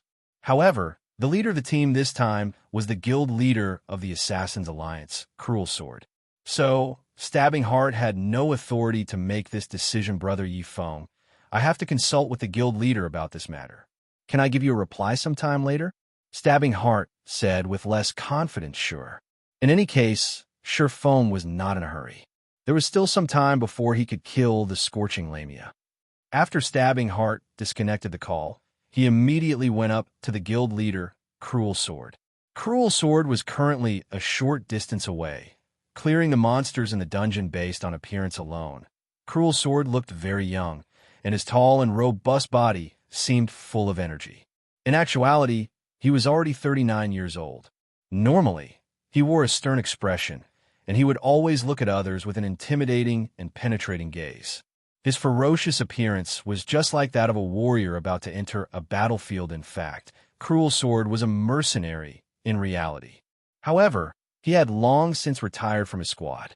After his retirement, he joined the then-weak Assassins Alliance, and after enduring over 10 years of hardships, he finally managed to turn the Assassins Alliance into an apex second-rate guild, gaining plenty of support and sponsors from large corporations. How did your negotiations with him go? Cruel Sword turned his head and glanced at Stabbing Heart, asking sternly. Previously, the Assassins Alliance had been stuck at the first boss of the hard-mode Beastman Munition factory. Hence, Stabbing Heart suggested recruiting a god-ranked expert to help them. However, Cruel Sword felt that it was beneath him to do such a thing. What god-ranked expert? Everyone's just blindly overestimating him if it weren't for the fact that Stabbing Heart had performed extremely well in recent days and been promoted to an elder of the guild. Cruel Sword would not have let Stabbing Heart contact Shurfeng at all. He agrees to come, but he has a demand. He wants all of the swordsman equipment and the forging designs and recipes that drop. Stabbing Heart carefully said, "However, I feel that Yifeng is worth this price. After all, even the snow goddess greatly valued his performance." After listening to these words, Cruel Sword's coarse eyebrows furrowed. He clearly felt dissatisfied about Shurfeng's demands. Boss Cruel Sword, Yifeng is truly powerful. Without Shurfeng, the snow goddess, Gentle Snow, might not have even obtained the first clear of the Dark Moon Graveyard. Stabbing Heart hurriedly said, "Gentle Snow, is it?" Cruel Sword's resolve slightly wavered after hearing this name. Just half an hour ago, Gentle Snow had shocked all players throughout the entire White River City region. Cruel Blade, included Gentle Snow, had taken down the first clear of 4 level 10 party dungeons and 2 level 10 small-scale team dungeons. Moreover, it wasn't the first clear of hard mode, but the first clear of hell mode simultaneously. Her achievements signified the gap between her and the other guilds growing even larger. Moreover, Cruel Sword received information that Gentle Snow had already begun raiding the hell mode of a 20-man team dungeon. If Gentle Snow really succeeded, she would no longer occupy the same playing field as the other guilds within the White River City region. It seems that Yifeng indeed has some capabilities. Since that is the case, agree to his demands. Cruel Sword was very curious about Shurfeng now. He wondered if Shurfeng was truly as strong as Stabbing Heart described him. In truth, Cruel Sword did not want any outsiders participating in the guild's expedition. However, the Assassins Alliance's position in White River City was becoming more insignificant as time passed. Ignoring the first-rate guild, Ouroboros, even the third-rate guild, Dark Star, would soon surpass them. The severity of this matter further increased due to the sudden appearance of that lone tyrant, who occupied the first position on the ranking list.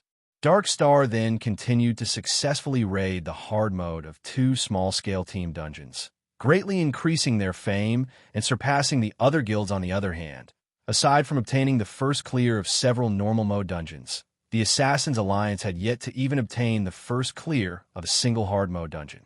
Hence, Cruel Sword had personally organized an elite team to raid the Beastman Munition factory. He intended to take this chance to obtain the first clear of a hard mode dungeon, increasing the guild's influence in White River City and ending the gossip of Assassins Alliance's inferiority to Dark Star. Hearing Cruel Sword's command, Stabbing Heart immediately contacted Shurfeng. "Excited brother Yifeng, our guild leader has agreed to your demands. I wonder if you can come here immediately?" Stabbing Heart asked. At this moment, Shurfeng still battled the Scorching Lamia. So how could he possibly leave now? Making a rough estimate, he said, "I still have some matters to attend to right now. I'll need around 2 hours before I can hurry over." "All right, then let's meet up at the entrance of the Beastman Munition factory in 2 hours. Although Stabbing Heart wanted Shurfeng to arrive as soon as possible, Stabbing Heart did not dare insist on the matter since Shurfeng had his own matters to attend. After all, it It was already stunning that Sure Feng would willingly help them outright. "I'll be there in 2 hours." Sure Feng disconnected the call, resuming his barrage of attacks on Salou just after the Scorching Lamia's HP fell below 20%. A change suddenly overcame her previously beautiful appearance. Crimson-red sacred runes suddenly appeared on her jade-white skin, releasing a frightening magic power. Moreover, her red, gemstone-like eyes released a brilliant white light immediately. The flame god's cave trembled. Cracks appeared on the ground, and very quickly, these cracks widened into large fissures that spewed molten magma. The lava formed a river as it moved and spread throughout the ground. This was the Scorching Lamia's strongest skill queen's rage. Fortunately, Sure Feng had long since lured Salou to this location. Otherwise, the lava that spewed from the ground would not be limited to a single river. It would form a great ocean that could instantly turn tens of thousands of players into ashes, becoming fertilizer for this great piece of land immediately. Sure Feng activated gravity liberation. He jumped up into the air, and like a cannonball, he shot forth toward a rock wall some 10 meters away, successfully avoiding the incoming surge of lava. Approximately half a minute passed before the lava fully receded. However, the land was still dyed a crimson red, releasing piping hot steam into the air and the surrounding environment. If an average player set foot on this land, they would lose at least 500 HP every second in the best-case scenario. However, Sure Feng was different. He had 123 points in fire resistance, so he could completely ignore the ground's high temperature. After he landed, he immediately resumed his attacks on the Scorching Lamia. It was extremely exhausting for Salou to cast Queen's Rage. So, after using the skill, she would enter a period of weakness. During this period, she would not have any attack power remaining, and it was the best time for Sure Feng to kill her if Sure Feng waited for the land to recover its normal state. The Scorching Lamia would have also recovered from her weakened state. In addition, her HP would also recover to 30% or above. The Scorching Lamia in a weakened state stood no chance against Sure Feng. A blazing meteor caused over minus 1,500 damage to Salou with every strike, with the occasional critical hit causing over minus 3,000 damage. 18%, 16%, 14%, 12%. By the time the Scorching Lamia had broken away from her weakened state, she only had 10% of her HP remaining in the end. The Scorching Lamia entered a berserk state, and her damage increased by several folds. However, with Sure Feng's frost grenades controlling her movements from beginning to end, Salou could not display her frightening might in melee combat at all. After another 10 minutes or so, the Scorching Lamia released a blood-curdling scream as her body fell to the ground instantly. Sure Feng's level increased by 1, reaching 17% of level 16. The bountiful EXP even shocked Sure Feng. Sure Feng then heard the sound of an explosion, and a large amount of flame crystals, equipment, and items appeared in place of the Scorching Lamia's body. Chapter 208, Beastman Munition Factory. It really is great to have the Shadow's blessing. Sure Feng's eyes slightly twitched as he looked at the shining loot scattered across the ground. It was the first time he truly felt fortunate about the 3 points of luck. It seems that I should get more equipment that increases the luck attribute in the future. I can use it specifically when killing bosses. If he obtained jackpots similar to the Scorching Lamia's as well, accumulating wealth would be a very simple task in God's domain. The term jackpot only applied to boss monsters, since bosses would give out more loot than usual. Normally, the number of items dropped was double or triple the usual amount, and players look forward to such situations the most. Unfortunately, aside from obtaining the first clear of a dungeon, the chances of a boss dropping a jackpot were abysmally low depending on a player's luck attribute. The chances of obtaining a jackpot would also increase. However, Sure Feng did not know the exact value each point of luck provided. He only knew that the higher the luck, the greater were the chances of obtaining a jackpot. If Sure Feng's luck increased to 10 points, he might obtain another jackpot if he killed a High Lord ranked boss in the future. To players, nothing was more exciting than obtaining even more high-level equipment and items, as this was the Flame God's Cave. the Scorching Lamia's jackpot was extremely valuable. It was much more beneficial than killing 2 to 3 High Lord ranked bosses. This is ridiculous. Just a single Scorching Lamia dropped close to half of my previous harvest of flame crystals. Surefeng was immediately shocked after he collected and arranged all the loot previously. He had only obtained a total of 223 flame crystals from killing many level 25 common, elite, and special elite monsters. Yet, the Scorching Lamia gave him 102 crystals. If converted to gold coins, that amount would be worth 15 gold, 30 silvers. Moreover, this was only the price of the flame crystals compared to the flame crystals. The equipment and forging designs dropped were much more valuable, aren't these the flame boots? Surefeng noticed a flame red-colored, delicate pair of boots.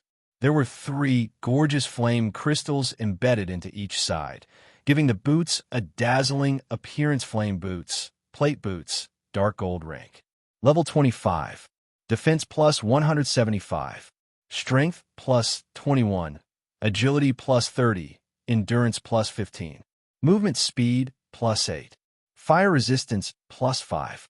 Additional skill dash. Flame Rush. Increases movement speed by 100% for 10 seconds cooldown. 2 minutes.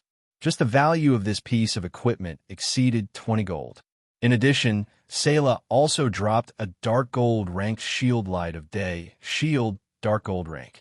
Level 25. Equipment requirement. Strength 130. Defense plus 665. Block rate 41%. Defend skill level plus 2. Strength plus 34, agility plus 10, endurance plus 32. Maximum HP plus 15%. Additional passive skill dash. Guardian Heart.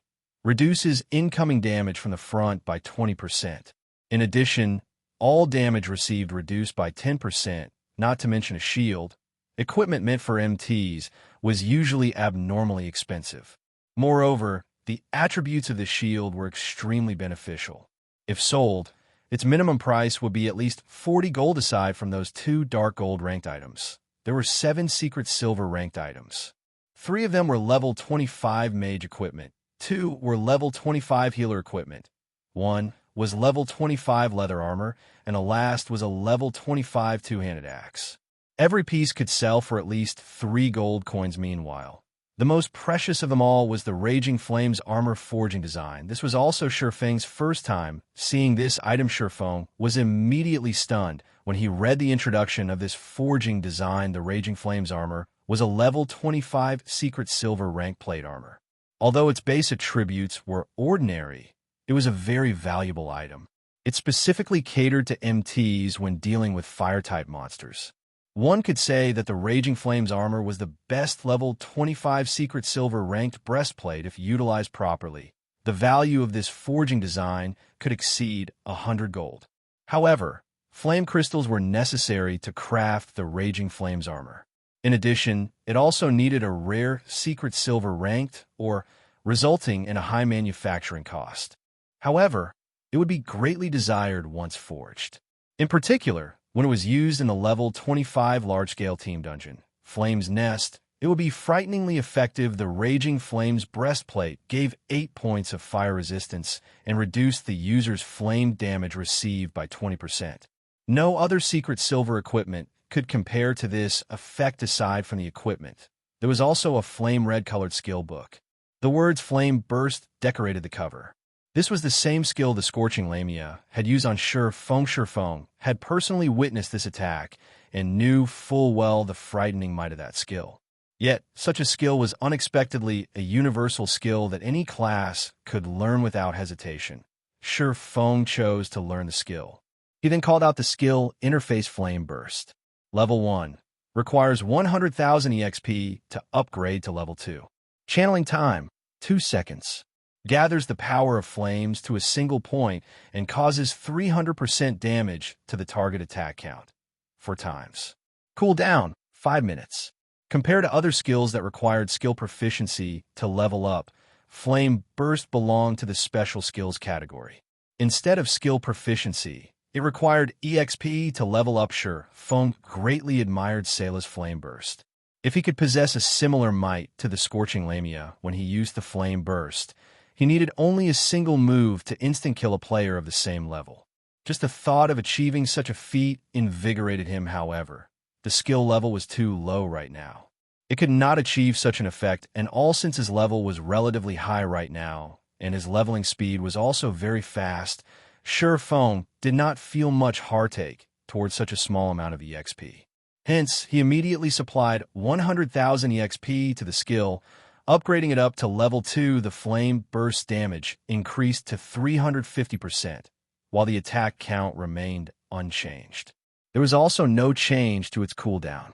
This time, 300,000 EXP was needed to upgrade the skill to level 3. However, Sure Feng chose to upgrade it without hesitation. He needed several million EXP just to level up now, so 300,000 was not a significant amount instantly. Sure Feng fell back down to level 15. The damage of the level 3 flame burst increased to 380%, while its attack count increased to 5 times and cooldown decreased to 4 minutes 30 seconds. This was a more noticeable improvement. Meanwhile, it now required 800,000 EXP to upgrade to level 4. Yet, Sure Feng still chose to upgrade it. The damage of the skill increased to 400%, attack count remained at 5 times, and cooldown decreased to 4 minutes. The skill needed 2 million EXP to upgrade to level 5 this time. Sure Feng similarly upgraded it to level 5 without hesitation. The damage of Flame Burst increased to 420%, attack count increased to 6 times, and cooldown decreased to 3 minutes 30 seconds. As a result of such a huge increase, however, Sure Feng had fallen to level 14. If he wanted to upgrade the skill to level 6, he needed to supply 4 million EXP. Even if he dropped back down to level 0, he could not raise Flame Burst to level 6. It seems that I can only wait until after level 20 before upgrading the Flame Burst again. Sure Feng felt it was unfortunate. However, the level 5 Flame Burst was sufficiently amazing already. It was certainly a very useful trump card. Sure Feng had spent quite a sum of money on his trip to the Flame God's Cave this time. Not to mention using more than 2 stacks of basic frost grenades. He also used the Flaming Sun scripture. However, with such an astonishing harvest, the losses he incurred were negligible. There's still some time left. I'll get some rest before heading to the Beastman Munition factory. Sure Feng called out the system clock, discovering that he still had some time before the appointed time. Seizing this chance, he could get some repairs done to his equipment and store his loot into the bank. He would return to the Flame God's Cave again in the future when he had the time. The boss of the Flame God's Cave had a respawn time of 2 days. In other words, Sure Feng would return to the Flame God's Cave to kill its boss once every 2 days. Not only could he level up quickly by doing so, but he could also obtain plenty of high-level equipment. This place was sacred ground for players. It was no wonder the Ranger, who was the first person to discover this place, made a huge earning. Outside of the Beastman Munition factory, Cruel Blade and the others had already gathered at the dungeon's entrance. They currently discussed their strategy to raid the dungeon. During the time they spent waiting for Sure Feng, they challenged the dungeon twice more. However, the end result was still the same. Obtaining the first clear of a hard mode team dungeon was much more difficult than they had imagined. Although they had managed to clear the hard mode of a 10-man team dungeon, some other guild was already a step ahead of them by the time they cleared it. Right now, only the first clears of 20-man hard mode team dungeons were available. However, the hard mode of a 20-man team dungeon was obviously more difficult compared to a 10-man team dungeon. No matter how much thought they put into it, they could not come up with any methods to clear the dungeon. They could only wait for Sure Feng's arrival at the dungeon's entrance. This was also a good chance for the team to get some rest, although Stabbing Heart had continuously recommended Sure Feng. Cruel Blade did not place much hope in him. After all, the Assassin's Alliance was an apex second-rate guild. Experts were a dime a dozen within a guild. Meanwhile, they had gathered 20 experts to raid the Beastman Munition factory, but they still died under the first boss feat. What difference would an additional, independent player with good techniques make? Guild leader, someone's coming. One of the guild's scouting assassins suddenly spoke in the team chat. Chapter 209, Lone Tyrant. Hearing that someone approached, Stabbing Heart thought that it was Surefeng. Hence, he turned his gaze towards the entrance. However, the person walking over was not Surefeng at all. Moreover, it was not just a single player, but a group of players. This was a 20-man team. The members of this team all wore impressive equipment. Practically all of them wore a mix of bronze and mysterious iron equipment, with the majority being mysterious iron equipment. There were also a few players among them wearing level 10 class-specific set equipment that only dropped from level 10 team dungeons. Although they were only individual pieces at this stage of the game, they were definitely considered top-tier equipment to guilds. The leader of this team was a Guardian Knight. Judging by appearances, the man looked to be around 25 years of age. There was a nasty smile on the man's face. The man wore a mix of red and white-colored heavy armor and carried a blood-red cross shield and longsword. It can't be, right? That shield warrior has the complete Bloody Brilliance set equipment. That's a level 10 mysterious iron set equipment. The glow from his shield and longsword show that they are both of secret silver rank. How come I have never seen such equipment before? The members of Assassin's Alliance started a quiet discussion when they saw the leading Guardian Knight. The Bloody Brilliance set equipment could only be obtained from level 10 hard mode team dungeons. The fact that this group of newcomers had gathered a full set displayed just how powerful their team was. They seemed to be players from Dark Star. Making a careful observation, Stabbing Heart suddenly discovered that the guild emblem these players donned belonged to that of the guild, Dark Star. He then observed the leading Guardian Knight, suddenly exclaiming in shock, "He's Dark Star's lone Tyrant." Cruel Sword's complexion immediately turned grim at these words. Lone Tyrant of Dark Star was currently number 1 on the ranking list. In addition, Dark Star had also managed to obtain the first clear of 2 hard mode dungeons.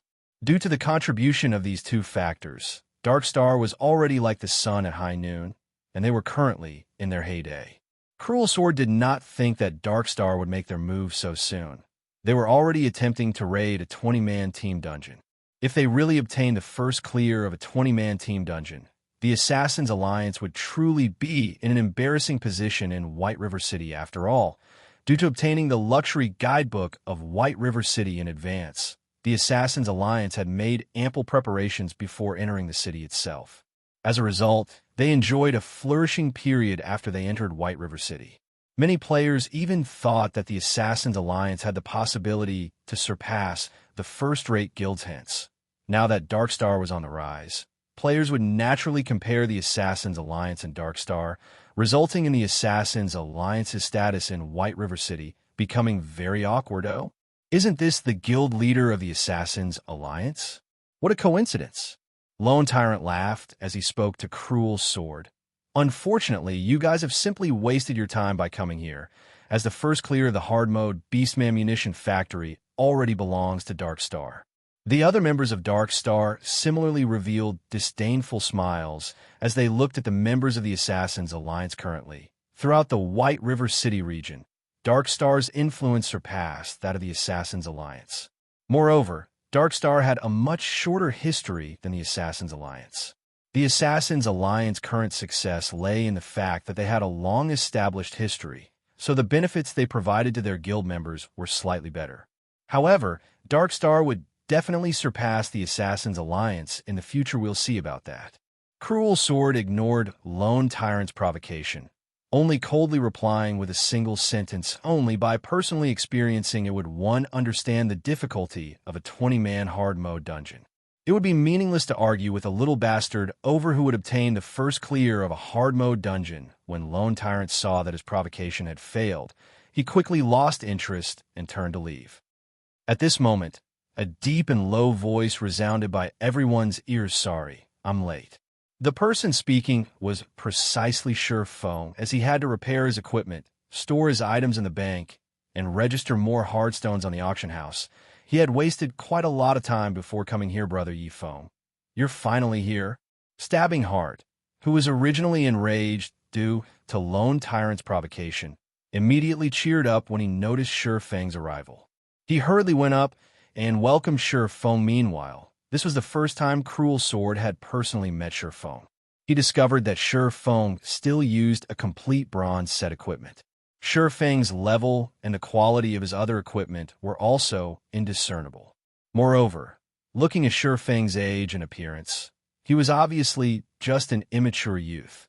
He did not possess the sharp temperament of a top-tier expert at all. However, he had obtained the first clear of the hell-mode Dark Moon Graveyard with gentle snow. Coupling that with the widespread battle footage from before and the fact that Sure Feng was the first player to enter White River City, Sure Feng should possess some real skills. However, they were not here to fight other players in the dungeon. Although Sure Feng had impressive combat capabilities, one could not clear a dungeon by depending on combat capabilities alone. Hence, Cruel Sword did not look favorably upon Sure Feng. Ha ha ha ha. What a joke. So even the famous Assassins Alliance has to invite someone to raid a team dungeon. Moreover, you've even invited an independent player. It seems that the Assassins Alliance only amounts to this much. To think that I've always thought of the Assassins Alliance as an actual opponent, I was truly blind. Lone Tyrant looked at Sure Feng, then turned to look at Cruel Sword again before involuntarily laughing. Stabbing Heart wanted to flare up in rage. However, he had no counter to Lone Tyrant's words after all. What he said was true that other Assassins Alliance members had also lowered their heads in shame. At this moment, their hearts harbored dissatisfaction towards Stabbing Heart. They were already disappointed with Stabbing Heart's previous decision of inviting Sure Feng, so the humiliating situation now only made it worse. Yet, although they wished they could immediately chase Sure Feng away, they dared not voice their opinions after making fun of the Assassins Alliance. Lone Tyrant's gaze shifted towards Sure Feng. Pretending to be surprised, he sneered and said, "And here I thought the Assassins Alliance had invited some amazing person. Isn't this Yi Feng, the first player to enter White River City and the previous first place on the ranking list? I am truly sorry about this. I never imagined that you would be so easy to surpass. So, I accidentally snatched away your first position. Oh, that's not right. Why can't I find your name within the top 100 of the ranking list? It seems that there is a limit to a person's good luck. Without any real strength, one would quickly be surpassed by others. Isn't that right, little brother Yi Feng?" Although Lone Tyrant could not see Sure Feng's current level, he did not think that Sure Feng was anything amazing. Otherwise, why would he choose not to display his level? There was only one possibility for such an action, and it was because he was too shameful to show his level. Sure Feng was clearly the first player to enter White River City, yet a majority of players surpassed him in levels. So it was very logical that he would choose to hide his level in shame brother Yi Feng. Let's just ignore him and enter the dungeon. Afraid that Sure Feng would grow angry and leave, Stabbing Heart hurriedly dragged Sure Feng away from the players of Dark Star. The players within the White River City region have constantly used the Assassins Alliance as a comparison to Dark Star. Previously, I had felt proud of this matter, but now, I can only feel embarrassment. Please don't associate Dark Star with you all anymore in the future. We really can't bear this sort of shame.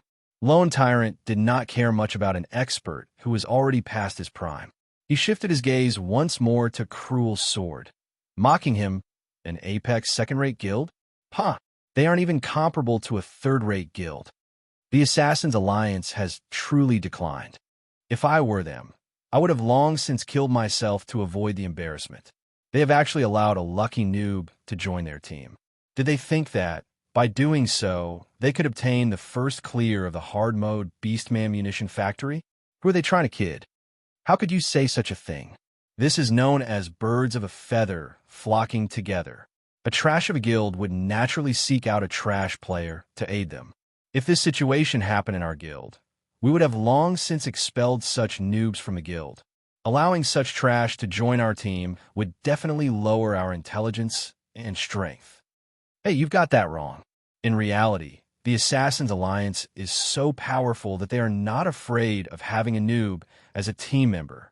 They could still clear the hard-mode Beastman Munition factory with no problems, even with such a member on their team. This is definitely something Dark Star can't dream of comparing with. The relationship between Dark Star and the Assassins Alliance had long since been similar to that of fire and water. Now that there was such a good opportunity, The members of Dark Star took this chance to ridicule the Assassins' Alliance immediately. The atmosphere on the Assassins' Alliance's side became abnormally depressing. The players from the Assassins' Alliance all resentfully glared at Stabbing Heart contrary to expectations. However, Stabbing Heart did not feel any heartache due to these hateful gazes. Instead, he felt apologetic to Surefeng.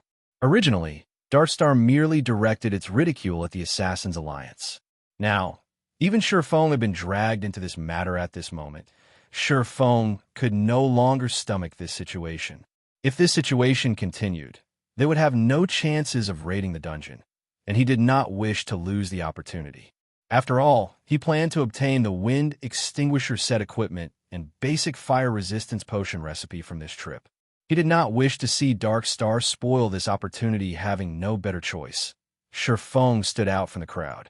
With pupils as deep as black holes, he gazed at Lone Tyrant. He then calmly said with a smile, "I'm very curious about something.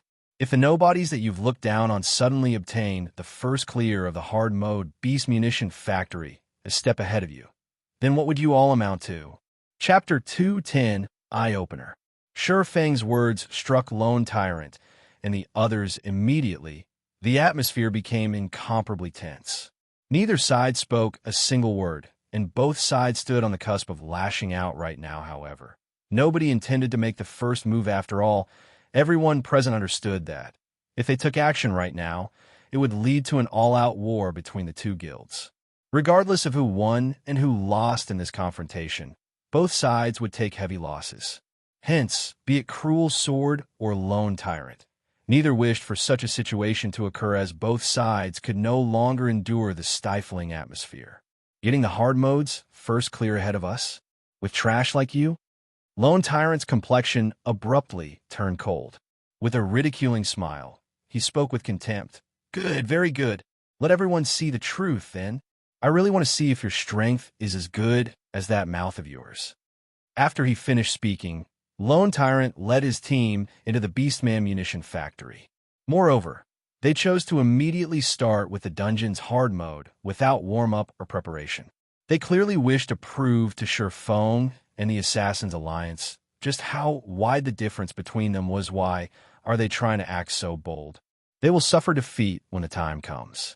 Stabbing Heart curled his lips, revealing a cold smile. Without personally experiencing the 20-man hard mode Beastman munition factory, one could not truly gauge the difficulty of the dungeon. Otherwise, they would not have sought Surefeng's help. They had only chosen this method as a last resort. After all, the Assassins' Alliance was in a precarious position right now, and they were in dire need of a breakthrough. Hence, they had to obtain the first clear of a hard mode dungeon. That's right. Dark Star is nothing. They'll cry with regret once they enter the dungeon. Guild leader, let's hurry and enter.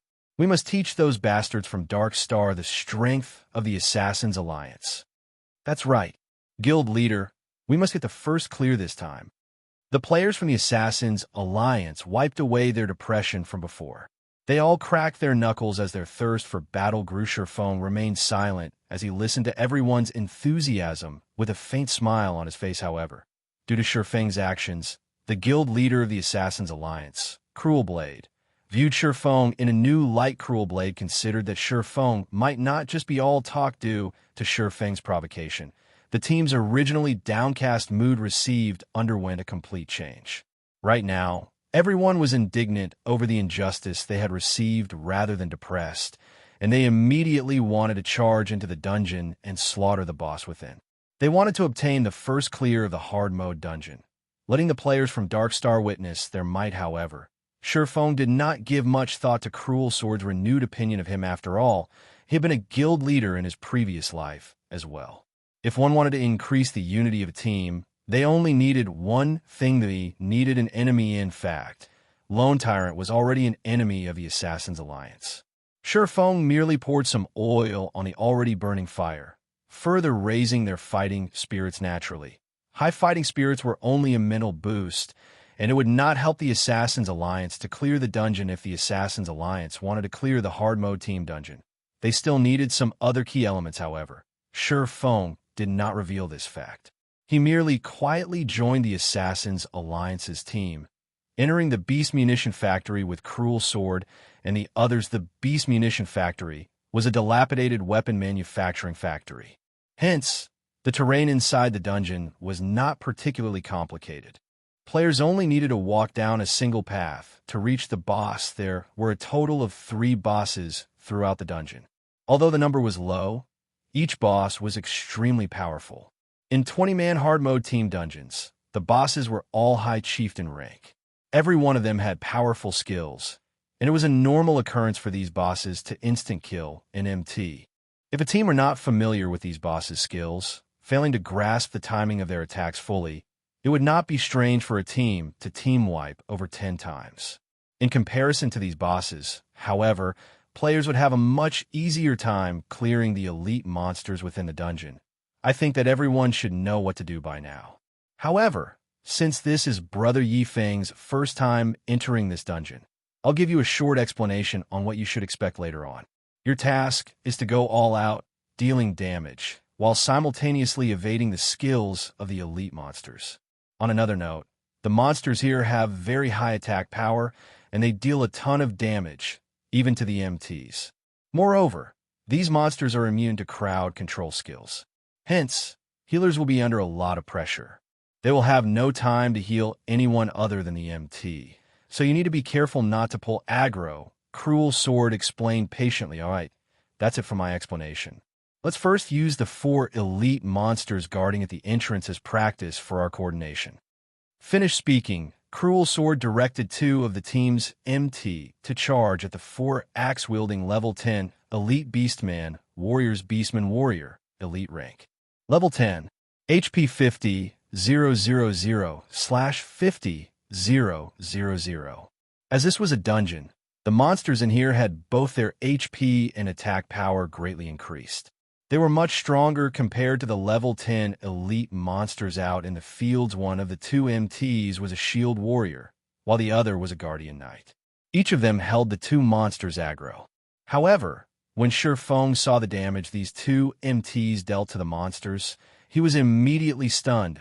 A normal attack from the shield warrior only dealt -32 damage to the Beastman warriors. When the shield warrior used heroic strike, he only dealt -66 damage. Meanwhile, the guardian knight fared even worse than the shield warrior. The guardian knight's normal attack only dealt -24 damage, while his divine strike only dealt -51 damage. Both of these MTs were level 10 players, and both of them wielded mysterious iron weapons. Even if it were a one-handed weapon, when faced with an elite monster of the same level, it should not deal such little damage. Thus, Shifeng was shocked by this sight he witnessed. Although the 2 MTs took care to evade the attacks of the monsters, they were very clumsy. As a result, the number of attacks they received exceeded the number of times they dodged. Moreover, each time they received an attack, they needed to retreat a few steps before they could stabilize themselves. The only fortunate thing was that the damage they received was not high. They received around -300 damage from each attack. Meanwhile, each MT possessed around 2,400 HP. With 2 monsters attacking each MT simultaneously, each MT received a rough total of -600 damage, a quarter of their total HP. This situation resulted in the healers suffering, however. Shifeng was similarly shocked when he discovered that both MTs possessed around 2,400 HP. What the heck? Isn't their HP a little too high? They both couldn't have only added their free attribute points into endurance, completely ignoring strength and agility, right?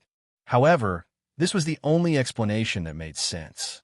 It explained why, even though both MTs were clearly gaming experts, they required so much effort just to dodge an attack, and why their damages were so pitiful.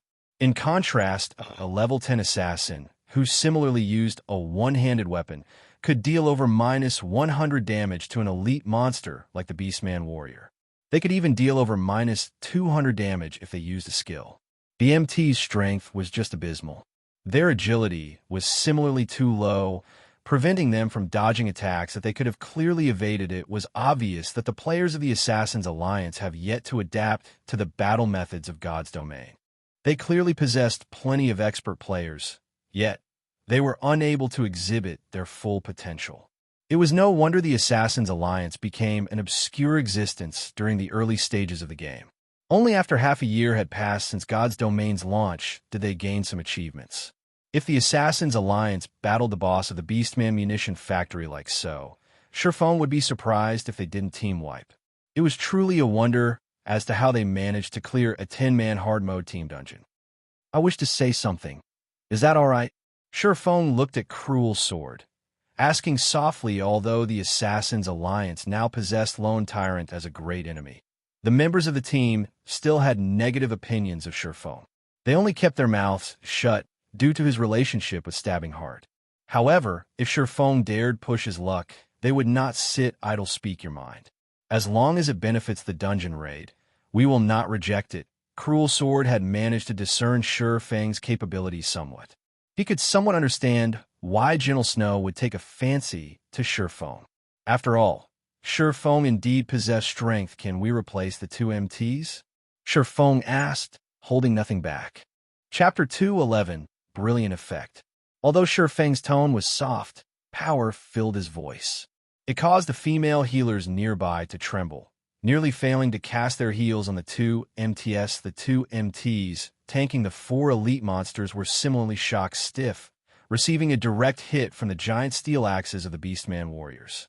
Damages of over -400 points appeared above both MTs, and the two retreated close to half a dozen steps before they managed to stabilize themselves. The other damage-dealing team members also froze. They all stared at Surefong with dumbfounded gazes, thinking that their ears had played a trick on them. Replace the MTs. What kind of joke was this? The two players tanking the elite monsters belonged to the top 3 MTs of the guild. Yet, Surefong wanted to replace them with someone else? Wasn't he just looking for trouble? Surefang's decision would be understandable if the two MTs had made an error while luring the monsters, or lost the monsters' aggro. However, neither of the MTs made such mistakes. So, why should they be replaced? Did they do something wrong? Cruel Sword asked. MTs were the core of a team. A powerful MT could greatly reduce the raiding difficulty of a dungeon. A team should never rashly replace their MTs. Nothing. Surefong shook his head. Indeed, the two MTs did not make any mistakes up until this point. However, not making any mistakes did not necessarily mean that everything was fine, capable of holding aggro and taking blows. If this were a normal virtual reality game, there would be no problems if the MTs of a team could perform these two tasks. However, God's Domain was different. Just carrying out these tasks was still not enough to secure a victory for the team. Since there are no problems, why should we need to replace the MTs? Cruel Sword wrinkled his eyebrows. The two MTs in question were furious right now, clearly displaying their displeasure. Surefong was just someone they had invited, yet he dared criticize such powerful MTs like themselves? Wasn't he being too arrogant? Their ability to evade attacks is just too poor. To put it bluntly, they are taking too much damage. When they face a boss, even 4 healers will not be sufficient to keep them alive. Moreover, their damage output is too low. In a boss battle, even 1% of HP could decide victory or defeat. I'm guessing that, when you guys faced the first boss of this dungeon, aside from having insufficient damage, your healer's mana ran dry as well. In the end, the result was a complete team wipe. Surefong said with a smile, listening to Surefang's words. The two MTs immediately fell speechless. Cruel Sword was also awestruck. Clearly, he had not mentioned the matter of their team wiped to Surefong before. Yet, Surefong correctly guessed each detail of their previous encounter. Everything Surefong had just said was clear and logical, and Cruel Sword agreed that he needed to make some changes. I wonder if Brother Yifeng has any suggestions on how we can improve? What kind of MT do we need? Cruel Sword earnestly sought Surefang's guidance. The other members of the Assassins' Alliance were no fools, either. They had discerned the meaning behind Surefang's words. As a result, the dissatisfaction they felt towards Surefong in their hearts lessened greatly, while respect slightly grew. Each of them perked up, focusing Surefang's wise opinion. It's very simple. Look for 2 Guardian Knights who have allocated their free attribute points in a ratio of 2 strength. 1 agility, 2 endurance. It would be best if they have learned both Guardian Aura and Power Aura. Shifeng unhurriedly spoke unknowingly. Shifeng had suddenly become the heart of the team within moments. Cruel Sword had found 2 Guardian Knights from his guild that fit Shifeng's requirements. However, these Guardian Knights' techniques were not anything impressive, and their equipment was subpar. At best, one of them was White Feather, and he only possessed slightly over 1,700 HP. The other Guardian Knight was called Water Lake, and his HP was just over 1,800 points. Furthermore, the two's defense was lower than the previous MTs by more than 200 points. They were on completely different levels, however. Shifeng saw nothing amiss after examining the two's equipment. The remaining problem would be their techniques. Shifeng then continued by explaining to the 2 Guardian Knights how they should battle the elite monsters and how they should dodge attacks. As for how much of his explanation they actually understood, that would depend on their own comprehensive abilities, following which Shifeng instructed one of the Guardian Knights to activate Guardian Aura, increasing the defense of the entire team by 20 points. He then instructed the other Guardian Knight to activate Power Aura, increasing the strength of the entire team by 5 points. Shifeng also switched his title to Might of 1,000, greatly increasing the attributes of the entire team. As a result, the HP of the 2 Guardian Knights almost reached the 2,000 HP threshold. The team's jaws dropped when they witnessed the brilliant effect brought about by Shifeng's Might of 1,000 title, increasing all attributes by 10%. This was an outstanding weapon for dungeon raiding. Such an increase was the equivalent of raising every team member's equipment by an entire rank. With such a brilliant effect, they had far more confidence in dealing with the bosses of the dungeon. Hence, everyone started clearing the elite monsters with great excitement. When they first started out, everyone still felt skeptical about Shifeng's decision to replace the 2 MTs. It was simply illogical to replace their previously powerful MTs with weaker ones. However, shortly after the 2 Guardian Knights began tanking the elite monsters, they immediately discovered that there was a massive difference. Although the Beastman warriors dealt around minus 450 damage to the 2 Guardian Knights with each hit, these Beastman warriors only managed to land 1 out of every 3 attacks. In comparison, the previous 2 MTs would receive 2 out of every 3 attacks, taking an additional minus 150 damage every 3 attacks. With such a glaring difference in damage, the burden on the healers greatly lessened. Moreover, as they faced more battles, the 2 new MTs gradually evaded with better efficiency, taking fewer hits as a result.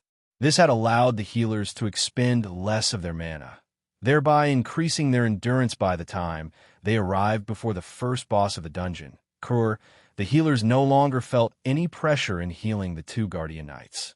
They even had time to attend to the other team members. Karur was a large and ferocious beastman. He was twice as large as a normal beastman, and his body was fully covered in steel-like scarlet muscles. On his back, Karur carried a mammoth magical saber that was as long as he was tall. Meanwhile, Karur himself was a level 12 high chieftain rank boss with a whopping 450,000 HP. Brother Yifeng, I wonder if you have any ideas of how to best raid this boss? When facing with Karur once again, Cruel Sword's thoughts started growing heavy. After all, Karur had already team-wiped them multiple times. MTs should hold aggro properly, while everyone else should evade Karur's skills. That should be it, I guess. Shifeng casually spoke after giving the question some thought. Everyone in the team immediately sent contemptful glares at Shifeng. Wasn't this just a bunch of nonsense? Wasn't that obvious? All right, MTs, take action. You 2 should take turns tanking the boss. Whoever's HP falls to a critical state should immediately back off and let the other tank.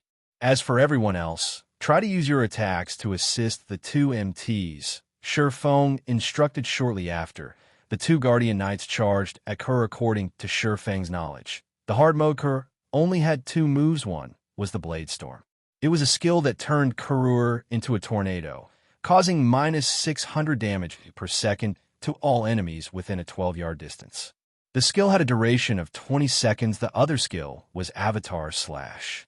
When Karur used this skill, he would immediately vanish from everyone's sight.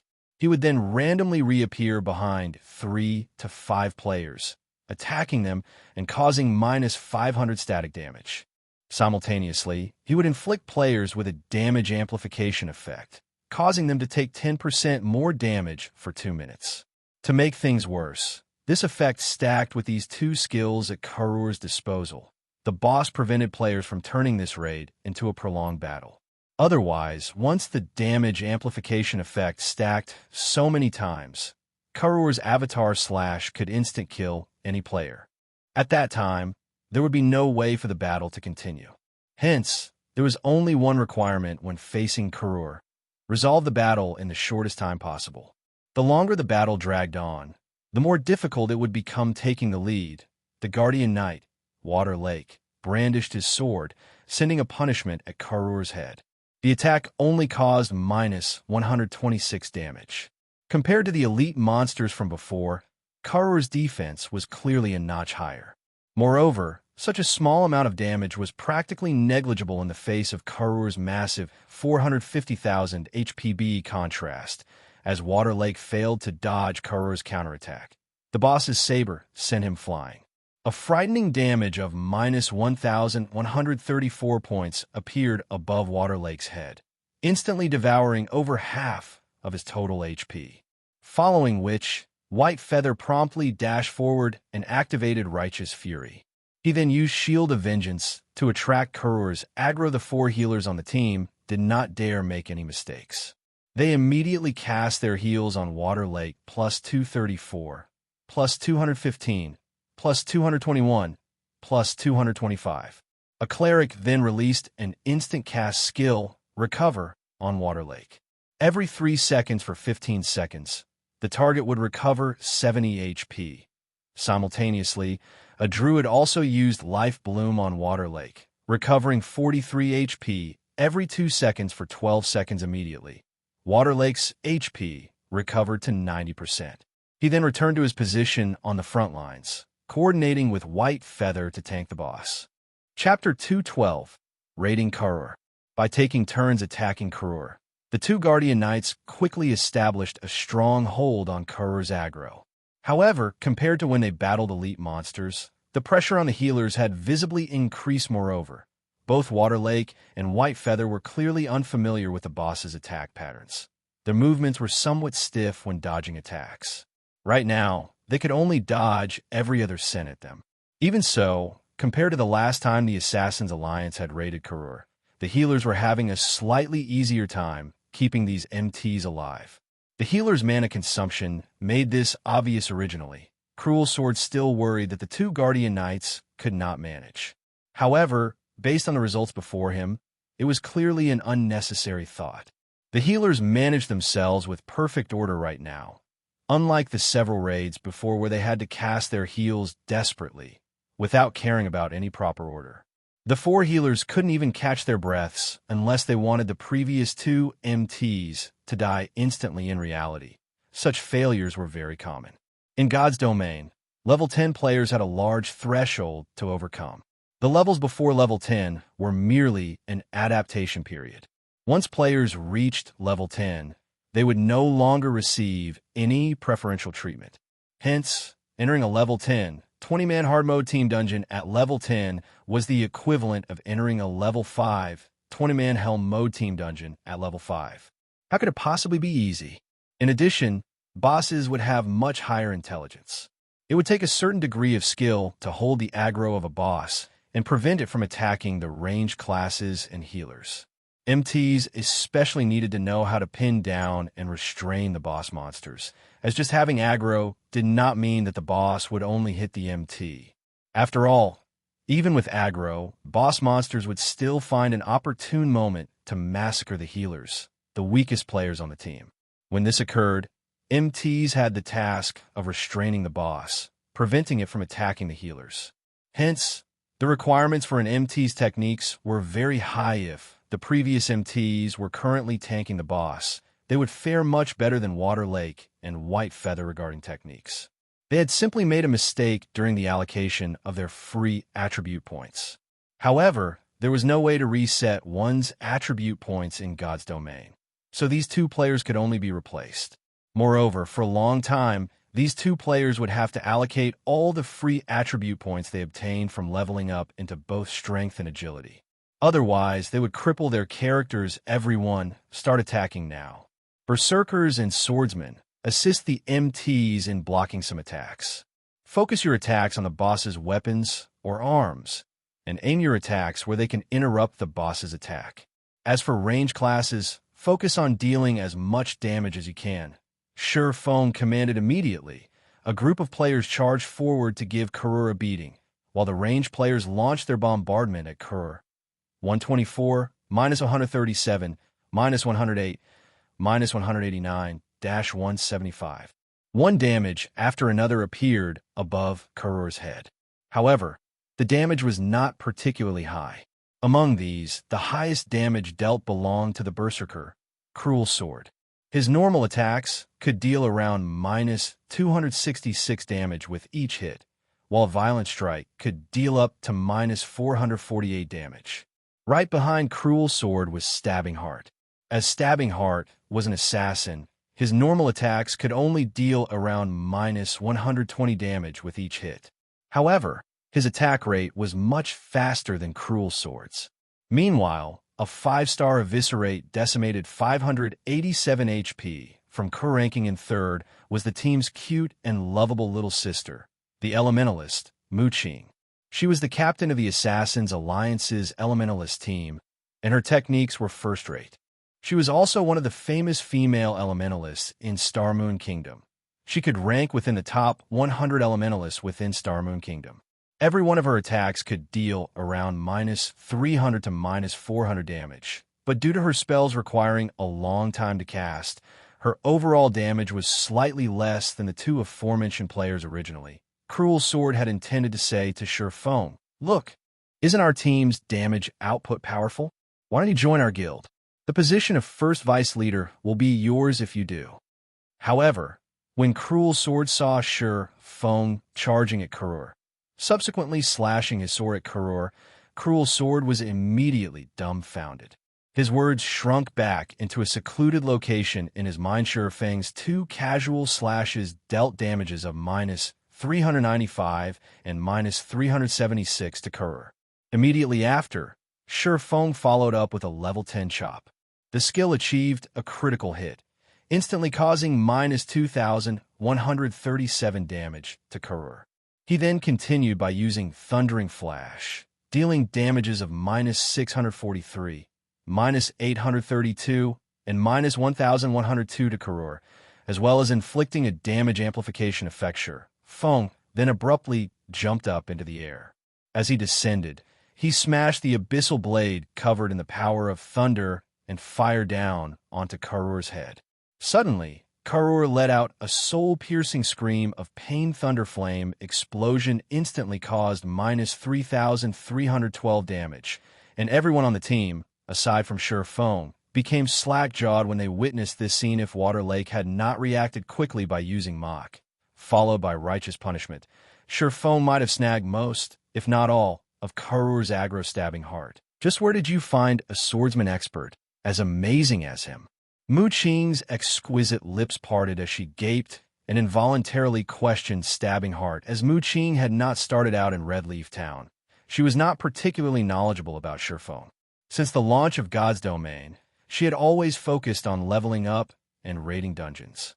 Even after she entered White River City, she had not met many players who could surpass her. Hence, Mu Qing naturally considered herself as a top-tier expert. However, Sure Phone had utterly shattered that belief.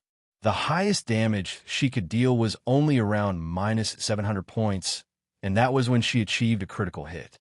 Meanwhile, Sure Phone could casually deal over -700 damage with a single hit. Right now, he had even dealt over -3,000 damage to a high chieftain rank boss.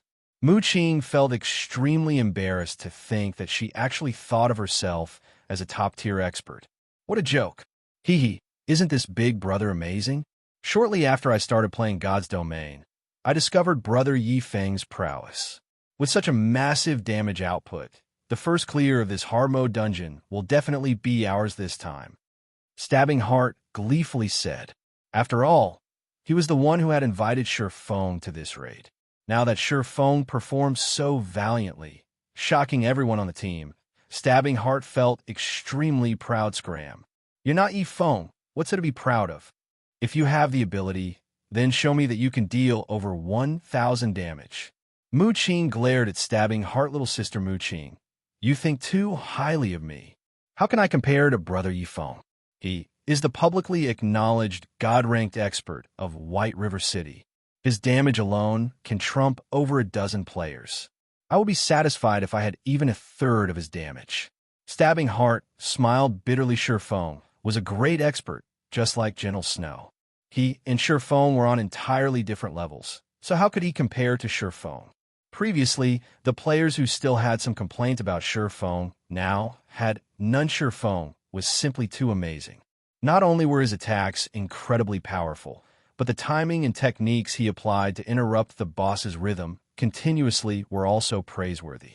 Every time one of Feng's swords attacked Karur, his other sword would simultaneously strike at Karur's saber, shifting the boss's attack slightly. This situation allowed the two MTs to dodge Karur's attacks with far more ease, greatly reducing the burden on the healers. At this moment, everyone finally understood what a true swordsman was. Aside from having fierce attacks, Feng could also nimbly assist the MT. With such a swordsman on the team, raiding the dungeon became much easier than before. By making a rough estimate, their chances of victory had risen by at least twofold. At this moment, Cruel Sword suddenly sent a private message to Mu Qing. Mu Qing, you're one of the great beauties in our guild. You can see how amazing Feng is. It would be a shame not to recruit him into our guild. It wouldn't be too good for a brute like me to invite him directly. Can you use your charms to persuade him to join us? If you manage to pull Feng into our guild, I can guarantee that your current treatment will increase by threefold, and you will also be promoted to an elder of the guild. Cruel Sword also tried to think of a few other methods to recruit Feng into the Assassin's Alliance. However, he immediately discovered that the Assassin's Alliance did not have any great benefits to Feng. With Feng's techniques, even first-rate guilds would willingly wage a bloody battle with each other to recruit him. As for the price tag the Assassin's Alliance could offer, any first-rate guilds could easily double or triple the amount. Hence, the only option Cruel Sword had remaining was to play the relationship card. Looking at Feng's age, he should only be in his early 20s. He was at the age where he should be both vigorous and passionate. Meanwhile, a great beauty like Mu Qing was perfect for this situation, although Cruel Sword hated resorting to such methods. The competition in God's domain was just too intense. There were plenty of guilds using similar tactics. If he continued being conservative, he might regret it in the future. Guild leader, are you for Real? Mu Qing excitedly asked. Of course. Cruel Sword earnestly replied. Guild leader, leave it to me. With this young lady's charm, I will definitely recruit Feng into our guild. Mu Qing laughed coquettishly, her large eyes shifting towards Feng. Cruel Sword had similarly notified Stabbing Heart his plan. However, Stabbing Heart simply shook his head and smiled bitterly after he heard it. Stabbing Heart really wished to say, if even a saint like Gentle Snow and a demoness like Zhao Yueru failed to capture Feng's heart, I'm afraid Mu Qing will not have any chances at all. Although Mu Qing was indeed a beauty as pretty as a flower, when Stabbing Heart gazed at Mu Qing's flat chest and recalled Gentle Snow's and Zhao Yueru's outstanding lethal weapons, they were on entirely different levels. However, Stabbing Heart did not try to ruin Mu Qing's beautiful fantasy at this moment. Karur's HP had decreased to 50%. Suddenly, Karur let out an angry bellow. Everyone, get away from the boss. Feng knew that Karur was about to use Blade Storm. With Feng's reminder, the elites of the Assassin's Alliance quickly distanced themselves more than 20 yards from Karur.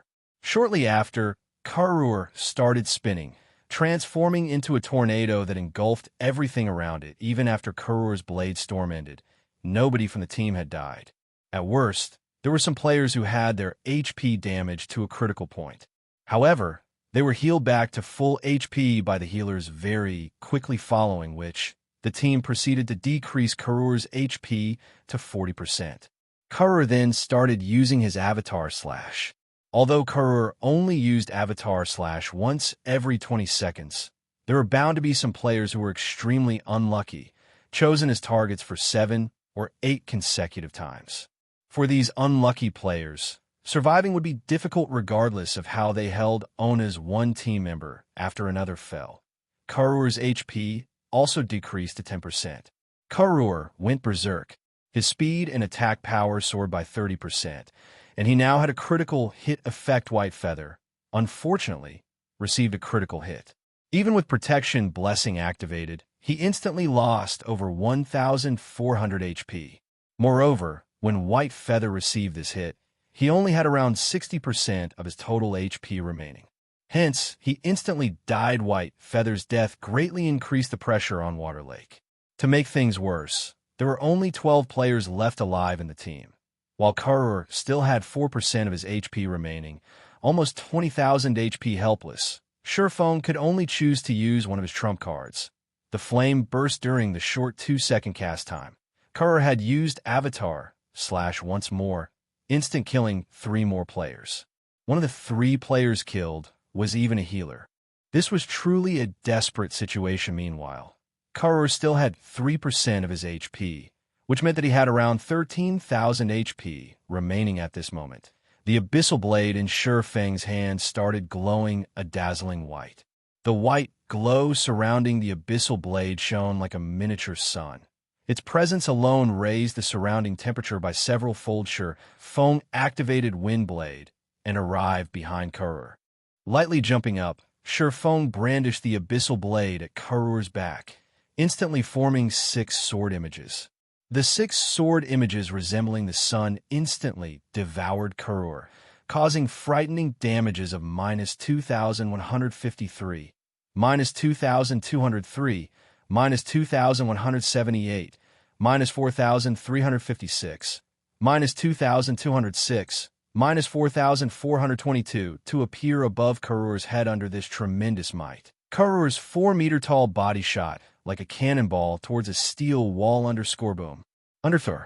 An indentation in the shape of Karur immediately formed on the steel wall. Meanwhile, Karur was thoroughly charred black, as void of life as a stone. Chapter 213, Dark Warlock Salou. Karur is down. We won. What was that skill? How could it be so frightening? The surviving members looked at the charred Karur, all involuntarily gulping a mouthful of saliva. The scene Surefeng displayed before was simply unheard of. It was as if the thing he brandished was not a sword but a miniature sun. Even when standing at a distance of over 30 yards, they could feel the scorching temperature through the pain and burning of their skin. Meanwhile, the damage Surefeng had dealt was even more shocking. Of his 6 last strikes, not one had dealt lower than -2,000 damage to the High Chieftain rank boss. Among them, there were even 2 that achieved a critical hit, causing over -4,000 damage.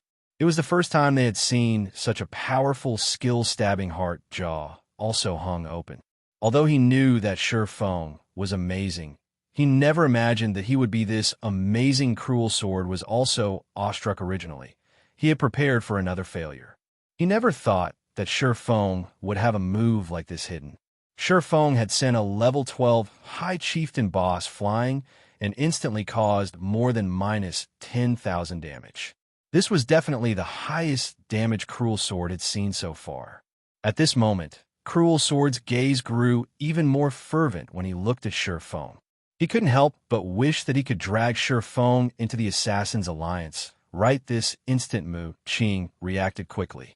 This moment was her best chance to get closer to Surefeng. Hence, Mu Qing immediately walked up to Surefeng's side, acting excited as she pulled on Surefeng's arm. Big brother Yifeng, this move of yours is just too amazing. Just what sort of skill is it?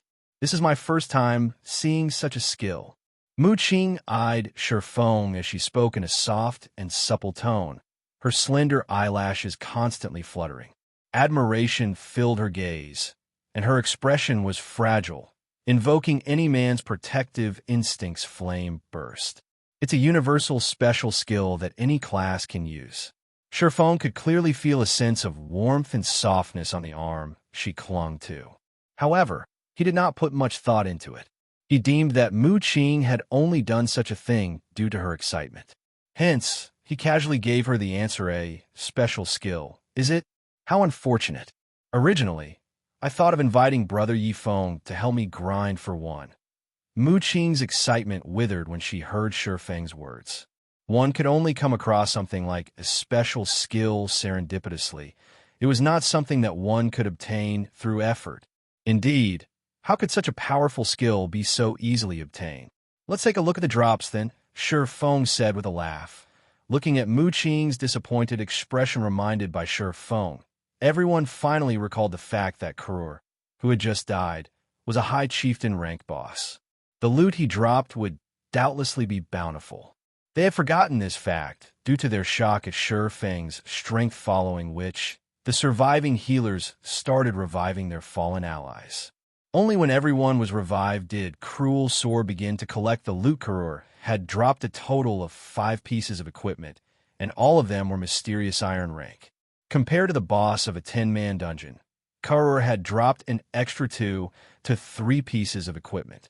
Among the 5 pieces of equipment, there was a level 10 Great Shield, a level 10 Longbow for Rangers, a level 10 Breastplate for Berserkers, a level 10 Staff for Healers, and the last piece was a level 10 Breastplate for Swordsmen.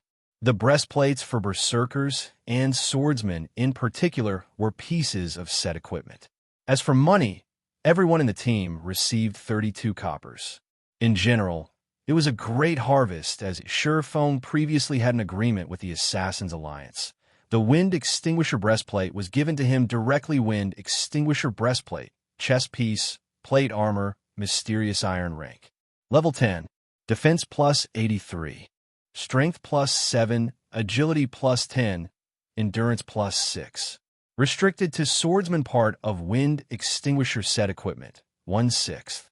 2-piece effect. Increase damage by 10%. 4-piece effect. Increase attack speed and movement speed by 15%. 6-piece effect. Ignore levels plus 3. When attacking, 15% chance to increase attack power by 50 points for 20 seconds. Regarding attributes or set effects, the Wind Extinguisher set equipment definitely possessed a qualitative increase compared to the Silver Moon set equipment. Shifeng's best available option was to gather this whole set now and upgrade his equipment. However, it would not be an easy task after receiving the Wind Extinguisher Breastplate. Shifeng was in no hurry to swap it out with his current breastplate. After all, once he made the change, he would lose one of the set effects of the Silver Moon set equipment. He only intended to make the change after he collected 4 pieces of the Wind Extinguisher set equipment after distributing the equipment. Everyone advanced towards the next boss now. That Water Lake possessed a level 10 mysterious iron ranked shield. His defense and HP had both increased significantly.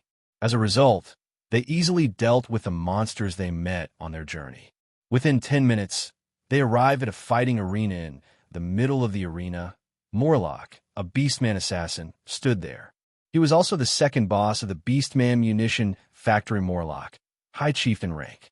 Level 12, HP 400,000/400,000. Although Warlock's HP was lower than Karur's, Warlock was, in reality, much harder to deal with than Karur. Unlike Karur, Warlock was an assassin. During battle, Warlock would unpredictably disappear and reappear at another location. He would also frequently attack players while ignoring aggro, choosing to attack players on the rim line rather than those on the front line. More importantly, Warlock had 3 skills that rendered players speechless. The first skill he possessed was Armor Break. Every one of Warlock's attacks would inflict a stackable Armor Break effect. To any plate armor classes, this could be a fatal skill, as once the Armor Break effect reached 10 stacks, their defense would essentially reduce to 0. Even if it were an MT that possessed over 2,000 HP, Warlock could still kill them with just 2 to 3 hits. Before the healers could replenish the MT's lost HP, the MT would have already succumbed to Warlock's stunning attack speed. dying helplessly. The only fortunate aspect for players was that the armor break effect only had a short duration of 30 seconds. Players rating Warlock only needed to swap out their MTs when the effect stacked up to 5 times Warlock's second skill was Killing Feast. When activated, Warlock would attack all enemies within an 8-yard radius a total of 16 times. Throughout the duration of this skill, Warlock would enter a state of invulnerability. Moreover, Warlock would carry out these 16 attacks very quickly. He would finish all 16 attacks in just 2 seconds. If, when Warlock activated this skill, there were only the 2 MTs within range, these 2 MTs would die with a 100% guarantee. Thus, players needed to share the burden of this attack. This would also place an extreme pressure onto the healer's. Warlock's third skill was called Vanish. When activated, Warlock would randomly ambush a player. If the ambush player were a cloth armor class, then, without question, that player would die. Only players that belonged to a plate armor class would have any hopes of surviving Warlock's ambush at this moment. Everyone in the team looked towards Surpassing, intending to obtain his opinion on how to deal with this second High Chieftain boss. Contrary to their expectations, Surpassing did not tell them any strategies to raid the boss. Instead, he instructed 1 healer and 2 MTs to test the waters. Otherwise, he might have to explain how he obtained his strategy. After making a few tests, Surpassing started explaining his strategy for the initial stages of the boss fight. In reality, the plan was very simple. All plate armor classes would become tanks during the early stages of the raid, taking turns tanking Warlock. After all, Warlock's damage was not particularly high. It would only become powerful after the armor break effect stacked so many times. So, as long as one belonged to a plate armor class, they could withstand Warlock's damage naturally. It was the same when dealing with Warlock's Killing Feast. In short, players only needed to surround and beat up this boss. After 8 minutes passed, Warlock, the second boss of the Beastman Munition factory, fell. The main reason for Warlock's fall was because Surpassing was simply too strong. Surpassing had practically tanked Warlock by himself. Surpassing was extremely nimble when dodging Warlock's attacks, and Warlock could very rarely land an attack on him. This, in turn, resulted in a decrease to Surpassing's damage output. With a stable tanker like Surpassing, the healers enjoyed a rather easy time throughout this raid. They could spread their attention towards other members of the team, allowing everyone to have an easier time dealing with the boss. Problems only arose when Warlock used Vanish and appeared behind a cloth armor class. These unfortunate players could only curse their own bad luck as they accepted their deaths. Chapter 214, Dungeon Cleared. After Warlock died, he dropped a total of 4 pieces of mysterious iron equipment. Everyone received a share of 34 copper coins and a large amount of EXP. Meanwhile, Surpassing obtained a pair of wind extinguisher leg guards, increasing his collection of the wind extinguisher set equipment to 2 pieces. Everyone on the team looked at each other with a smile after they had killed Warlock, a High Chieftain rank boss, with such ease. They all felt blissful from the fact that Surpassing had joined their team right now. No one on the team felt the same panic they had when they first entered the dungeon. They could joke around with each other and had even become pals with Surpassing. Occasionally, they would even ask Surpassing to teach them a few battle techniques, while Surpassing gave out casual pointers. The team members' admiration for Surpassing gradually grew under Surpassing's casual guidance. Many players in the team exhibited noticeable improvements soon after everyone arrived at the final throne room. Here, they met the final boss, the Dark Warlock Salou. Dark Warlock Salou, High Chieftain rank. Level 12. HP 500, 000, / 500, 000. Elsewhere, while Surpassing and the others had arrived before the final boss, Darkstar's lone Tyrant still tangled with the first boss of the Beastman Munition factory, Karur. As of this moment, Lone Tyrant and his team had already experienced 3 team wipes. Moreover, Karur's avatar slash had caused all 3. They had not improved one little bit since their first battle. Lone Tyrant grew hysterical at this situation. He did not know why a 20-man dungeon would have such a huge increase in difficulty compared to a 10-man dungeon. After pondering for a long time, Lone Tyrant discovered the reason for their failures. This boss needs to be dealt with as quickly as possible. However, Our overall damage simply isn't enough to finish him. Unless the team's equipment is further upgraded, the possibility of clearing this dungeon doesn't exist. Do we really have to go and upgrade our equipment before trying again? Lone Tyrant wore a hesitant expression as he glared at Karur due to his previous boasting. He was now stuck between a rock and a hard place. However, Lone Tyrant suddenly came to a realization. If the damage of his own team were insufficient to deal with Karur, then the Assassins' Alliance, who had poorer quality equipment, would have even less of a chance of killing Karur. At this moment, the team from the Assassins' Alliance must certainly be stuck at the first boss as well. When Lone Tyrant thought about this, his mood immediately lifted. He decided to reflect on their raiding strategy, giving the boss another try. Meanwhile, in the magnificent throne room of the Beastman Munition factory, the Assassin's Alliance had already investigated the Dark Warlock Salou's skills. Aside from Dark Arrow being Salou's most basic attack, Salou was immune to all controlling effects. Salou also possessed 2 killing moves. One of them was a skill called Shadow Wound. When cast, the boss would fire 12 Dark Arrows. Each Dark Arrow would cause -800 damage and inflict a fear effect that lasted 6 seconds. The other was a skill called Summon Flame Giant. The Flame Giant was a level 12 special elite with 50,000 HP. Each Flame Giant that Salou summoned possessed self-immolation effect that dealt -300 flame damage to all targets within a 10-yard range every second. The Flame Giant was also the largest hurdle to overcome when raiding the Dark Warlock Salou, as the self-immolation was an AoE dot. If any players other than MTs received -300 flame damage every second, they would last 4 to 5 seconds at most.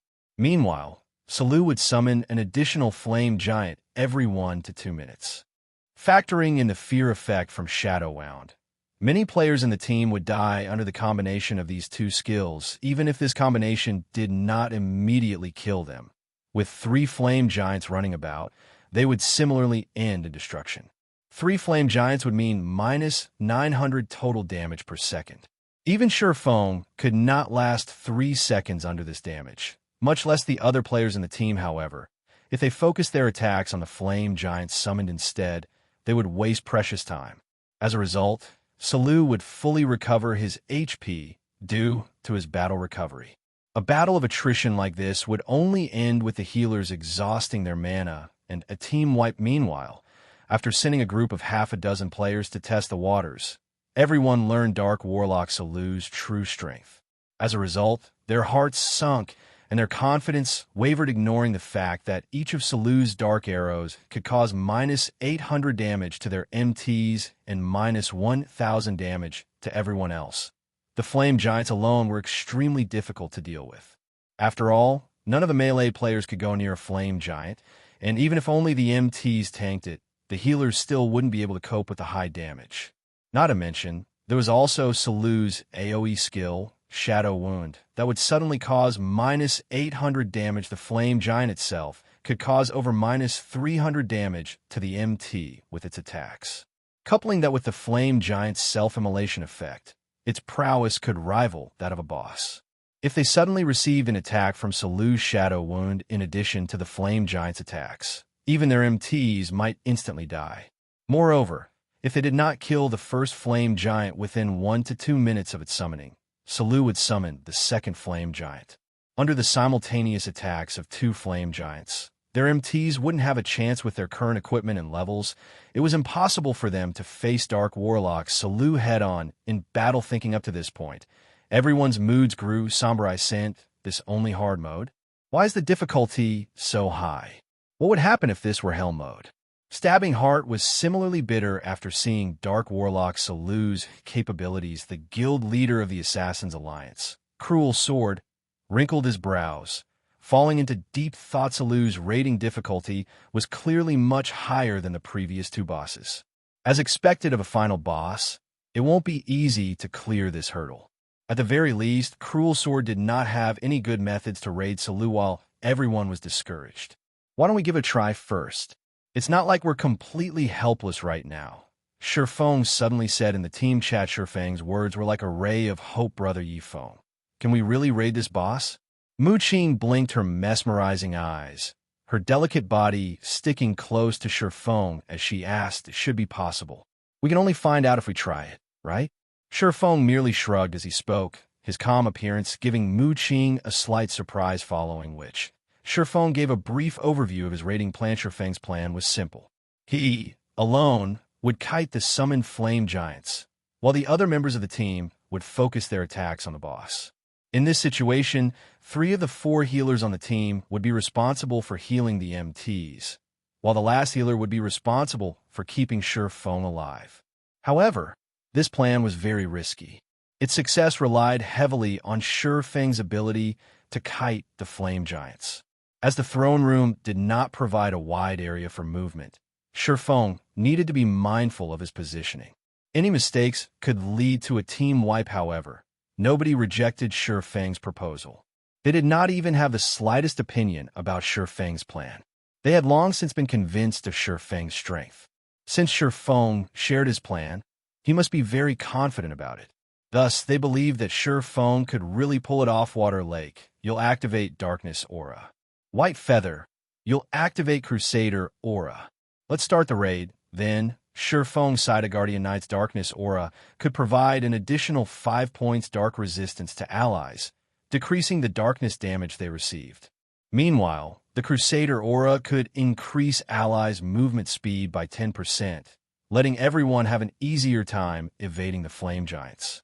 With these 2 auras, the team would have a much easier time raiding the boss. Water Lake was the first to dash at Salou. While Salou was still in the process of casting a spell, Water Lake smashed Shield of Vengeance into Salou's face, causing minus 181 damage.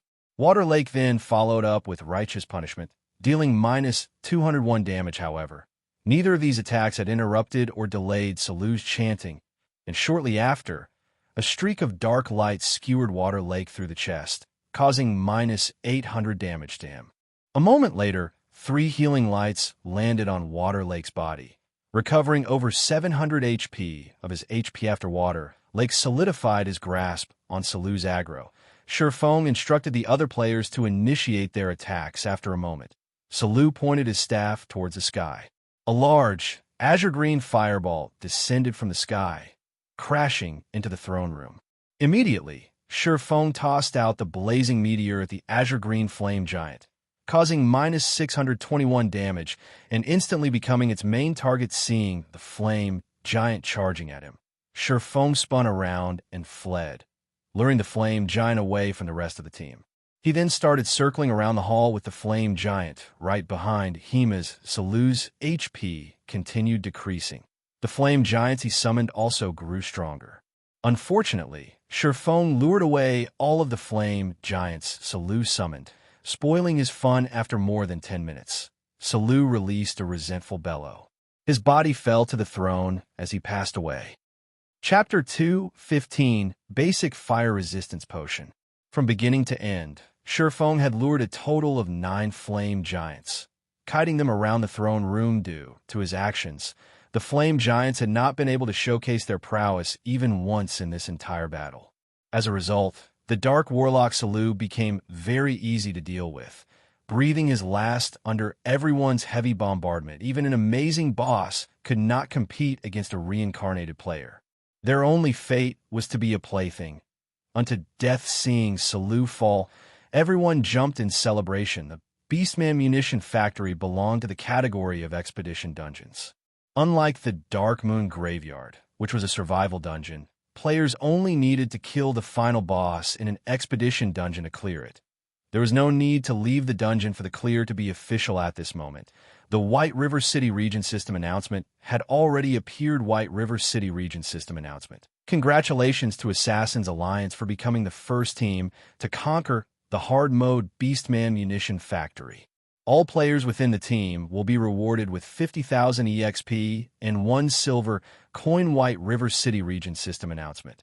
Congratulations to Assassin's Alliance for becoming the fastest team to conquer the hard mode Beastman Munition Factory. All players within the team will be rewarded with 50,000 EXP and 1 Tier 1 gemstone of random attribute. As it was not the first clear of Hell mode, the main god system would not be so generous as to reward them with reputation points. Normally, players would only receive EXP for obtaining the first clear of hard mode also. The race for team dungeons was categorized into two types: hard mode and hell mode. Normal mode was not taken into consideration as no time challenge existed normally.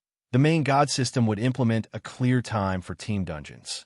The clear time set by the system depended on the type of team dungeon and its difficulty. Meanwhile, the hard mode Beastman Munition Factory's clear time was set at 3 hours. The main god system would usually set the clear time at a very high bar. Only if players had achieved the standard of an elite team, determined by the main god system, would they have a chance to clear the dungeon in this set amount of time. Meanwhile, under Shurfeng's command, the Assassin's Alliance had only spent 2 hours and 22 minutes to clear the hard mode Beastman Munition Factory, surpassing the estimated time. This proved that the team's strength was already above the standards of a normal elite team. However, everyone on the team knew full well that this achievement was all due to Shurfeng's contributions after a round of mad celebration. Everyone finally welcomed the most exciting moment. They began examining the item drops of the Dark Warlock Salou, the final boss monster of the Beastman Munition Factory. Compared to the previous two bosses, the loot from Salou was far more bountiful. Salou had dropped a total of 7 items.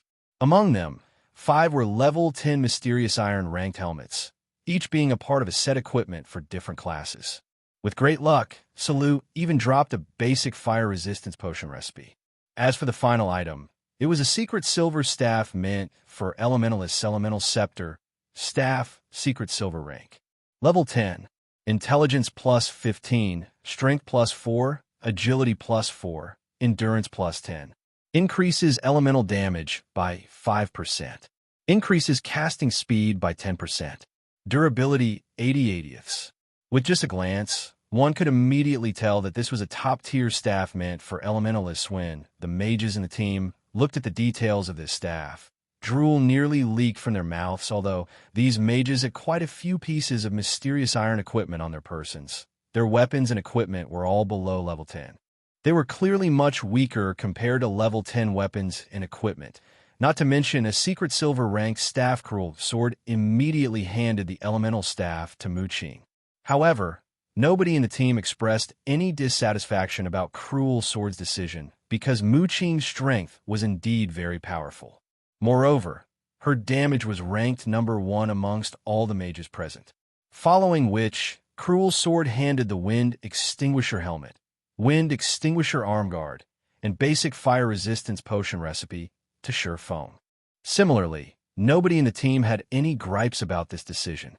If it weren't for Shurfeng, they would not have cleared this dungeon in the first place. With this, Shurfeng now had 4 pieces of the Wind Extinguisher set equipment. Although he did not possess all 6 pieces, they were sufficient for him to replace the bronze-ranked Silva Moon set equipment. Brother Yifeng, you've helped us out so much, yet you're only taking so few items. I am truly embarrassed about this, so please let me pay you another 100,000 credits as compensation. Otherwise, if the other guilds discover this matter, they will definitely make mock us for being insincere. Cruel Sword said with a laugh as he looked at Shurfeng, putting aside the advertising benefits brought about from obtaining the first clear of the hard mode Beastman Munition Factory. Just the equipment they obtained was already of considerable value. It was especially true for the secret silver ranked Elemental Scepter. The value of this staff alone could compare to half a dozen pieces of level 10 mysterious iron equipment. Hence, spending an additional 100,000 credits to compensate Shurfeng was a minor matter. To put it another way, the Assassin's Alliance had made a huge profit from this deal. After all, the first clear of a 20-man hard mode team dungeon held extraordinary significance, as up until this moment, any guild had yet to obtain the first clear of a 20-man hard mode team dungeon. Obtaining the first clear of the hard mode Beastman Munition Factory had undeniably allowed the Assassin's Alliance to break free from their awkward position in White River City. They no longer had to suffer the suppression from Dark Star, of course. By giving Shurfeng 100,000 credits, Cruel Sword also had the intention of deepening the relationship between Shurfeng and the Assassin's Alliance. Cruel Sword still wished to recruit Feng into the guild. Feng could easily see through Cruel Sword's intentions. However, he merely smiled in reply. Receiving all that Cruel Sword offered without hesitation, Cruel Sword had no idea that Feng did not really care about this equipment. Even if it were the Wind Extinguisher set equipment, it was simply a temporary set of equipment for Feng. Meanwhile, amongst these items, the one Feng paid the most attention to was the Basic Fire Resistance Potion recipe. Basic Fire Resistance Potion, after consumption, increases fire resistance by 15 points for 1 hour currently. This item had no market value. However, when the various large guilds started raiding the level 25 Flame Nest, the value of this Basic Fire Resistance Potion recipe would soar beyond one's imagination. Its worth would not be less than a piece of fine gold equipment. Players were not allowed to use the Flaming Sun scripture when in a dungeon. Meanwhile, equipment that increased a player's fire resistance was extremely rare. The quickest way to increase one's fire resistance was through the use of a Basic Fire Resistance Potion. If players did not possess this potion, raiding the Flame Nest would only be possible in their dreams. If Feng started looking for a potion maker to craft the Basic Fire Resistance Potion now, he would carve out an additional path to wealth for the future. Even 10 pieces of secret silver equipment could not rival what he could earn with these potions. Brother Yifeng, are you free tomorrow? At this moment, Muqing walked over to Feng after receiving a silent hint from Cruel Sword. Sweetly, she said, my party is planning to raid the Old Ruins, a high-level 10-man team dungeon, tomorrow.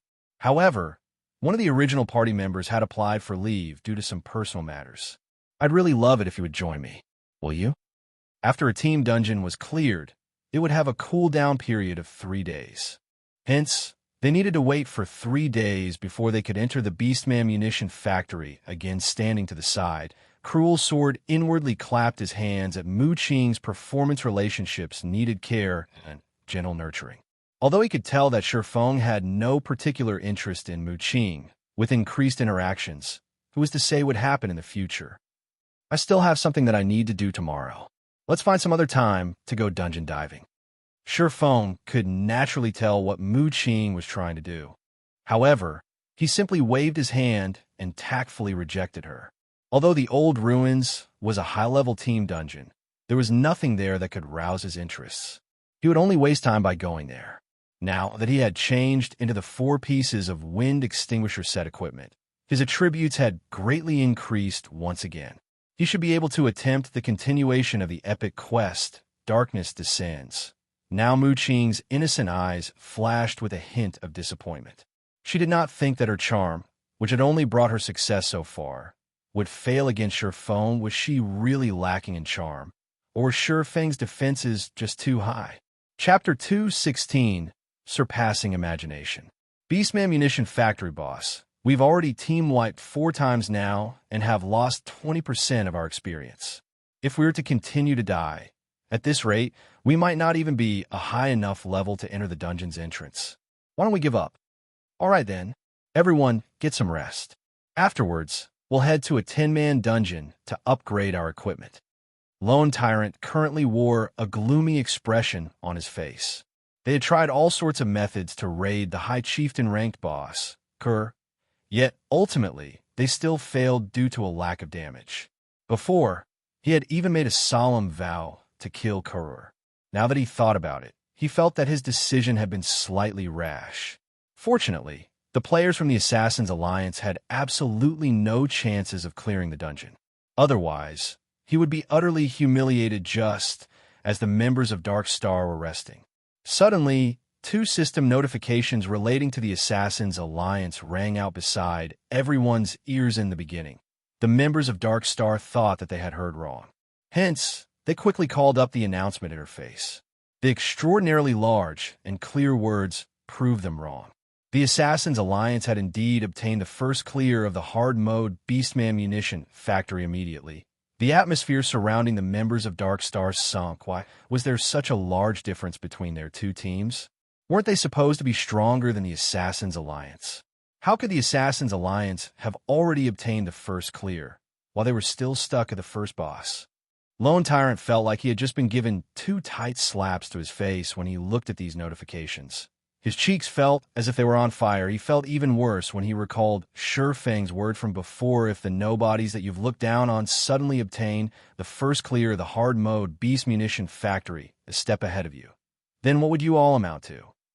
At this moment, those words were like sharp swords, continuously slashing at Lone Tyrant's pride. Lone Tyrant truly never imagined that such a situation would occur. However, Lone Tyrant was no fool. He did not believe the Assassins' Alliance had relied on only themselves to clear the dungeon. The only possible way they could do so was with the Surfang's help. Just where did this mysterious person come from? In reality, Darkstar wasn't the only one to have been shocked by this piece of news. When the announcement spread throughout the entire White River City region, it had grabbed the attention of many other guilds. The Assassins' Alliance's position in White River City was self-evident from the fact that their development speed had surpassed even that of a first-rate guild. However, Darkstar's fame had recently suppressed Assassins' Alliance, adding to the fact that they had not produced any significant results from the team dungeons. Their status in White River City had become slightly awkward now that they had obtained the first clear of the Beastman Munition factory. Their fame instantly soared. This allowed the Assassins' Alliance to regain their rightful reputation. From now on, their development speed would definitely be faster than before. White River City's Adventurers Association. Brother Zhang. Brother Zhang, the Assassins' Alliance has obtained the first clear of the hard mode Beastman Munition factory. Ling Feilong suddenly rushed into Shadow's guild hall, announcing the news with a face filled with excitement. In God's domain, as long as guilds registered themselves at the Adventurers Association, they would be provided a free lounge for their own personal use in the various large cities. Guilds could carry out meetings and rest in this room, and they could also receive quests from the Adventurers Association. Why are you shouting? Who doesn't know of this matter? Zhou Yuhu, who was resting in the corner of the room, rolled his eyes at Ling Feilong. Of course, I know of this. However, there is another hidden truth to this matter. Ling Feilong shot a glance at Zhou Yuhu before shifting his gaze towards the person sitting in the guild leader's seat. Zhang Luowei, a hidden truth. Speak. Ling Feilong's words caused Zhang Luowei, who had previously been indifferent towards this matter, to grow interested. Ling Feilong's previous report about his efforts to recruit Yifeng had nearly caused Zhang Luowei to lash out in anger. Yifeng had actually demanded to become the guild leader of Shadow. Did Yifeng even place him in his eyes? Moreover, he had asked for 60% of the guild's shares. What did he take them for? Did he really think they were fools? Meanwhile, the most shocking thing was that Ling Feilong had actually suggested that Zhang Luowei accept Shifeng's conditions. Hence, Zhang Luowei now looked down on Ling Feilong, resulting in Ling Feilong receiving cold treatment within the guild. Brother Zhang, look at the Assassins' Alliance's first clear name list. Yifeng is among the names. Ling Feilong called out his system interface, pointing at the Assassins' Alliance's first clear name list as he spoke excitedly. So, Zhou Yuhu laughed disdainfully. If they really allowed Yifeng to join Shadow, he would no longer need to remain in the guild. The Assassins' Alliance is a through and through second-rate guild. They were clearly on an expedition to clear the Beastman Munition factory. Yet, why would they suddenly let an outsider join their team? Previously, for a long time, the Assassins' Alliance could not even obtain a single first clear of a level 10 team dungeon. However, they're now the first ones to obtain the first clear of a 20-man hard mode team dungeon. Why is that? This matter definitely has something to do with Yifeng. Yifeng's relationship with the Assassins' Alliance is anything but shallow. Originally, the Assassins' Alliance was only a normal second-rate guild. However, after entering White River City, their development speed suddenly soared like crazy. They have even surpassed many first-rate guilds. Again, why? Yifeng was the first person to enter White River City, and the White River City guidebook is also selling like hotcakes now. There is a very high likelihood that Yifeng sold the guidebook to the Assassins' Alliance in advance, allowing them to make ample preparations beforehand. Hence, after they entered White River City, they developed with flying speeds. Right now, Yifeng has even helped the Assassins' Alliance obtain a first clear. Regarding fame or background, The Assassins Alliance now stands at the very top of White River City. They have even surpassed many first-rate guilds. This is a clear proof of Yi Feng's capabilities. If Yi Feng joins Shadow within a month, we can stand our own ground in White River City. Ling Feilong had made a thorough investigation of Yi Feng, and the more information he uncovered about Yi Feng, the more frightened he became. Yi Feng's accomplishments far surpassed his imagination. This was also the reason Ling Feilong became even more determined to hug a golden leg like Shi Feng at that time. What would Zhang Luowei amount to? What would Lan Hailong amount to? Don't even think about it.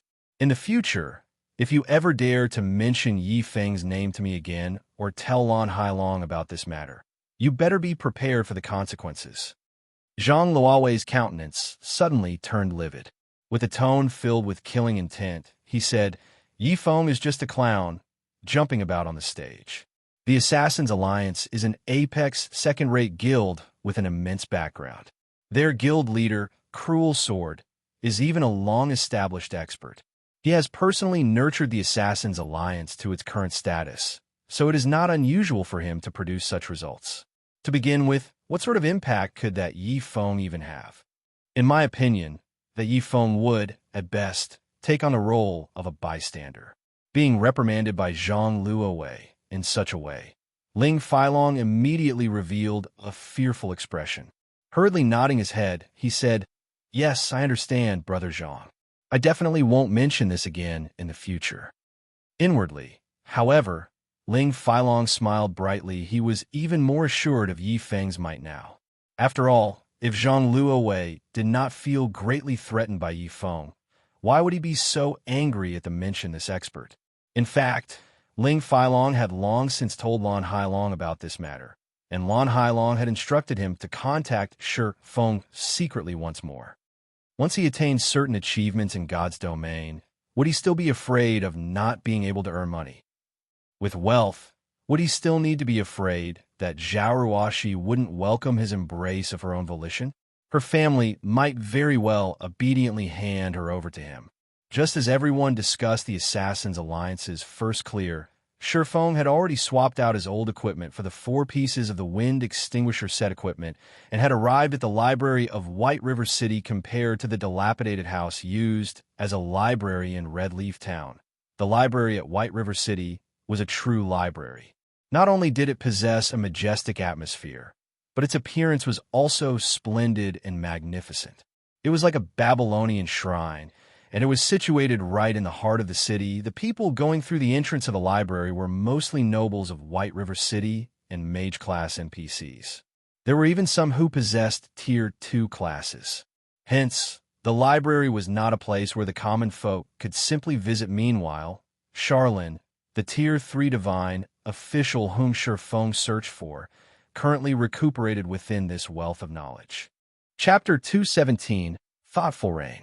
At the entrance of White River City's majestic library, aside from a large number of NPCs entering and leaving the premises, there were also plenty of players surrounding the library's entrance. However, no matter how hard they tried, they still could not enter the library. Hence, a majority of these players were currently trying to befriend some of the NPCs here, increasing their intimacy in the hopes of these NPCs taking them along into the library. There were even some attractive female players that tried to seduce the NPC nobles. Meanwhile, the players that attempted these actions were mostly mages such as elementalists, cursemancers, and summoners. As for why these players tried to get into the library, it was mainly because of the amazing skills they could learn within the library. Aside from obtaining these skills from monsters and dungeons, the library also possessed some of the more common, high-level mage skills. As for healers, they would have to visit the Light Temple to learn their respective skills. Meanwhile, all melee classes could learn new skills from their respective class instructors in the Apocalypse Temple. These players had read about the library in the White River City guidebook by Shi Feng. Hence, they had all come here to obtain new skills. After all, compared to upgrading their weapons and equipment, it was much easier to upgrade their arsenal of skills. As long as players could learn some of these high-level skills, their overall prowess would massively improve. However, learning a skill was very expensive. Players also needed to do a series of quests and waste precious time to obtain a skill. Hence, Shurfeng never thought of obtaining his skills through such means. After all, the skills he had learned so far were not any weaker than those high-level class-specific skills. So, he naturally would not waste time trying to obtain them. Seeing Shurfeng walking towards the library's entrance, the spectating players by the sidelines revealed sneers on their faces. Look, another new guy is trying to enter. How many players has that been already? Let's watch the guard kick him out. Most of these players had suffered a loss at the hands of the gatekeeper. As none of them possessed an entry pass, the guards had chased them all away. There were also some players who tried to cause a scene after being refused entry. However, these players were either jailed or sent flying away with a kick. Just as Shurfeng was about to walk towards the tightly shut large steel doors, a female elementalist pulled on Shurfeng. Stopping him, the guards here will kick out any player without an entry pass. It is best if you do not try to approach them. The female player warned Shurfeng. Shurfeng already knew this. However, since the other party had approached him with kind intentions, Shurfeng turned his head and looked at the female player that had stopped him immediately. Shurfeng discovered that the female player who stopped him was very beautiful. Amongst all the female elementalists he knew, only the flame, which, Zhao Yueru, might trump this girl's beauty. Moreover, the equipment on this girl fully comprised of mysterious iron equipment. Although her weapons and equipment were all below level 10, they were still extremely valuable. As the girl before him was an independent player, it was much more difficult for her to obtain such equipment compared to a member of a guild. However, for some unknown reason, Shurfeng felt a sense of familiarity when he looked at this female player. Yet, he could not recall when he had met her before. He then used observing eyes and took a look at this girl's name. Thoughtful Rain. Shurfeng had no recollection of this ID, and he was very sure that there was no female expert in his previous life with such a name. Since she was not a female expert, why did he feel a sense of familiarity with her? Shurfeng shook his head. There was no point thinking about it if he couldn't remember. It might just be a misconception due to his reincarnation. Thanks, Shurfeng said. Thoughtful Rain faintly smiled. She thought that, since Shurfeng had shown his appreciation, he must have a kind personality, unlike others who would reply to goodwill with malice. Hence, she pointed towards the group of players a short distance away that was currently surrounding a few NPC nobles, softly saying, your attitude isn't so bad after all. If you wish to enter the library, it is best if you obtain an entry pass first. You can also try to befriend one of those NPC nobles.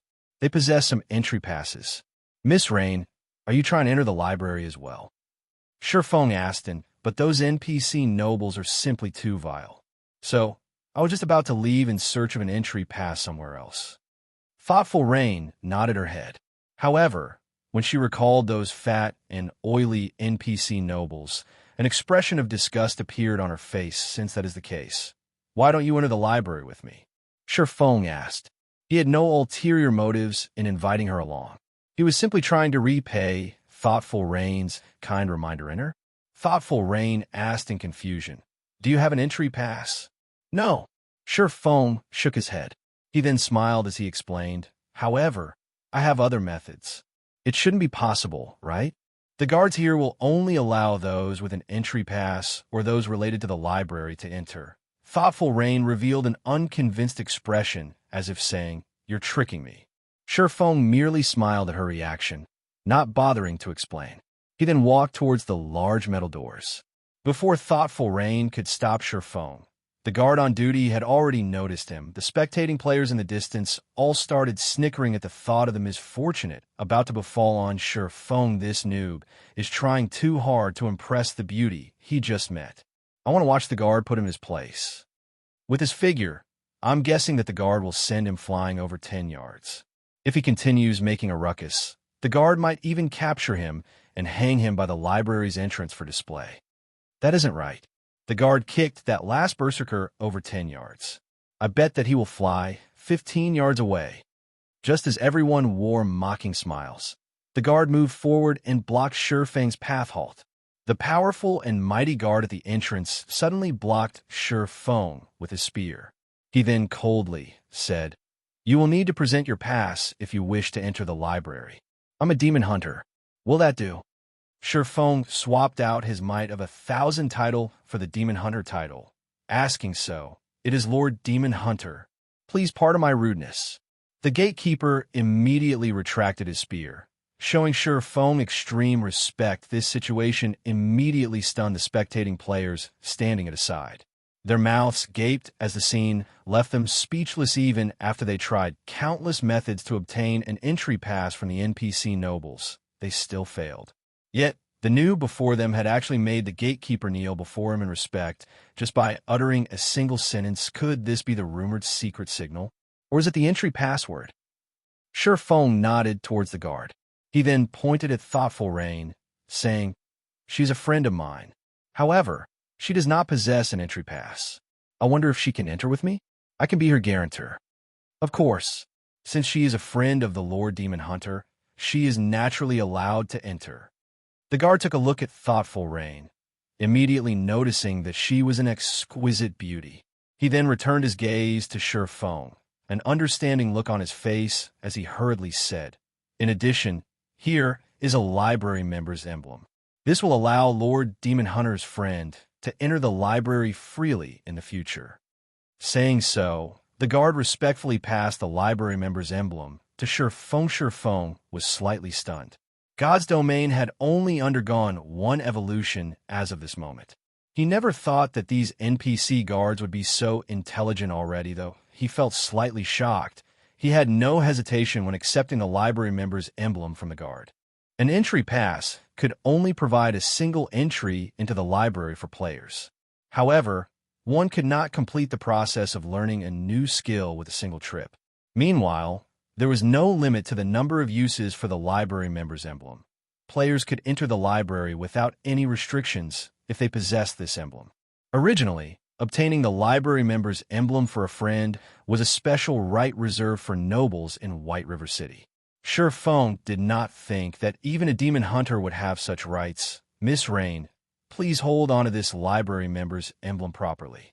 In the future, you simply need to wear it on your person, and none of these guards will bar you from the library," Feng said, handing the emblem to thoughtful Rain, who was currently still in a daze following which the two of them entered the library under everyone's stunned gazes. Some of the players were immediately dumbfounded. A few female players also revealed their envy as they watched thoughtful Rain at this moment. The players who had previously mocked Feng ran up to the library's entrance halt. The gatekeeper blocked all the players, coldly saying, "You will need to present your pass if you wish to enter the library." "I'm a demon hunter. Will that do?" These players repeated Feng's words, inwardly praising themselves for their clever minds. How brave. "You actually dare to impersonate the Lord Demon Hunter?" When the guard swept a glance over these players, he failed to discover any of them in possession of the Demon Hunter title. Immediately, the guard flared with anger. In the end, all these smart people ended up in tragedy. Chapter 218, Starstreak Trading Firm. After Feng and thoughtful Rain entered the library, thoughtful Rain's eyes flashed with a hint of shock when she saw the spectacular scene inside the library. The interior of the library was like something from a fantasy world. Countless documents and materials were displayed all around the library, and a massive, transparent crystal globe occupied the center. This crystal globe was like a supercomputer. One could search for any information available pertaining to the Star Moon Kingdom. Meanwhile, numerous open-air meditation rooms made of magic crystals decorated the surroundings of the crystal globe. Inside these meditation rooms, players could either research new spells or practice using their current spells normally. Only Tier 3 and above mage classes would research new spells. The players at this stage of the game had yet to possess a deep understanding of magic, so researching new spells was out of the question for them. Moreover, the spells that players currently used were only entry-level spells. However, along with the increase in their levels, the spells they used would also grow more complex. If they did not possess a specific degree of understanding of magic, they could stop dreaming of casting any high-tier spells. As a result, many mages in God's domain had given up on their adventuring career, switching to a lifestyle class instead. In fact, magic wasn't the only thing that had stringent requirements for players. It was the same for battle techniques. The more powerful a battle technique was, the higher its requirement would be of a player's control over their body. As a result, this requirement had created a gap in strength between the players of God's domain. It was one of the reasons that some players could advance to a Tier 5 class, while some failed even to reach Tier 3, although it would be of some help if players increased their levels and attributes. Such factors would make little difference the further players advanced in God's domain. This was also the reason why God-tier powerhouses were so rare. Thus, Shurfeng continuously trained his body day in and day out, in addition to spending a large number of credits to purchase nutrient fluids to improve his body's physique. It was all meant to improve his brain's potential and performance. Only by developing his brain's potential could he master his body in the game and obtain extraordinary battle prowess. He could then advance to a Tier 5 class and take the challenge to advance to the Tier 6 godhood, reaching the pinnacle of God's domain. Let's part ways here. I still need to look for someone. If you want to learn high-level skills, the Tier 2 instructor over there can help you. Shurfeng pointed toward a mage in white robes, standing by the large crystal globe. Thank you. Thoughtful Rain appeared slightly embarrassed as she expressed her gratitude. Originally, she had intended to help Shurfeng. Never would she have imagined that she would be the one who received help instead. She then said, "Seeing as you are so familiar with this place, are you perhaps a professional player?" "I guess you can put it that way." Shurfeng nodded. "Let's add each other as friends, then." "I don't normally play games, so I usually buy my game equipment from others. In the future, if I'm looking to purchase equipment or do a quest, I can also look to you for some help." Thoughtful Rain beamed a smile as she sent Shurfeng a friend request. "That's fine, but if you need help with a quest, it would be best if you contact me about it in advance." Shurfeng accepted the friend request. He did not think that, by coming here to do a quest, he would actually meet a potential female customer when his workshop started its operations in the future. Aside from raiding dungeons to obtain equipment, they would also need to look for tycoons and various corporations for sponsorship. However, it was extremely difficult for an upstart workshop to obtain sponsorship from a large corporation. Newly established workshops usually depended on rich players who were willing to spend large sums of money. Only after becoming a large guild would a workshop attract the sponsorship of large corporations. Although Shurfeng's workshop had yet to start its operation officially, there was already one customer waiting at the front door. His luck was relatively good. After Shurfeng left, Thoughtful Rain inspected Shurfeng's IDO. "He is Yi Feng, White River City's #1 expert." As Shurfeng had kept his ID hidden, it was only revealed after Shurfeng accepted her friend request. Although Thoughtful Rain was not a gaming expert, having a poor understanding of the gaming world, Shurfeng's fame had long since shaken the White River City region. He had also received many titles such as White River City's #1 independent player, God-ranked expert, and so on. Furthermore, Shurfeng had also personally penned the luxury version of the White River City guidebook she had bought. So, how could she not know who Shurfeng was? No wonder why I thought he looked familiar. It turns out that he is Yi Feng. This looks interesting. Thoughtful Rain's bright red lips slightly lifted upwards as she lost herself in her own thoughts. On the library's uppermost floor, Starmoon Hall, several level 180 Tier 1 knights stood guard outside of Starmoon Hall. These knights wore rigid expressions. Under normal circumstances, even normal nobles were not allowed into the Starmoon Hall. However, these knights did not stop Shurfeng this time. On the contrary, they immediately parted the crystal doors for Shurfeng upon his arrival. He'd been bitterly waiting for you for so long. Why have you only decided to come now?" Charlene asked, smiling sweetly from her seat next to a shiny stone table. The woman currently wore a set of pure white, magical robes. The delicate and luxurious robes radiated a faint silvery glow, making Charlene appear as though she were a flawless noble saint. She crossed one thigh over the other, revealing fair, supple skin. It was almost as if Charlene was trying to toy with Shurfeng at this moment. Charlene was no longer a level 20 Tier 3 Divine Official, but a level 180 Tier 3 Divine Official. Aside from the few Tier 4 Tyrants, Charlene could very well be considered the most powerful person in White River City. "Why are you standing there, daydreaming? Come over here and sit. We have plenty of time to have a lengthy chat." Charlene smiled faintly as she pointed towards the empty seat beside her. Shurfeng instinctively shuddered when he faced a gold digger like Charlene. He felt as if he were being stared at by a nine-tailed fox. His wallet no longer safe, however. To obtain the clue for the epic quest, Shurfeng had no choice but to advance. Taking a seat beside Charlene, Shurfeng took out 10 gold coins, placing them on the table. He then asked in a soft tone, "Esteemed Lady Charlene, I brought the 10 gold coins you requested. I wonder if you can tell me the location of the Bible of Darkness now?" Charlene made a slight waving motion, and the gold coins on the stone table immediately flew to her lily-white hand. Giggling, she played with the shiny coins in her handy, didn't think that your money-making speed would be so fast. This big sister has truly underestimated you. After storing the gold coins, Charlene unhurriedly said, "However, I now have a new piece of information. I wonder if you would be interested in hearing it? Moreover, this information is extremely accurate. It will definitely help you in locating the Bible of Darkness." Shurfeng's lips involuntarily twitched at Charlene's words. She was going to ask for more money. "Say it. How much do you want?" Shurfeng truly felt regretful now.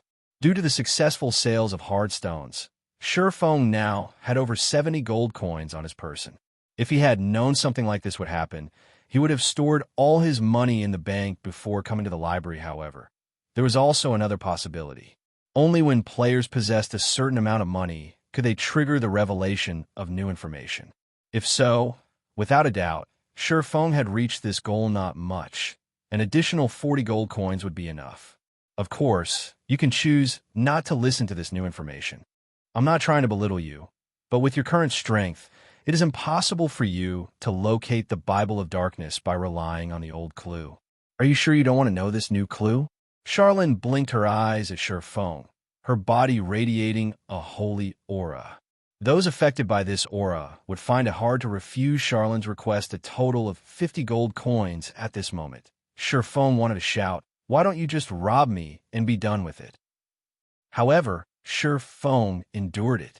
As long as he could obtain the reward for the epic quest, spending 50 gold coins was nothing in comparison. Here is 40 gold coins. Shurfeng ground his teeth as he placed another 40 gold coins on the stone table, forming a small gold mountain. Charlene's eyes shone as she saw the small mountain of gold. After snagging the gold coins, she unhurriedly took out a letter and handed it to Shurfeng. She then said, "This is a contract for White River City's Starstreak trading firm. As long as you bring this contract to President Henry, he will tell you how to reach the Dark Denver." Chapter 219, Background. Starstreak trading firm? Shurfeng was slightly confused by Charlene's words. After all, this was the second phase of an epic quest. Yet, Charlene did not send him on a dangerous mission, but simply to find a person instead. The difficulty of this task was simply inconceivable. Could money really make the devil turn millstones for you? Can spending money reduce the difficulty of a quest? Shurfeng wondered, giving the situation some thought. It wasn't exactly impossible right now. A first-rate guild's daily liquid funds only amounted to 6 to 7 gold coins at best. Even if Fantasy Extinguisher had the full support of the first-rate guild, the Fantasy Shrine, it would have been impossible for him to gather 50 gold coins. Even if the Fantasy Shrine possessed 50 gold coins, they would not simply allow Fantasy Extinguisher to spend it.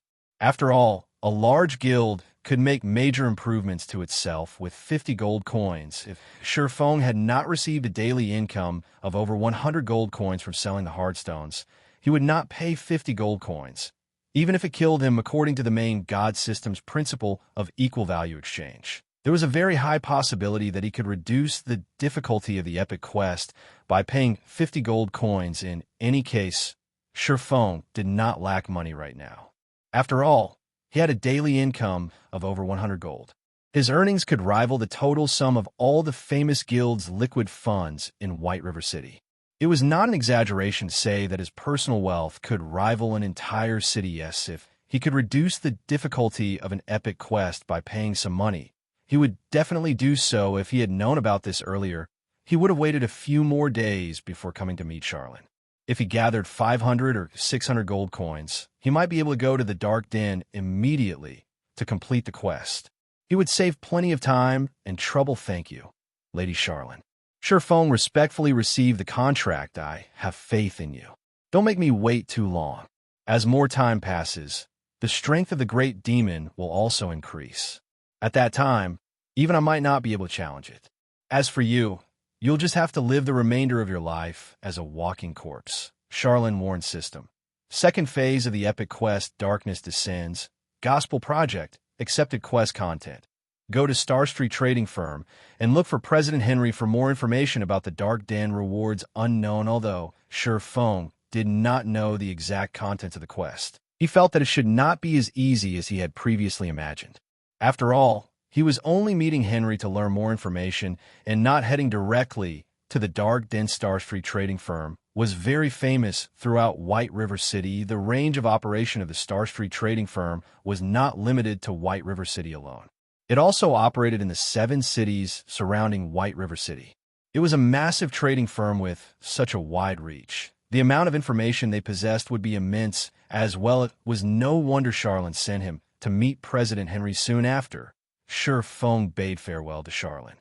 If he remained here, the remaining 20 gold coins in his pockets might very well end up in Charlene's pockets instead. After leaving the library, Feng hailed a horse carriage and hurried over to Starstreak trading firm. As the horse carriage galloped through the wide streets, Feng could see players who had just arrived at White River City all around. Through the passing of time, the atmosphere in White River City had grown livelier.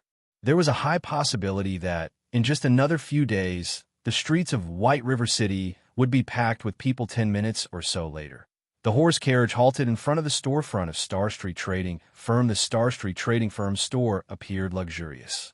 The building had a total of 6 floors. This store was definitely one of the tallest buildings in White River City, making it extremely eye-catching. Moreover, it was situated in a very good location, right in the heart of the trade area. The Bank of White River City was also just next door. While the auction house was only a short distance away, there were only 8 shops in total situated within this golden district. Among them, 3 shops occupied the largest areas. Each occupied 2 to 3 times more land than the other shops. Naturally, Starstreak trading firm was one of these shops. Moreover, Starstreak trading firm similarly occupied such a golden district in the other 7 cities. It was obvious just how powerful the background of Starstreak trading firm was. During the initial stages of God's domain, countless first-rate guilds had tried to form connections with the Starstreak trading firm to conduct business. Unfortunately, these guilds failed to meet even the shadow of President Henry. Yet, right now, Feng could get in touch with President Henry through his quest. Feng couldn't help but admit that an epic quest was truly awe-inspiring. Although the price of failure was similarly horrifying, as long as he could complete it, the benefits he could obtain were unimaginable. The best example for this was the Demon Hunter title and Demon Master Feng had received from completing the first phase of the Darkness Descends quest. These 2 items had been of great help to him. I wonder what sort of rewards I could obtain from completing this phase of the quest. Feng inwardly felt anticipation as of this moment. Feng had finally realized why the Fantasy Shrine would hold nothing back in helping Fantasy Extinguisher complete his epic quest. After all, the profits they could reap from this quest was just astonishing. If a mere independent player like him could receive such profits, what could a guild accomplish? Hence, this was the reason the Fantasy Shrine had risen to the top of Black Dragon Empire during the early periods of the game in the past, suppressing all the other first-rate guilds. Unfortunately, Fantasy Shrine was doomed to normality in this life. Unless Fantasy Extinguisher managed to find another epic quest, Fantasy Shrine would not have any chances of achieving prominence. However, such a discovery was extremely unlikely in the past. Feng had only accepted 1 epic quest throughout the decade he had spent in God's domain. Moreover, he had only received it by chance when he was around level 150. One could imagine just how rare an epic quest was at this moment. Feng suddenly received a system announcement. White River City Region System announcement. Congratulations to Ouroboros for becoming the first team to conquer the hard mode Crystal Ruins. All players within the team will be rewarded with 50,000 EXP and 1 silver coin. White River City Region System announcement. Congratulations to Ouroboros for becoming the fastest team to conquer the hard mode Crystal Ruins. All players within the team will be rewarded with 50,000 EXP and one Tier 1 Gemstone of Random Attribute. This system announcement undeniably caused a sensation among the players in White River City right now. The independent players who had arrived in White River City all had impressive techniques. Meanwhile, a large majority of them were unwilling to join a small guild. They all wished to join a large, top-tier guild. However, these independent players would not determine a guild's strength solely through the fame of the guild. After all, every time a guild started out in a new virtual reality game, they had to start from the very bottom. Moreover, there would always be some nameless guild suddenly rising in the ranks, becoming the tyrant of this new virtual reality game. Similarly, there was also plenty of well-known guilds that had vanished without a trace. Hence, players would usually determine a guild's strength through their dungeon raiding capabilities. This situation also caused the system announcements to be extraordinarily important to guilds, as this was the basis of reference for independent players. In fact, the players who had previously intended to join the Assassins Alliance had all changed their minds to join Ouroboros instead. After all, not only was Ouroboros a first-rate guild, but they had also obtained the first clear of a Hell Mode dungeon. Regarding wealth, influence, or strength, Ouroboros was far more powerful than the Assassins Alliance. Even an idiot knew which guild to choose. This was the difference in backgrounds. As expected of Gentle Snow, her speed is astonishing. I've only just recently helped the Assassins Alliance obtain the first clear of a 20-man hard mode team dungeon. Yet, in the blink of an eye, she too has obtained one already. If she had not suddenly stopped playing God's Domain, she might have turned Ouroboros into a super guild in the past. Sure Feng inwardly exclaimed how great would it be if he could recruit Gentle Snow into his own guild. If Sure Feng incorporated the Cleric God, Violet Cloud, the Tyrant Bear, Cola, the Skillful Fire Dance, and his own past experiences into his own guild, they would have no trouble becoming a first-rate guild or even a super guild. In the future, thinking up to this point, Sure Feng suddenly felt that he really needed to upgrade his team's strength.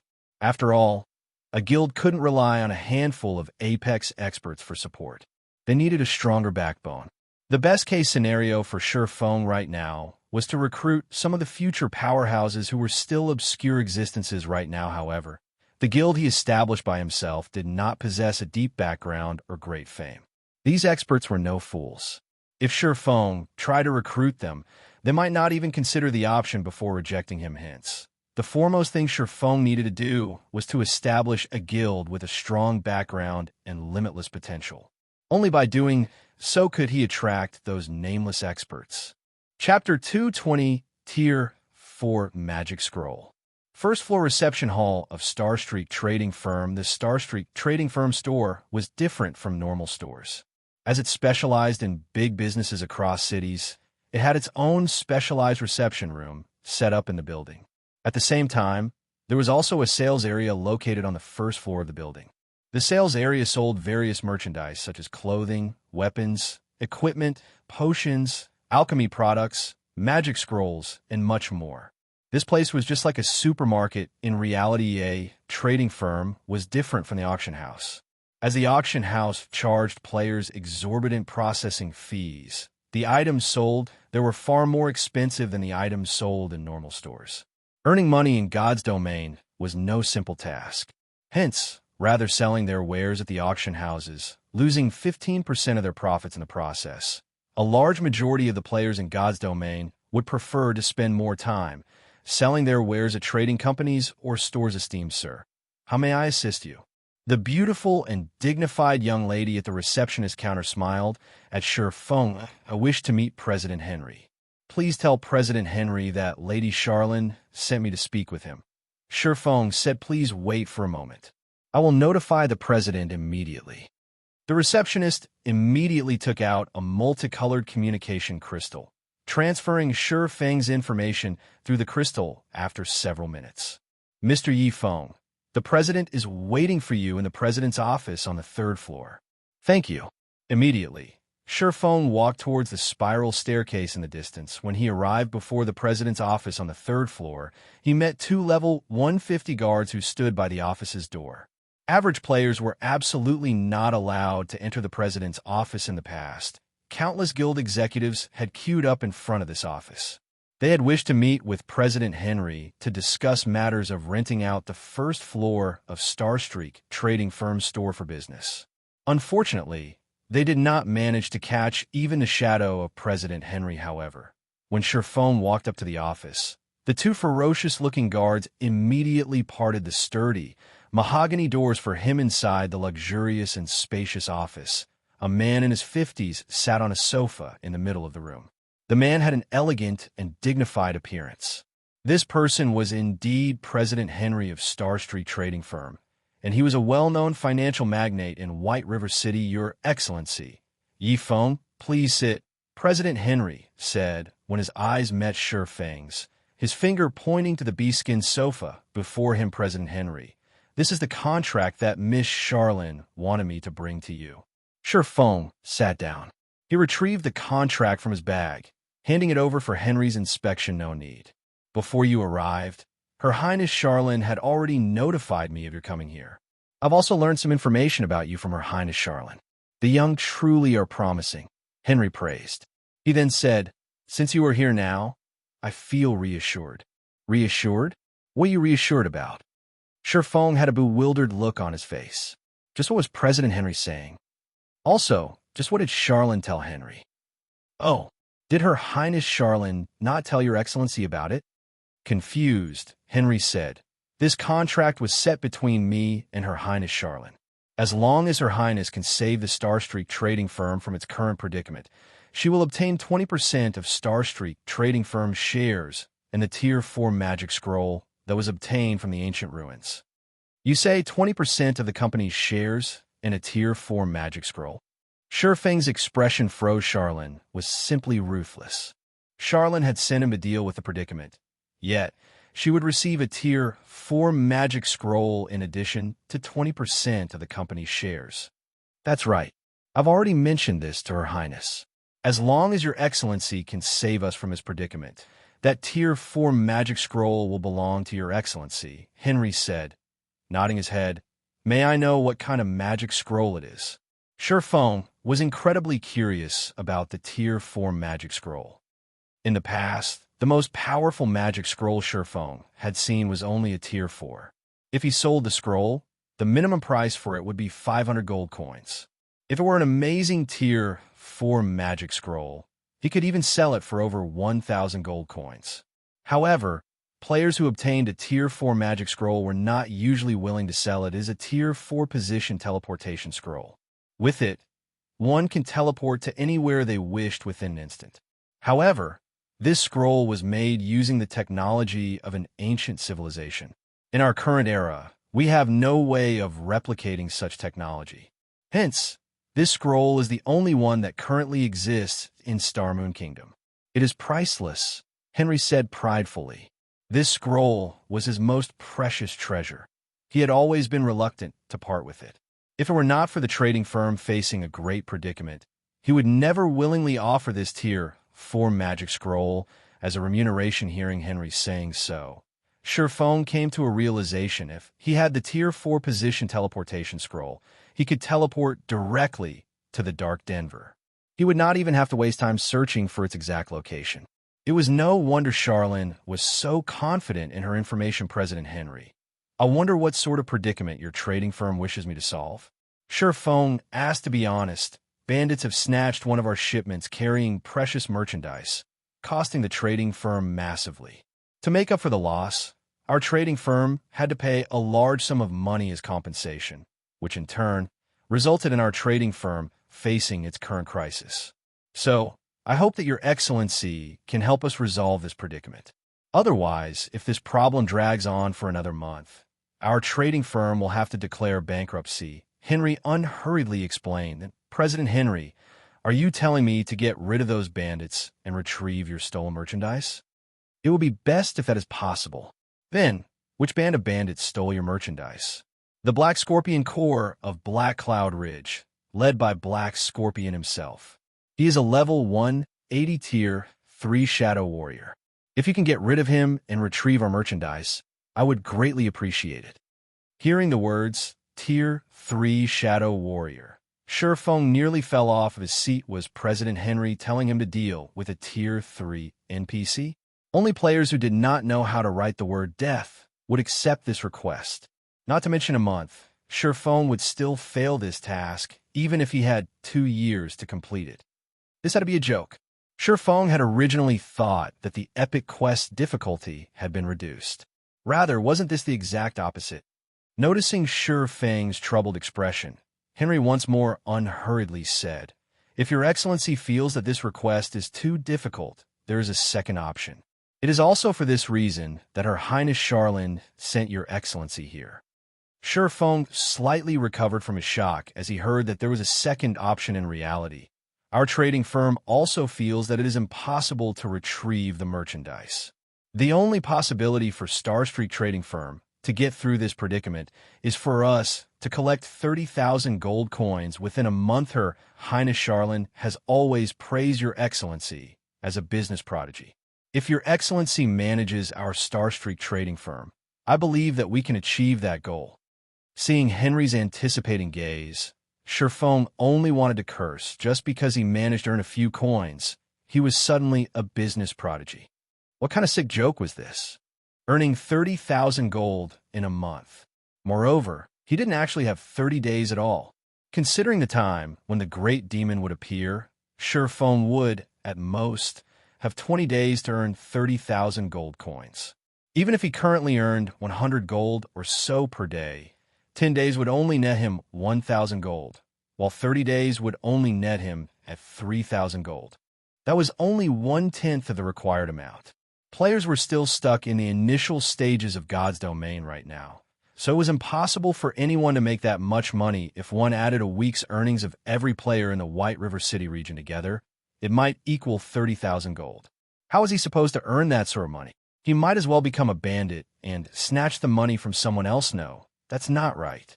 Even if he tried to steal it, there was no way he could get that much money. Before Shurfeng could reject the quest, a system notification popped up before him. System. Epic Quest Phase 2, Gospel Project, Accepted Quest Content. You have become the manager of Starstreak Trading Firm. Earn 30,000 gold coins within a month and resolve Starstreak Trading Firm's predicament. Rewards unknown. Chapter 221, Astonishing Decision. It's not even going to give me a choice. Shurfeng laughed bitterly as he looked at the system notification. Shurfeng did not even have a right to reject an epic quest. Shurfeng was truly confused as to how Fantasy Extinguisher had actually managed to complete this epic quest. In theory, he shouldn't be able to complete the quest even if he sacrificed the entire Fantasy Shrine when converted to credits. 30,000 gold coins was the equivalent of 300 million credits. One could even buy a large company with that kind of money. Moreover, compared to the difficulty of earning 300 million credits, in reality, it was much harder to earn 30,000 gold in God's Domain. Naturally, it was impossible for Shurfeng to earn 300 million credits in reality right now. To speak frankly, if he were capable of such a thing, he would have long since done so. Why bother playing God's Domain at all? However, it would still be better for him to develop himself in God's Domain, as God's Domain had more prospects. Earning credits in God's Domain would be much faster than earning credits in reality. Your Excellency Yifeng, from now on, the entire Starstreak Trading Firm will be under your command. We will carry out any orders you give. Also, I would like to introduce you to someone. If your Excellency needs anything, simply let her know, Henry said, clapping his hands once at this moment. The large doors of the office suddenly opened, and a beautiful girl with golden blonde hair stepped into the office. The girl with blue eyes wore a beautiful purple dress. The edges of her dress brushed against the red carpeted floor.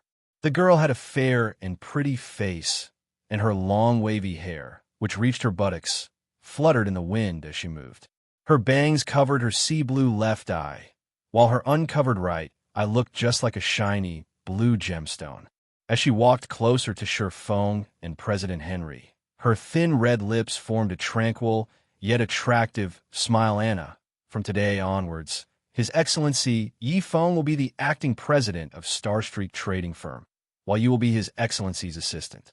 You must properly assist His Excellency. Understood? Henry asked. Yes, President. I will not disappoint His Excellency Yi Feng. Following which, Henry sent a beaming smile at Shi Feng as he said, Your Excellency Yi Feng, from today onwards, the Starstreak trading firm's fate will be in your hands. Anna is very familiar with the Starstreak trading firm, and she is also very intelligent and capable. If you have any commands, please don't hesitate to let her carry them out. System. Player has activated the NPC administration system. Please call out the NPC administration interface to manage your subordinated NPC. Seeing Henry smile, in addition to Anna's attractive appearance, Shi Feng was slightly stunned. He could almost feel cold sweat dripping down his forehead. Henry obviously worried that Shi Feng would not give it his all in helping them. Thus, Henry had given Shi Feng this benefit. Fine. Leave the matter of Starstreak trading firm to me, then. Shi Feng laughed bitterly. He never imagined that he could obtain a beautiful assistant in God's domain. Not even a guild leader would enjoy such treatment. Also, Shi Feng felt relieved at the fact that he was not required to give 30,000 gold to Starstreak trading firm. Instead, he only needed to help the trading firm make 30,000 gold. Without a doubt, the difficulty of the quest had greatly reduced immediately. Shi Feng called out the system interface, investigating the NPC administration interface. Anna, Yi Feng's assistant. Gender, female. Age, 20. Loyalty, 50. Charm, 86. Physique, 60. Wisdom, 91. Level, 50. HP, 10,000. Her wisdom is so high. Shi Feng was shocked when he saw the information displayed in God's domain. Wisdom determined an NPC's potential. Normally, NPCs would not have wisdom exceeding 50 points. If an NPC's wisdom reached 60 points, they would possess extraordinary statuses in God's domain. Meanwhile, those with 70 points in wisdom were usually Tier 2 mages. As for NPCs who had 90 points in wisdom, they were usually characters such as Charlene, a Tier 3 divine official. However, Anna was far more amazing than Charlene. Charlene had a Tier 3 class, so her attributes would have been increased, resulting in her wisdom reaching 90 points. However, Anna did not possess any class right now. If Anna obtained a Tier 3 class, her wisdom would exceed 100 points, although it was only a difference of 10 points. Wisdom increased slower as it reached higher numbers. Similarly, the difference between a single point in wisdom would also become greater. An NPC with 100 points in wisdom was the equivalent to Magistrate Weissman of White River City, an Apex Tier 4 wizard with such a powerful subordinate. Shi Feng's mood improved greatly, although 30,000 gold was a huge sum of money. If Shi Feng earned it through the Starstreak trading firm, he would still have a thread of hope of succeeding since he was already capable of earning 100 gold per day by himself. If he utilized Starstreak trading firm's influence, he had a very high possibility of earning the 30,000 gold coins. After all, Starstreak trading firm had shops based in 8 cities, and every one of them was in the heart of the trade areas of each respective city. Meanwhile, the total population of these 8 cities exceeded 5 million players. With such a large player base, it would be very easy for Shi Feng to make money. Thinking up to this point, a flash of inspiration struck Shi Feng. All this time, he thought of opening a shop in White River City.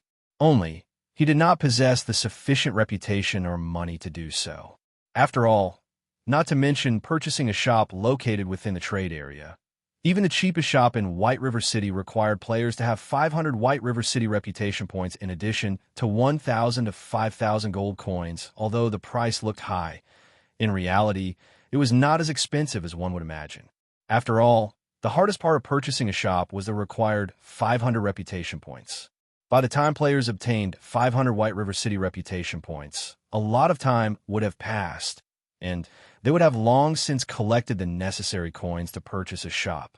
Moreover, the coins at that time would not be as valuable as right now.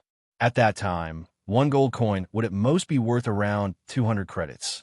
Unlike the current situation, where 1 silver coin could sell for more than 100 credits. By becoming the acting president of the Starstreak Trading Company, Shi Feng had essentially obtained the most valuable shops in 8 different cities. What did this situation hint at? Nobody had a better understanding of this situation than Shi Feng. Shortly after, Under Anna's lead, Surefeng left the president's office to tour the Starstreak trading firm in truth. However, even without exploring the place, Surefeng already had a thorough understanding of the Starstreak trading firm. NPCs were different from players in that they could only sell common goods. Even the equipment they sold was common rank, and very rarely would there be a bronze ranked item for sale. However, it would be a different story altogether if the store were run by a player on top of everything else. Surefeng was also the officially acknowledged chief forger of Starmoon Kingdom, just as Anna guided Surefeng around the Starstreak trading firm. A few players who came to purchase some necessities such as food, water, scrolls, and potions were immediately dumbstruck when they noticed the duo. That NPC is beautiful. Just who is that player? Isn't he too good at getting the ladies? He has even managed to land an NPC sister. This won't do. I need to convince him to teach me. The scene of Surefeng and Anna walking together immediately attracted the attention of plenty of players. In reality, such attention wasn't just due to Anna's beauty.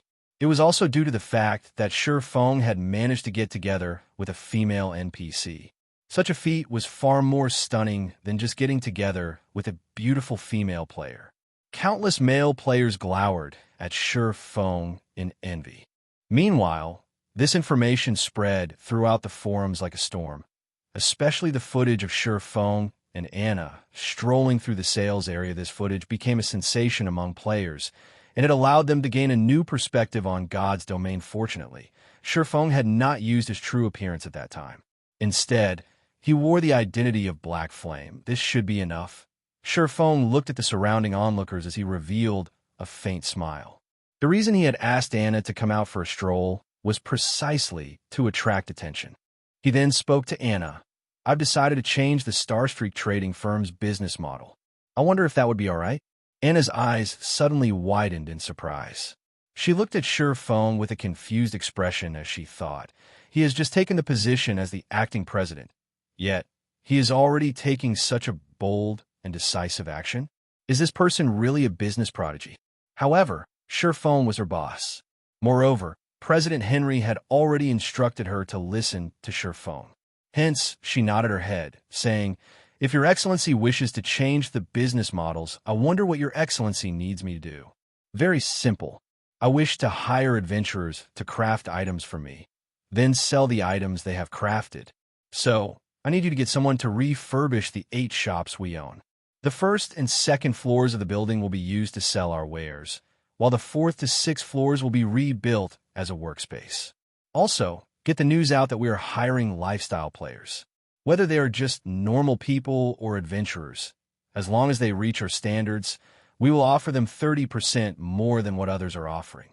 Listening up to this point, Anna grew shocked. This wasn't just a change in the business models. This was practically a change of occupation. Chapter 222, Trump Card. Immediately after Surefeng gave his command, Anna started making the necessary preparations. Compared to a normal NPC, Anna was simply too smart. In just a short amount of time, she had already finished carrying out Surefeng's request. During the time, Surefeng brainstormed on how he was going to utilize the Starstreak trading firm to earn 30,000 gold. The entire Starstreak trading firm had also started its renovation. Following Surefeng's request, the 1st and 2nd floors were outfitted with sales counters. The 1st floor sold only the commonly used items, while the 2nd floor would sell exquisite and precious items. Meanwhile, the 4th to 6th floors were refurbished into workshops for lifestyle players. Out of those 3 floors, the 4th floor consisted of solely forging rooms, while the 5th floor consisted of potion-making rooms. The 6th floor consisted of workshops for the remaining classes and a warehouse meant for the use of both NPCs and players. Meanwhile, the Starstreak trading firm's renovation had attracted the attention of many players due to the footage of Surefeng and Anna from before. Plenty of players had arrived at the trading firm to take a look out of curiosity. Yet, by the time they arrived, they discovered that the Starstreak trading firm was actually undergoing renovations. This situation made all the players grow even more curious. Just what was going on here? Your Excellency Yi Feng, the matter you requested has been completed. Does Your Excellency have any other instructions? Anna spoke gently as she walked up to Surefeng, a tranquil smile on her face. Good. How many people did you manage to recruit? Shifeng asked. From the 8 cities, we've recruited 245 potion makers. Among them, 209 are basic potion makers, 29 are intermediate potion makers, and 7 are advanced potion makers. In addition, we also recruited 228 forgers. Among them, 188 are basic forgers, 31 are intermediate forgers, and 9 are advanced forgers. Anna took out a name list and placed it on the table. That's quite a lot. Shifeng was very satisfied as he looked at the number of NPCs on the list. If a first-rate guild's upper management saw such numbers, they would surely be shocked beyond recovery. After all, these were all genuine potion makers and forgers. They were not apprentices. With such a frightening force, one could instantly turn a third-rate guild into a super guild. This was the amazing aspect of the Starstreak trading firm. If it were a player-established store, they could not recruit nearly this many high-level NPCs. The best NPCs they could recruit would only be apprentices. On the other hand, the Starstreak trading firm had easily recruited this many potion makers and forgers. These NPCs were far more capable than player apprentices. The only downside was their slightly lower efficiency, slow improvements, and much lower growth potential. Your Excellency, I feel that it isn't very appropriate to offer such a high salary. Since we are hiring so many people, we will also have to provide an equally large number of materials. We will take a huge loss through this transaction. If we continue down such a path, not to mention a month, the Starstreak trading firm will go bankrupt within 10 days. Anna said worriedly. In order to hire all these people, the Starstreak trading firm had offered 30% more than the market price. The trading firm also had to bear the failures of these crafters. This was simply madness. Moreover, whether it was potions or equipment, neither could earn them a lot of money. The sales of these items were similarly average. Only those master-level characters would earn a lot of money from their craft. Right now, they were simply taking a loss by recruiting so many people. Anna truly could not understand why Shifeng would invite all these people to work here. Wouldn't it be better to purchase the finished products from these crafters? That way, their trading firm would not have to suffer any losses. Unfortunately, Anna had no idea just how important these potion makers and forgers were to the current players of God's domain. You don't need to bother with this. The remaining thing we need is to convince the basic potion makers to continuously make the basic recovery potions and basic mana regeneration potions that they are adept at making. As for the intermediate and advanced potion makers, get them to make intermediate recovery potions and intermediate mana regeneration potions. For the forgers, get all of them to make only whetstones. Shifeng said with a smile. There were plenty of NPC potion makers and forgers in God's domain. Meanwhile, only players with their own shops had the right to hire these NPCs. Otherwise, even when players provided the materials, these NPCs would refuse to make anything for these players. However, there was a downside to getting these NPCs to make items. Simply put, they were slow. The number of items they could craft within a day was fixed. As for the advantage, NPCs had a much higher success rate, so they did not waste as many materials as players did. Meanwhile, during the later stages of God's domain, as player-made items grew in abundance, the usefulness of these NPCs would similarly start to wane. Right now, however, these forgers and potion makers were of great use to Shifeng. Was especially true for the intermediate recovery potion and intermediate mana regeneration potion. These two items were very useful to players, as they could save their lives during a crucial moment. Although these two items were common products, and their respective recipes were also available for sale at the Potion Making Association, the players at this stage of the game were simply incapable of crafting them. Meanwhile, these two potions were only available for purchase from hidden NPCs, and only a limited amount was sold each day. They were items that a majority of the players in God's domain had no chance of enjoying. If these NPC potion makers crafted these two potions, their success rate would be more than 70%. The materials needed to make an intermediate potion were only around 30 to 40 copper, yet each completed bottle could sell for 5 to 6 silver coins. If Shifeng deducted the cost of hiring, he would still make a profit of 4 to 5 silver coins. So, why wouldn't he carry out this transaction? Players needed these items the most right now. If the Starstreak trading firms sold these items, they would make a killing. There were also the whetstones. This was an item that all players lacked. Currently, each stack of hardstone sold for 13 silver coins, while a stack of whetstones sold for 40 silver coins. When comparing the success rate of forging apprentices and an official forger, how could the former even hope to win over the latter? The only problem was materials. As the Starstreak trading firm had previously only purchased finished products from forgers and potion makers, they did not have any materials of their own stored up. Now, they needed to provide the materials for these crafters. Although the trading firm could purchase the more common materials at low prices, Surefeng needed to be the one to gather the materials required to make intermediate recovery potions, intermediate mana regeneration potions, and whetstones. However, Surefeng was not afraid of this. The herbs needed to make the intermediate recovery potion and intermediate mana regeneration potion were not very expensive after all. These herbs were utterly useless to players right now. The players in God's domain at the moment were still apprentice potion makers. Crafting basic recovery potions was already impressive. Why would they bother wasting materials to make unrewarding potions? As a result, the herbs required to craft intermediate recovery potions and intermediate mana regeneration potions were very cheap. As for hardstones, Surefeng wasn't worried. After all, he still had a humongous stock in his warehouse.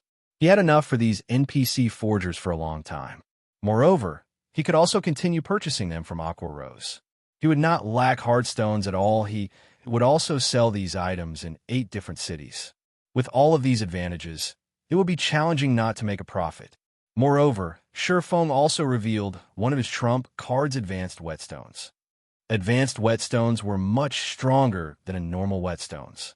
Not only did they recover twice the amount of a weapon's durability, but they could also increase the weapon's damage. Surefeng had already intended to sell each for 7 silver coins, and one stack would sell for 1 gold, 40 silvers. As long as he placed the advanced whetstones on the second floor, a majority of the players would fight over it, especially the large guilds. Oftentimes, just a 1% difference in damage could decide the victory or defeat of a boss raid. Meanwhile, the advanced whetstone provided a 3% increase to a weapon's damage. So, how could the various guilds, who were currently in a rush to raid dungeons, miss out on this item? They would definitely be in a mad rush to purchase them previously. Surefeng had kept all the advanced whetstones for his personal use. Later on, he passed some of them to his teammates, leaving him with 800 or so for himself. With this amount, the Starstreak trading firm should be able to last a relatively long time. However, Surefeng's plans were not limited to this now that he had such a large market available to him. He should fully utilize it, as he would not have a similar chance like this in the future. Hence, Surefeng thought up this plan. He intended to fully manipulate the Starstreak trading firm to help him set up his own shop in the future afterwards. Surefeng left the follow-up work to Anna, while he departed the Starstreak trading firm alone. Chapter 223, Popular Starstreak. Inside a hotel in White River City along with God's Domain's evolution, players understood the importance of rest. If they grinded monsters without rest, not only would their stamina decrease, but their concentration would also fall. Hence, after a day of battle, players would now rest at the hotel, having a drink and chatting with each other. Players discovered that places like restaurants, hotels, and bars allowed them to recover stamina and concentration more quickly. After relaxing for 2 or 3 hours, they would feel refreshed and filled with energy. Did you hear? The Starstreak trading firm seems to be undergoing renovations. I heard that they're going to release new products for sale. Who doesn't know about this? After I made some inquiries, I found out that the Starstreak trading firm has also recruited tons of potion makers and forgers. The trading firm is even hiring lifestyle players right now. However, no players have dared apply for a position yet, thinking that it wouldn't be a reliable job. I wonder what sort of new items they are going to sell. Aside from the common usage items, what else could an NPC-owned store sell? They can't possibly offer bronze equipment or rare potions, right? That sounds about right. While the players in the hotel conversed, a male player suddenly pushed open the saloon doors, panting big news. Starstreak trading firm has finished its renovations and has officially opened for business. The panting ranger exclaimed to his companions, loudly, "Why, are you making a fuss? Aren't they just reopening their business? We don't lack basic potions or common equipment right now, so we don't need to replenish our stock." As the leader of the party, the shield warrior rolled his eyes as he watched this embarrassing companion of his. Others would make fun of them for the ranger's unsightly appearance indeed. Just like the shield warrior had feared, the other players in the hotel sent belittling glances, mocking smiles on their faces. "Leader, listen to me," that ranger excitedly said. "I saw whetstones inside the shop. There are also intermediate recovery potions and intermediate mana regeneration potions. Moreover, the basic potions are cheaper than anywhere else." "What did you say? There are whetstones?"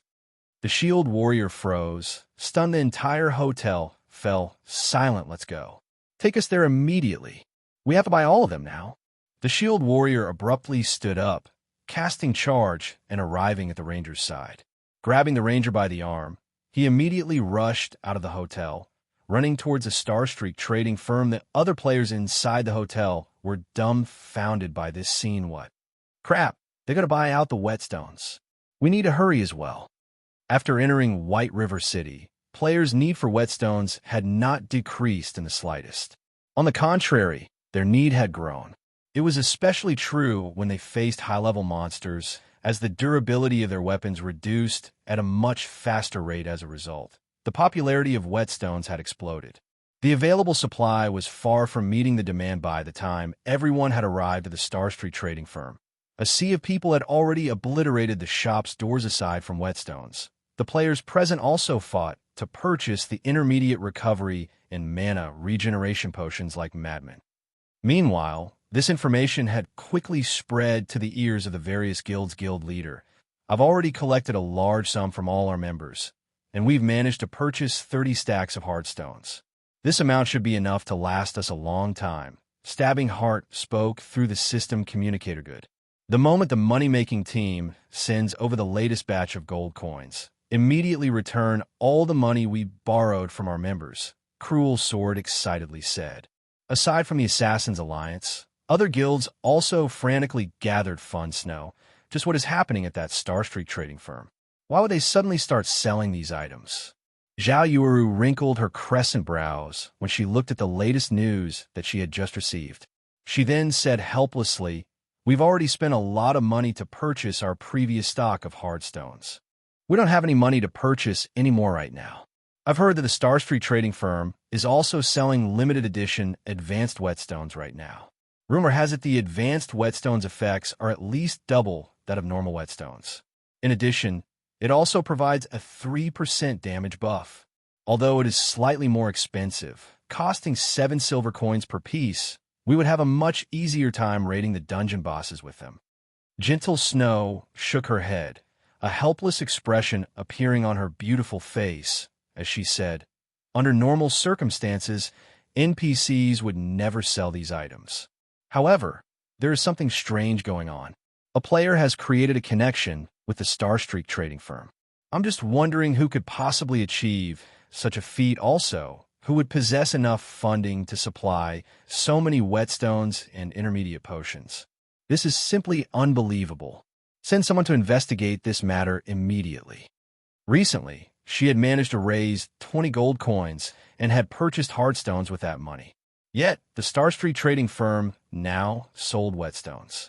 She had not received any information before this incident, causing her to suffer disaster currently. The issue of weapon durability had caused a roadblock in their dungeon raiding progress.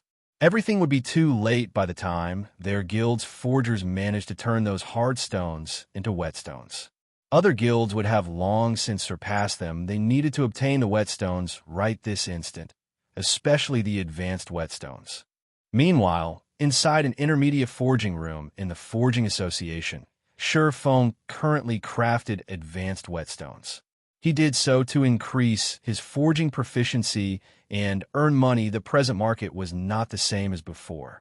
With the Starstreak trading firm around, he could now sell the advanced whetstones he made in 8 cities. Although the advanced whetstones were somewhat expensive, players from the 8 cities would still buy them.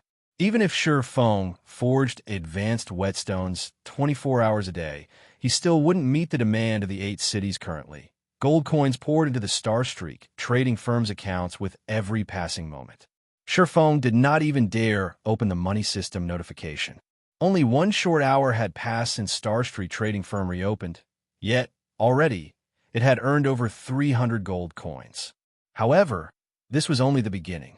Things would become more exciting later on. Aside from making money, Shi Feng's goal in making advanced whetstones was to upgrade himself to an advanced forging apprentice. If he became an advanced forging apprentice, he could learn the advanced book of magic he had obtained from Stonehammer Town previously. He only had White River City as the sole market for his wares.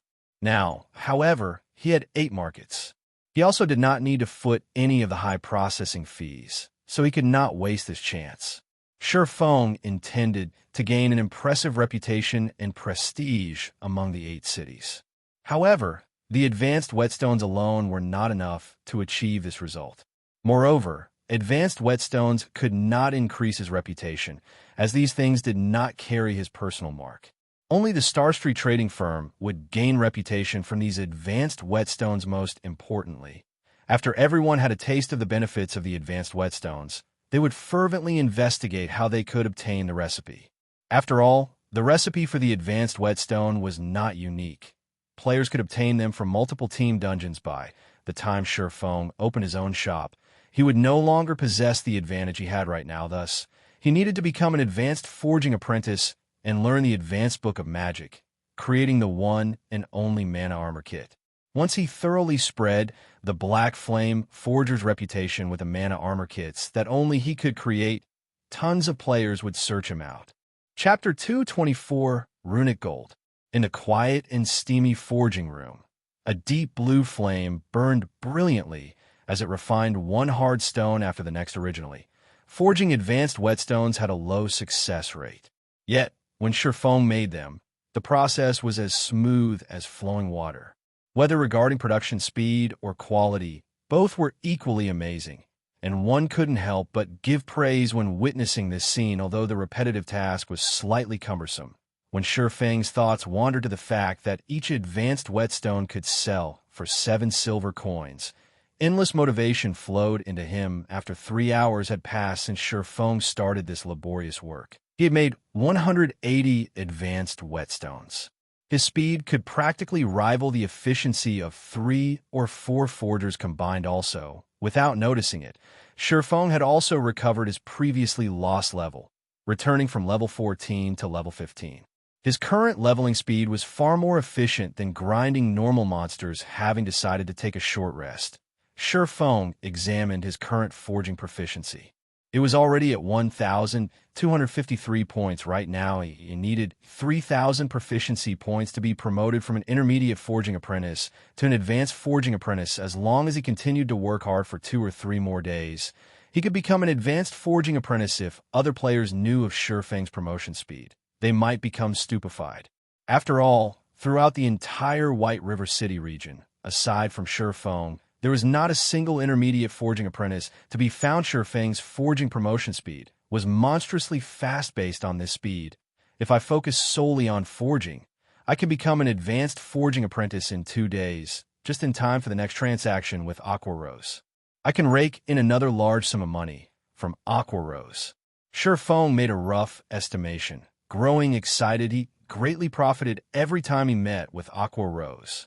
If he could make another large sum this time, he would have mostly dealt with the matter of setting up his workshop. Later on, he only needed to think of a way to recruit a large number of players that could serve as the backbone of the guild in the future. If he wished to establish a guild with tens of thousands of members, he needed at least several hundred players to serve as the backbone of the guild. Otherwise, he could not manage so many players properly. Hence, Shi Feng had decisively bought the office building to establish his workshop. It would save him the trouble of having to move to a new workshop in the future, limiting such issues related to the guild's development. HM? Gentle Snow? When Shi Feng heard the ringtone for his communicator, he discovered the caller was Gentle Snow. However, she was not looking for Yi Feng, but Black Flame instead. It just so happened that Sure Feng had reasons to look for Gentle Snow as well previously. He had intended to use the ID of Black Flame to establish the Lifestyle Guild, the Horizon Alliance. However, he never found a chance to do so now. A chance had arrived currently. He was temporarily in charge of the Starstreak trading firm, which possessed shops in 8 different cities. Moreover, these shops were all located in the heart of each city. Regarding materials, workplace, or a place to sell items, Sure Feng now had everything a lifestyle player would need in his possession. If he factored in Gentle Snow's advertising, establishing the Horizon Alliance was practically a done deal. If Horizon Alliance successfully developed, it would be worth a gold mine. He could obtain both funding and materials through this lifestyle guild at that time. Sure Feng would not have to worry about Zero Wings development. Black Flame, are you interested in making a deal? Gentle Snow immediately asked without any greeting. A deal? I wonder what sort of deal Miss Snow wishes to make. Sure Feng asked, curious. I know that you're related to the matter of the Starstreak trading firm, so I wish to purchase some whetstones from you, especially the advanced whetstones. I'll pay credits, and I'll buy as many as you have right now. Gentle Snow said so. You desire the whetstones. This should be simple. However, I need gold coins far more than credits right now. If Miss Snow has a lot of them, I can definitely sell you my entire stock. Sure Feng did not refute Gentle Snow's claim.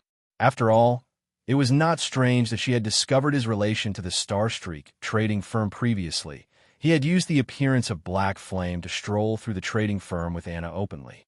Moreover, many players had recorded a video of that scene.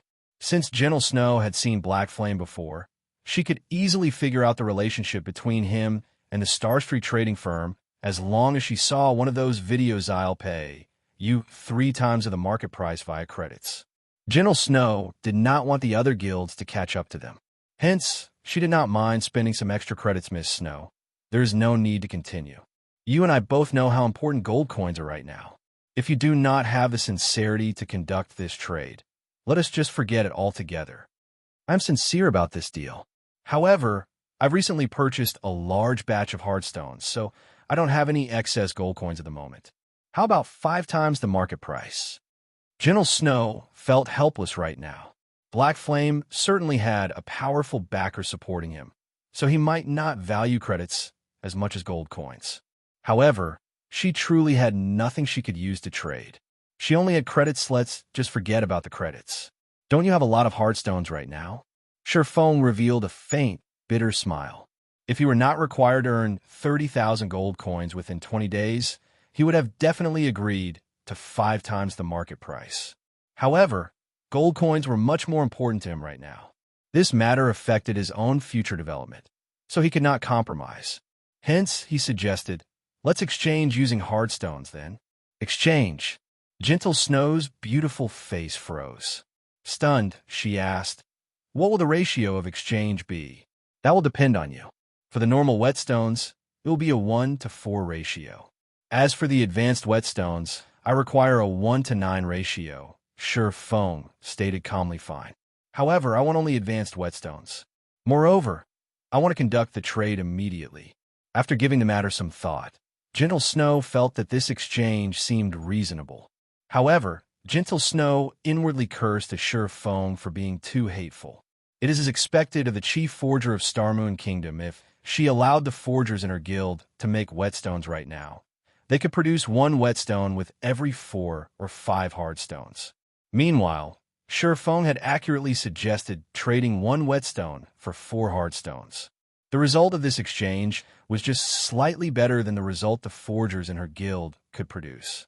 So, Gentle Snow agreed to trade the majority of their stock of hardstones for advanced whetstones, leaving the remainder for the forgers in her guild to increase their forging proficiency. Alright, then. Look for an NPC named Anna once you arrive at the Starstreak trading firm. She will conduct the exchange immediately, Sure Feng instructed, chuckling. Soon after, Sure Feng disconnected the call, resuming his production of advanced whetstone. Sure Feng's trade with Gentle Snow was only a small interlude. After Gentle Snow had exchanged 4 stacks of advanced whetstones with Anna, under Sure Feng's instructions, Anna made the exchange mechanism open to the public. The exchange ratio was the same as he previously mentioned to Gentle Snow. As a result, many players who lacked the money to purchase whetstones started frantically exchanging their hardstones. They no longer needed forging apprentices to rip them off with this. Not only could the Starstreak trading firm deal with its material supply issue, but it could also make a profit from this exchange.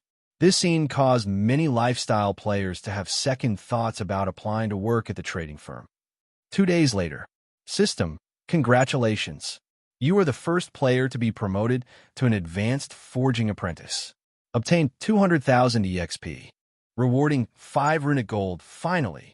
Still, the system is really generous this time. To think it would even give me a rare item like Runic gold. Feng involuntarily smiled when he saw the system rewards Runic gold could increase the forging success rate of an item by 10%. Simultaneously, it would have a chance to upgrade the rank of the forged item by 1. Unlike Runic steel, which could only upgrade an item's quality to a maximum of fine gold rank, Runic gold could increase an item's quality up to dark gold rank. However, Feng's joy focused on the promotion to an advanced forging apprentice ever since his forging proficiency had reached 2,000 points. The advanced whetstones no longer rewarded 1 proficiency point 100% of the time. They only had a 70% chance to reward a proficiency point. Meanwhile, after he reached 2,500 points, there was only a 40% chance of obtaining 1 proficiency point, while at 2,800 points, that chance further decreased to 20%. After spending 2 days forging away, he finally managed to earn the promotion to an advanced forging apprentice after becoming an advanced forging apprentice. Feng immediately retrieved the advanced book of magic from his bag, choosing to learn it without hesitation. Suddenly, a golden glow surrounded Feng's body, and within Feng's mind, the knowledge of producing the magic armor kit appeared during these 2 days. Aside from continuously producing advanced whetstones and raising his forging proficiency, Feng had also made sure to train his body during the day. Incidentally, he also bought that office building in the city center for his workshop. Feng had to pay a total of 60 million credits in installments. He first paid 20 million credits, while he would pay the remaining 40 million in full within 3 months. Feng had also earned over 10 million credits from selling the White River City guidebooks. He used 5 million or so to purchase various gaming facilities and other items to complete his workshop. That way, when it was time to attend the university's fellowship party, he would have 5 million credits and a luxurious workshop to back him up. He was no weaker than Shadow, right now comparing workshop facilities and environments. Feng's workshop utterly destroyed Shadow's. Chapter 225, Mana Armor Kit.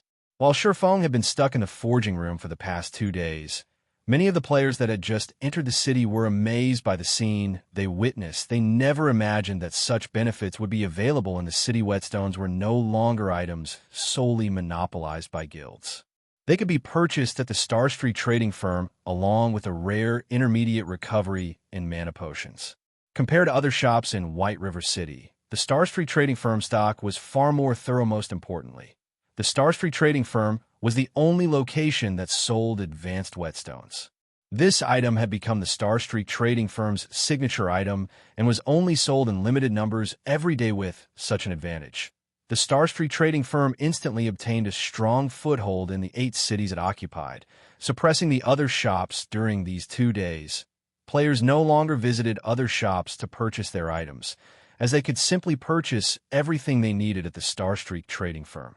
As a result, business boomed for the trading firm. Meanwhile, a huge incident also happened in White River City, and even Feng, who was extremely knowledgeable about God's domain, was shocked 10 guilds had suddenly grouped, forming an entirely new single guild. This matter sent shockwaves throughout the entire White River City region. Many of the second-rate and third-rate guilds started panicking at this news. They all increased the treatment they offered to their members and continuously tried to recruit new members into their guilds. Simultaneously, they also increased their speed of annexing smaller guilds. As for the unrated guilds, they started to form alliances to resist the annexation of these second-rate and third-rate guilds for self-preservation. White River City, which originally had hundreds of guilds contending with each other for supremacy, suddenly entered a new phase where only a handful of powers contended with each other in reality. A dozen or so unrated guilds coming together to form one large guild would not greatly affect these second-rate and third-rate guilds. The main reason this merger frightened these powerful guilds was the guild at its core. It was none other than the top-tier, third-rate guild, Darkstar. Furthermore, Darkstar had a new guild leader. Lone Tyrant had suddenly become Darkstar's new guild leader. While the previous guild leader had been chased out of his own guild originally, Darkstar already had Lone Tyrant, who was ranked first on the ranking list. They also managed to obtain the first clear of several hard-mode team dungeons. Previously, they had even competed against the Assassins Alliance over supremacy in White River City. However, due to lacking a powerful background, they could not grow any stronger within a short time. Now that Lone Tyrant had become the guild leader, not only had Darkstar annexed a large number of guilds, but they had also managed to recruit quite a few hidden experts. Just a short time after the merger, Darkstar had obtained the first clear of 2 hard-mode team dungeons, and one of them was even the first clear of a 20-man hard-mode team dungeon. As a result, Darkstar's fame soared once again. They were no longer beneath the Assassins Alliance. They might have already surpassed the Assassins Alliance currently. Darkstar's influence in White River City could rival that of a first-rate guild. They had become one of the tyrants of White River City. On another note, for reasons unknown, the first thing Lone Tyrant did after he unified those unrated guilds was place a bounty on Feng's head. Moreover, the bounty he set was rather generous. As long as someone could kill Feng to level 0, he would immediately reward the person responsible with 5 million credits and an elder position in Darkstar. Meanwhile, any player who killed Feng once could receive a reward of 200,000 credits in a virtual reality game. Such a high bounty was mind-blowing right now. Major corporations in the real world were only offering an annual salary of 5 million credits or so when recruiting well-known top-tier experts. On the other hand, Feng was not even a great character from a first-rate guild. Such a high bounty on an unknown player was a first in the world of virtual reality. Even though they did not know what sort of enmity Lone Tyrant had with Feng, many players had expressed their sympathies for Feng. Meanwhile, Lone Tyrant's tyrannic actions had undeniably garnered the attention of many independent players, compelling them to join Darkstar to develop themselves further. However, from Feng's point of view, Lone Tyrant was simply a lunatic. He had snatched away only one first clear away from Lone Tyrant. Was there really a need to be so unforgiving? Moreover, Feng was really confused as to when Darkstar had become such an amazing existence. They had actually managed to annex more than 10 unrated guilds within such a short amount of time. One should know that each guild would have at least 1,000 to 2,000 members. In the case of a larger guild, there might be even 5,000 to 6,000 members. Yet, Darkstar had actually devoured and incorporated them in a single go with room to spare. Even the Assassins Alliance did not possess a background strong enough to carry out such a feat. Although Darkstar was very powerful right now, Feng considered the bounty on his head no more than a joke. If Feng were only a normal expert, he might have trembled in fear as he could not continue mingling in White River City. However, was Feng a normal expert? No, he wasn't. In a situation where everyone else had yet to familiarize themselves with God's domain fully, Feng already had 10 years' worth of experience playing in God's domain as an expert swordsman. As of this moment, Lone Tyrant, the current first-ranked player on the ranking list, was only level 14. However, during the time Feng had spent cooped up inside an intermediate forging room producing advanced whetstones, he had already recovered to level 16. Feng was leaps ahead of Lone Tyrant regarding EXP they had. Moreover, with his current level and equipment, Feng had dared to face an absolute powerhouse head-on from his previous life. So, why would he possibly be afraid of Darkstar? This time, however, Feng could not use the same strategy he had with Martial Union within Red Leaf Town. There was nobody in White River City who dared provoke a tyrannic tiger like Darkstar. Moreover, Darkstar had too many members. Feng would go bankrupt if he placed a bounty on all its members. Not to mention, whether it was gold coins or credits, Feng was sorely in need of both right now. Hence, Feng chose to ignore Darkstar and instead focus on his own matters, producing mana armor kits compared to normal armor kits. Mana armor kits were far more powerful. Aside from providing additional defense, normal armor kits only provided a small bonus to attributes. On the other hand, mana armor kits provided a significant bonus. Moreover, mana armor kits could be equipped on both plate and cloth armor. The materials needed to produce them were also very basic.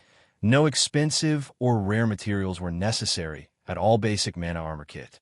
Materials required: 10 copper or 3 bronze or 1 basic recovery potion or 1 basic mana regeneration potion. Can be crafted into either physical or magical basic armor kit bound to character after equipping basic physical armor kit. Defense plus 80. Strength plus 3. Endurance plus 4. Agility plus 3. Maximum binding limit per character 3. Can only be bound to level 10 equipment or above basic magical armor kit. Defense plus 30. Intelligence plus 3. Endurance plus 4. Vitality plus 3. Maximum binding limit per character 3. Can only be bound to level 10 equipment or above intermediate mana armor kit. Materials required: 15 iron ore, 5 fine iron ore, 1 intermediate recovery potion, or 1 intermediate mana regeneration potion can be crafted into either physical or magical intermediate armor kit bound to character after equipping intermediate physical armor kit. Defense plus 200. Strength plus 10. Endurance plus 12. Agility plus 10. Maximum binding limit per character 3. Can only be bound to level 25 equipment or above intermediate magical armor kit. Defense plus 60. Intelligence plus 10. Endurance plus 12. Vitality plus 10. Maximum binding limit per character 3. Can only be bound to level 25 equipment or above advanced mana armor kit. Materials required: 20 silver or 8 mithril or 2 advanced recovery potion or 2 advanced mana regeneration potion can be crafted into either physical or magical advanced armor kit bound to character after equipping. Advanced physical armor kit. Defense plus 400. Strength plus 30. Endurance plus 40. Agility plus 30. Maximum binding limit per character 3. Can only be bound to level 50 equipment or above advanced magical armor kit. Defense plus 150. Intelligence plus 30. Endurance plus 40. Vitality plus 30. Maximum binding limit per character 3. Can only be bound to level 50 equipment or above as long as a player bound 3 mana armor kits to their equipment. They would have the equivalent of an additional piece of precious equipment. Whether in a normal battle or dungeon raid, the mana armor kits would provide an immense improvement to a player. Who could resist such an enticing item? Chapter 226, Attracted by Fame. On a street located in the heart of the trade area, a man hiding himself under a hooded cloak hurriedly walked into the tall building, the Starstreak trading firm. By the roadside, due to its raging popularity, there were plenty of players entering and leaving the Starstreak trading firm. Moreover, players who wore cloaks were common at the trading firm, so the hurried man did not attract the attention of other players. However, if one observed carefully, they would discover 2 exquisite long swords strapped to his back. Of the 2 swords, one released a faint glow that resembled a black flame, while the other released a green stream of light. One could easily tell that these 2 swords were extraordinary items. Moreover, the style of this man's equipment clearly indicated it was a set equipment and a high-quality set equipment at that. This person was none other than Feng, currently disguised as Black Flame previously, after spending most of his day hiding in a forging room. Feng had forged a total of 600 basic mana armor kits. 400 of them were physical armor kits, while the remaining 200 were magic armor kits, a large amount of copper, ore, bronze, ore, intermediate recovery potions, and intermediate mana regeneration potions was required to make so many armor kits. Fortunately, Feng had these materials in spades with the Philosopher's Stone. Feng could refine stones into ores. There was no need for him to purchase any at all. As for basic potions, he simply needed to spend some money to purchase a large stock of them. However, when compared to the value of the basic mana armor kits, The cost of these potions was practically negligible. Shurfeng had even resolved the issue of production success rate, which is the most troublesome factor when producing the basic mana armor kits for starters. As an advanced forging apprentice, Shurfeng possessed a 20% success rate when forging the basic mana armor kits. After factoring in the Book of Forging and the various supporting tools he possessed, his success rate was further boosted to 66%. Although there was still the chance of failure, each try would only cost him 70 copper coins. With Shurfeng's current wealth, he would not feel even an itch from losing such a meager amount of money. After arriving at the third floor of the Starstreak trading firm, Shurfeng quickly discovered a long line of people in the hallway. These people were currently queued up outside an office. A majority of these people consisted of NPCs, while the minority were players. Hey, do you know what first come, first served means? You mannerless brute. You actually dare break the rules that Lady Anna has set. Bro, you sure have guts, huh? Aren't you afraid of Goddess Anna kicking you out? Regardless if it were the NPCs or players queued up in the hallway, all of them sent fierce glares at Shurfeng. However, their anger did not stem from their hatred of meeting Shurfeng for the first time. Instead, they were afraid of Shurfeng's rudeness earning the ire of Lady Anna. They had been painstakingly waiting to meet Lady Anna for a long time now. If Lady Anna chased all of them away in a fit of rage, it would be a tragedy. What are you guys queuing for? Shurfeng asked curiously. Shurfeng casually glanced at the people queued up in the hallway. Just from a rough estimate, there should be over 200 people present. This was in no way a small number. Moreover, looking at how all of these people refer to Anna as Lady Anna or Goddess Anna, with both admiration and respect, Shurfeng couldn't help but grow astonished. You dare come here without even knowing this? Everyone immediately rolled their eyes at Shurfeng. They looked at Shurfeng as if he was a noob, their gazes filled with disdain. The Starstreak trading firm is currently hiring a large number of forgers and potion makers. If we're chosen and can work for Starstreak, we will enjoy a private workshop all to ourselves. Moreover, the trading firm will provide us with an endless supply of materials. If we perform well, the trading firm will even reward us with our very own private research room and provide us with all the materials we need to carry out our research. In other words, as long as we can become a forger or potion maker of Starstreak trading firm, both money and fame will be available for our picking. Speaking up to this point, everyone couldn't help but sigh incessantly. They felt great envy towards those who had already become forgers and potion makers of the Starstreak trading firm. However, when a female player suddenly walked out from the office with a disappointed look on her face, everyone's mood immediately dampened due to Starstreak growing more and more famous. The number of NPCs and players who wished to join the trading firm had also grown explosively. Hence, the test difficulty had also been increased. It was no longer as easy as the trading firm's initial recruitment. How many consecutive eliminations have that been already? I think this should be the 7th. The test is becoming more and more challenging. Previously, 1 of every 5 applicants would succeed. Now, only 1 out of 8 succeed. I wonder what the chances will be when it is my turn.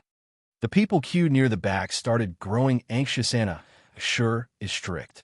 Shurfeng revealed a bitter smile. Although having such strict selection criteria wasn't a problem, players were still fundamentally different from NPCs. Especially for players who were timid and introverted, it was a little extreme to reject them after undergoing only a single test. Cream Coco, the female player who had just walked out from Anna's office, was one such example. In the past, Cream Coco was a genius forger who had the title as one of the 10 great master forgers of Starmoon Kingdom, and Shurfeng was fully intent of recruiting her into his guild. In this life, he did not think that, shortly after Cream Coco had left the Assassin's Alliance, she would immediately come to Starstreak, only to be rejected once more. Fortunately, Shurfeng had made a trip to Starstreak trading firm. Otherwise, he would similarly be shedding tears of regret with cruel sword. Another failure. Where am I supposed to head to now? At this moment, Cream Coco wore a dejected expression. Previously, she had been chased out of the Assassin's Alliance due to her production success rate being overly low. Now, Starstreak trading firm had also rejected her. After these consecutive failures, She no longer knew where she should head. Am I really not cut out for forging? Maybe I should go adventuring and fight like the other players. However, I am a sports idiot. How am I supposed to fight like the others? Hello, are you here to apply for a job at Starstreak trading firm? Feng asked, blocking Cream Coco's path. Cream Coco nodded as she glanced at Feng. Currently, she did not have the mood at all to pay any attention to a stranger. Are you interested in taking another test? Feng asked with a smile. Shock flashed in Cream Coco's eyes. Immediately, she lifted her head and focused on Feng. For a moment, she had even thought that Feng was one of Starstreak's personnel. However, when she failed to find the Starstreak trading firm's emblem on Feng's clothing, she couldn't help but feel disappointed. Who do you think you are? Starstreak's president? Can you let someone who has already been rejected take the test again? If you wish to pretend, at least think of the time and place. Look at where you are at right now. At the very least, you should get a Starstreak emblem before putting up your act. A tall and beautiful cleric sneered as she sent a disdainful gaze at Feng. However, Feng did not get angry at this girl's provocation. Instead, he used observing eyes on this tall, beauty melancholic smile. Level 10, Cleric. Seeing this name, Feng was shocked. Although not as famous as Cream Coco, melancholic smile, the tall beauty of a cleric before him, was also one of Starmoon Kingdom's future master forgers. Feng truly did not think that the Starstreak trading firm could be so attractive as to lure two future master forgers. My bad. I forgot to introduce myself. I am. Just as Feng was about to introduce himself, Anna suddenly walked out from the office as she called for the next batch of interviewees. However, the moment her eyes spotted Feng, she hurriedly walked over to Feng in a panic. Meanwhile, everyone else revealed ridiculing smiles as they watched Feng. They fully intended to enjoy the show that was about to play out. UVE humiliated yourself big time. Now Feng actually dared pretend to be Starstreak trading firm personnel. Now that he had been caught in the act, he would definitely be shown the way out. Your Excellency, this subordinate is extremely sorry for this. I did not think that these people would disturb you. I will immediately send them away. Anna glared at Cream Coco and melancholic smile, hurriedly apologizing to Feng. Chapter 227, Master Black Flame.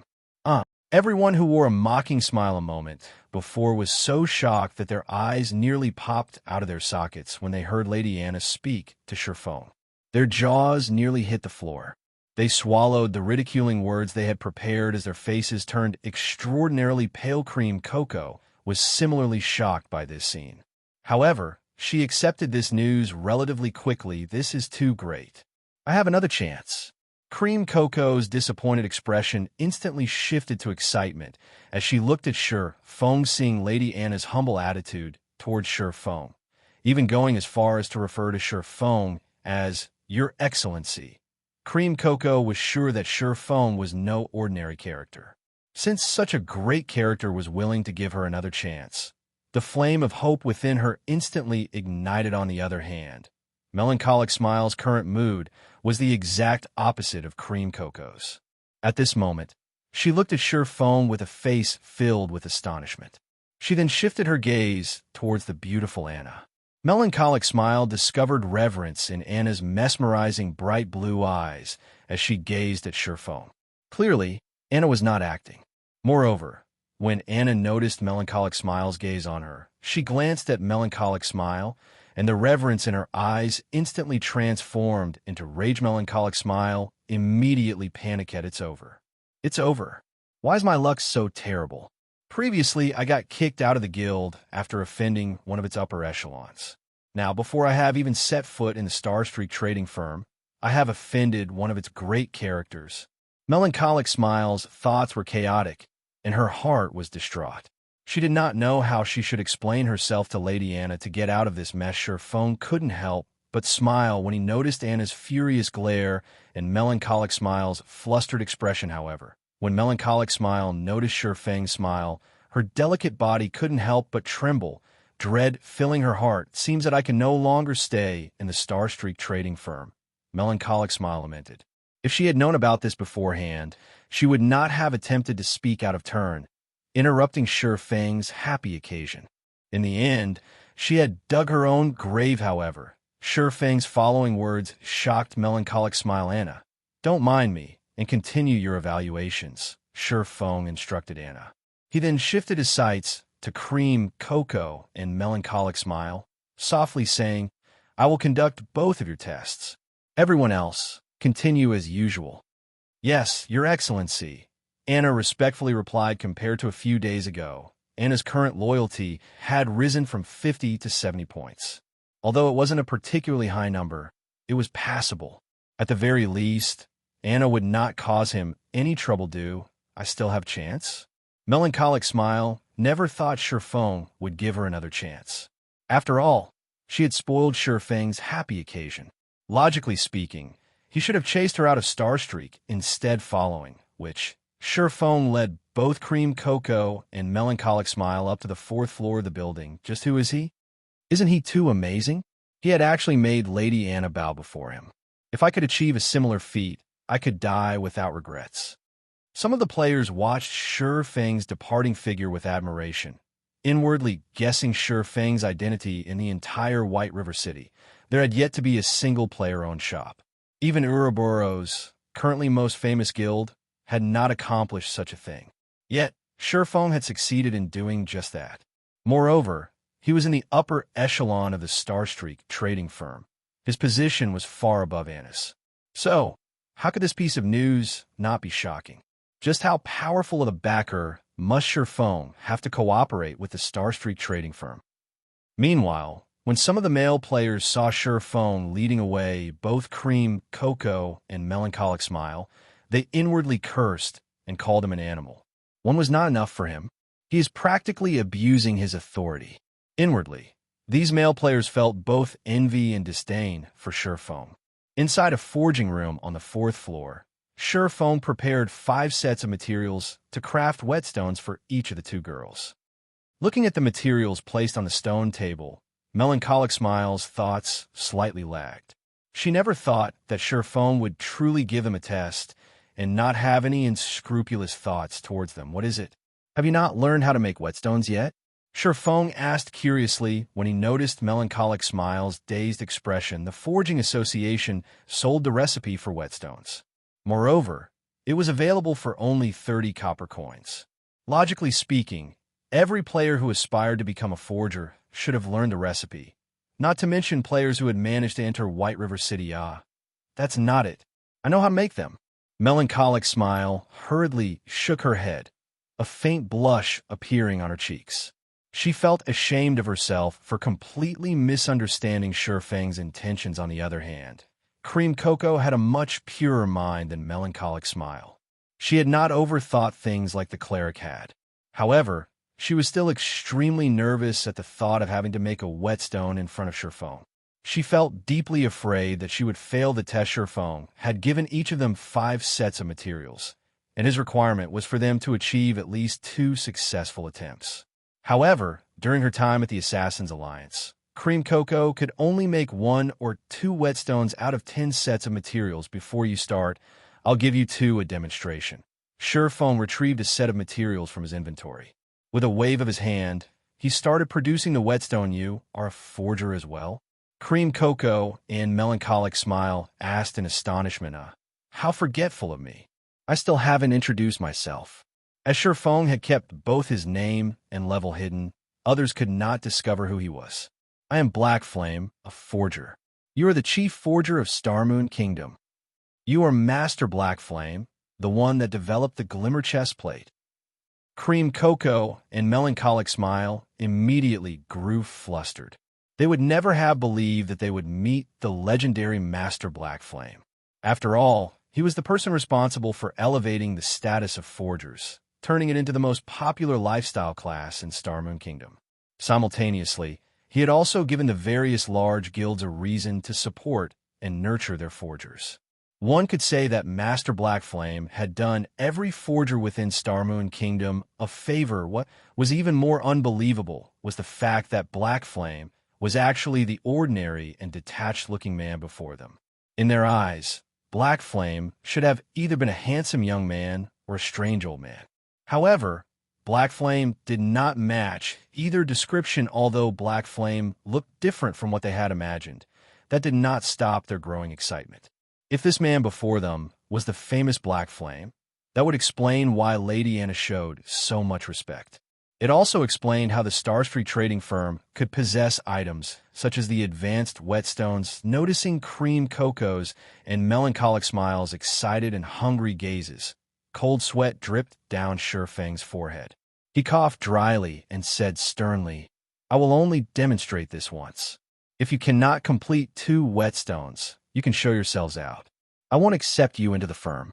The 2 girls instantly calmed after being admonished by Shurfang.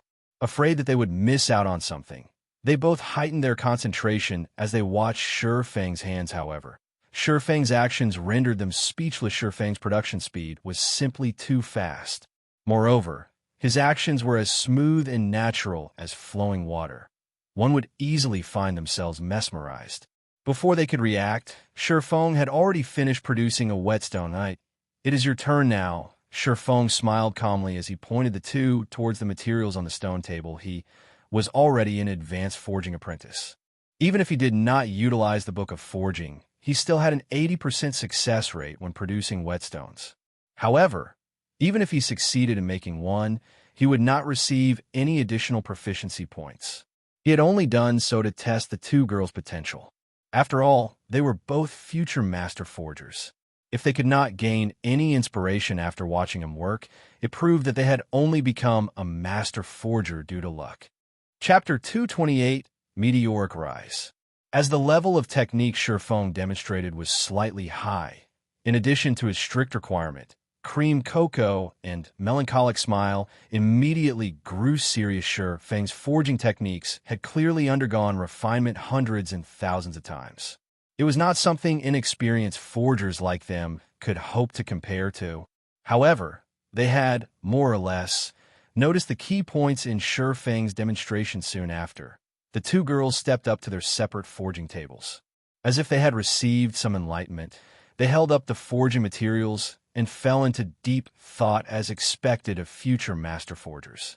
Shurfang revealed a faint smile when he noticed their actions. At this point, it was impossible for the average player to possess sufficient materials to practice their forging with, not to mention the precious materials to produce items. However, Shurfang was different from these inexperienced forgers. During his 10 years of playing God's Domain, he had encountered plenty of master forgers. In their free time, these players would usually discuss forging.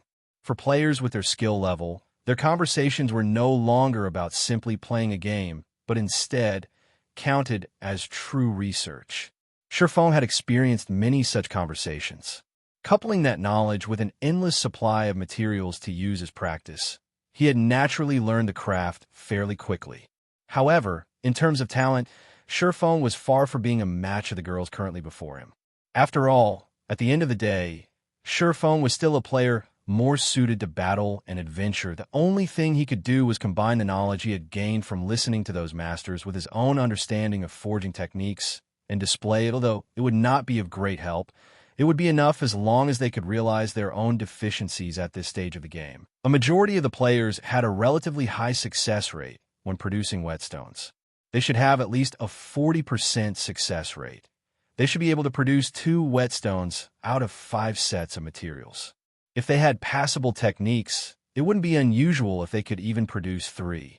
However, a majority of the players at this stage could only produce 1 whetstone out of 5 attempts. Although the forging rooms in the Starstreak trading firm were not comparable to the intermediate forging rooms in the Forging Association, they should still be much better than the basic forging rooms.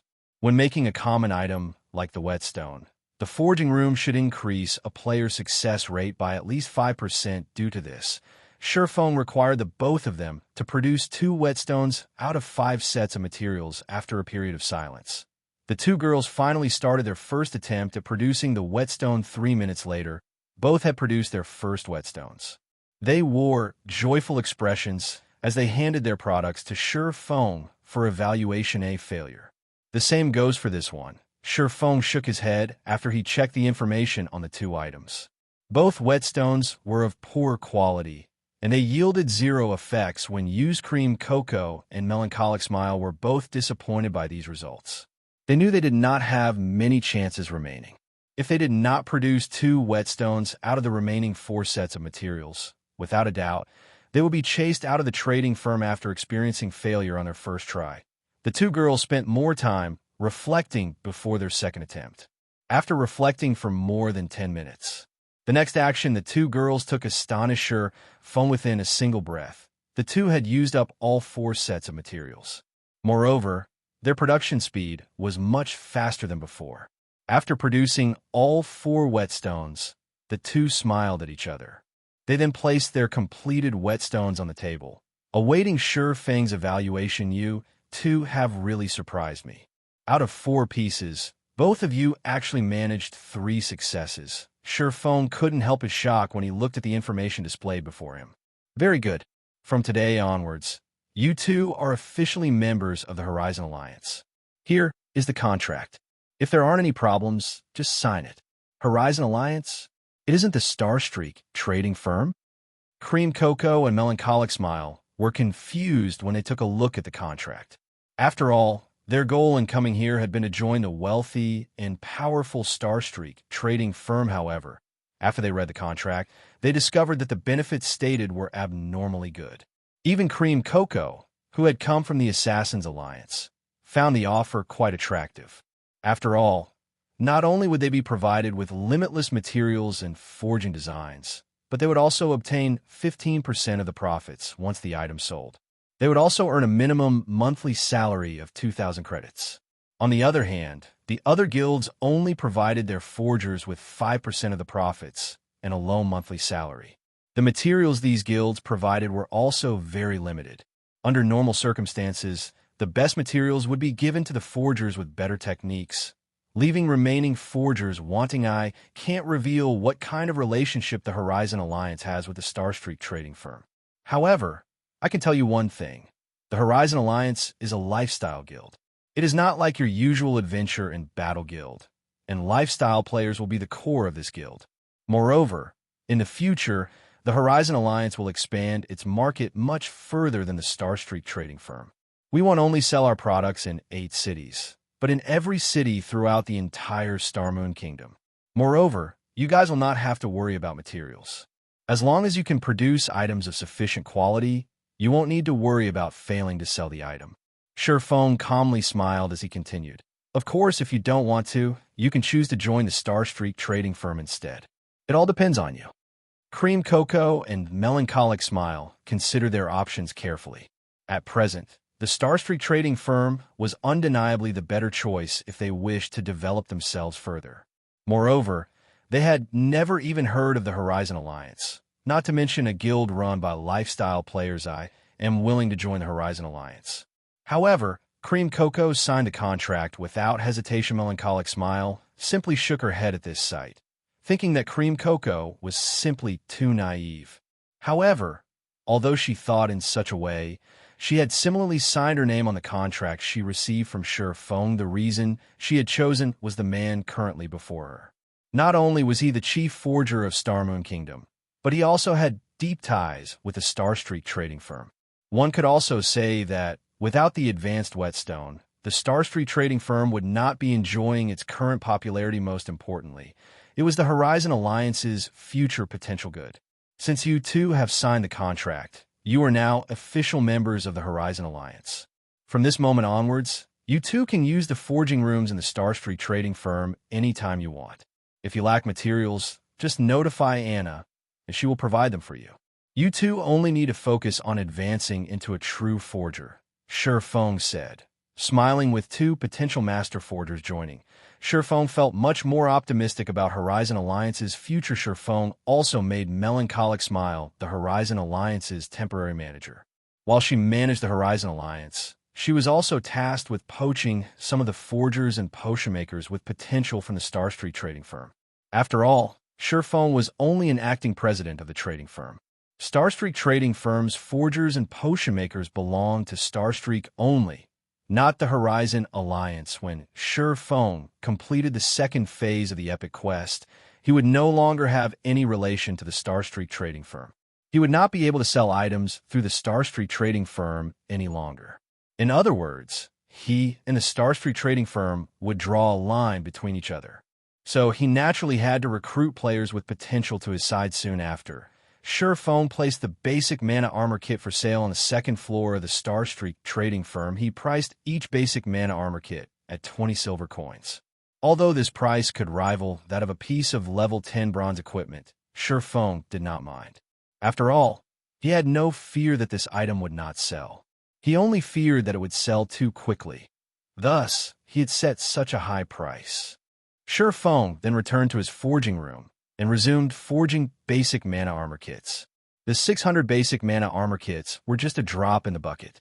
He still needed to produce a lot more to meet demand, not to mention Surephone still had a mountain in the form of 30,000 gold coins weighing down on him. Moreover, plenty of guilds had started growing greedy after seeing Surephone make so much money from selling the advanced whetstones. They all started thinking up of plans to obtain the recipe for themselves. Hence, during the past few days, many guilds had started investigating the origins of the advanced whetstone. Surephone couldn't help but admit that a guild was indeed far more powerful than an individual. Within a short amount of time, these guilds had discovered the origins of the advanced whetstone. They had even managed to obtain its recipe. The Moonlight Forest treasures filled this place. Aside from having plenty of treasure chests and field bosses, the drop rate for gemstones here was much higher than other maps. The various large guilds in White River City had long since regarded the Moonlight Forest as a cash machine. On the other hand, independent players had no share of these bountiful resources. Guild leader, the intermediate forging apprentices in our guild have successfully produced advanced whetstones. The intermediate apprentice potion makers have also managed to produce intermediate recovery potions and intermediate mana regeneration potions. A ranger reported very good. It just so happens that White River City's bazaar will be held tonight. We can use this chance to show off Dark Star's strength. Lone Tyrant smiled satisfactorily.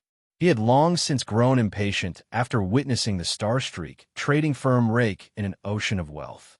Now that their guild could similarly produce and sell advanced whetstones and intermediate potions, he was one step closer to becoming the true tyrant of White River City.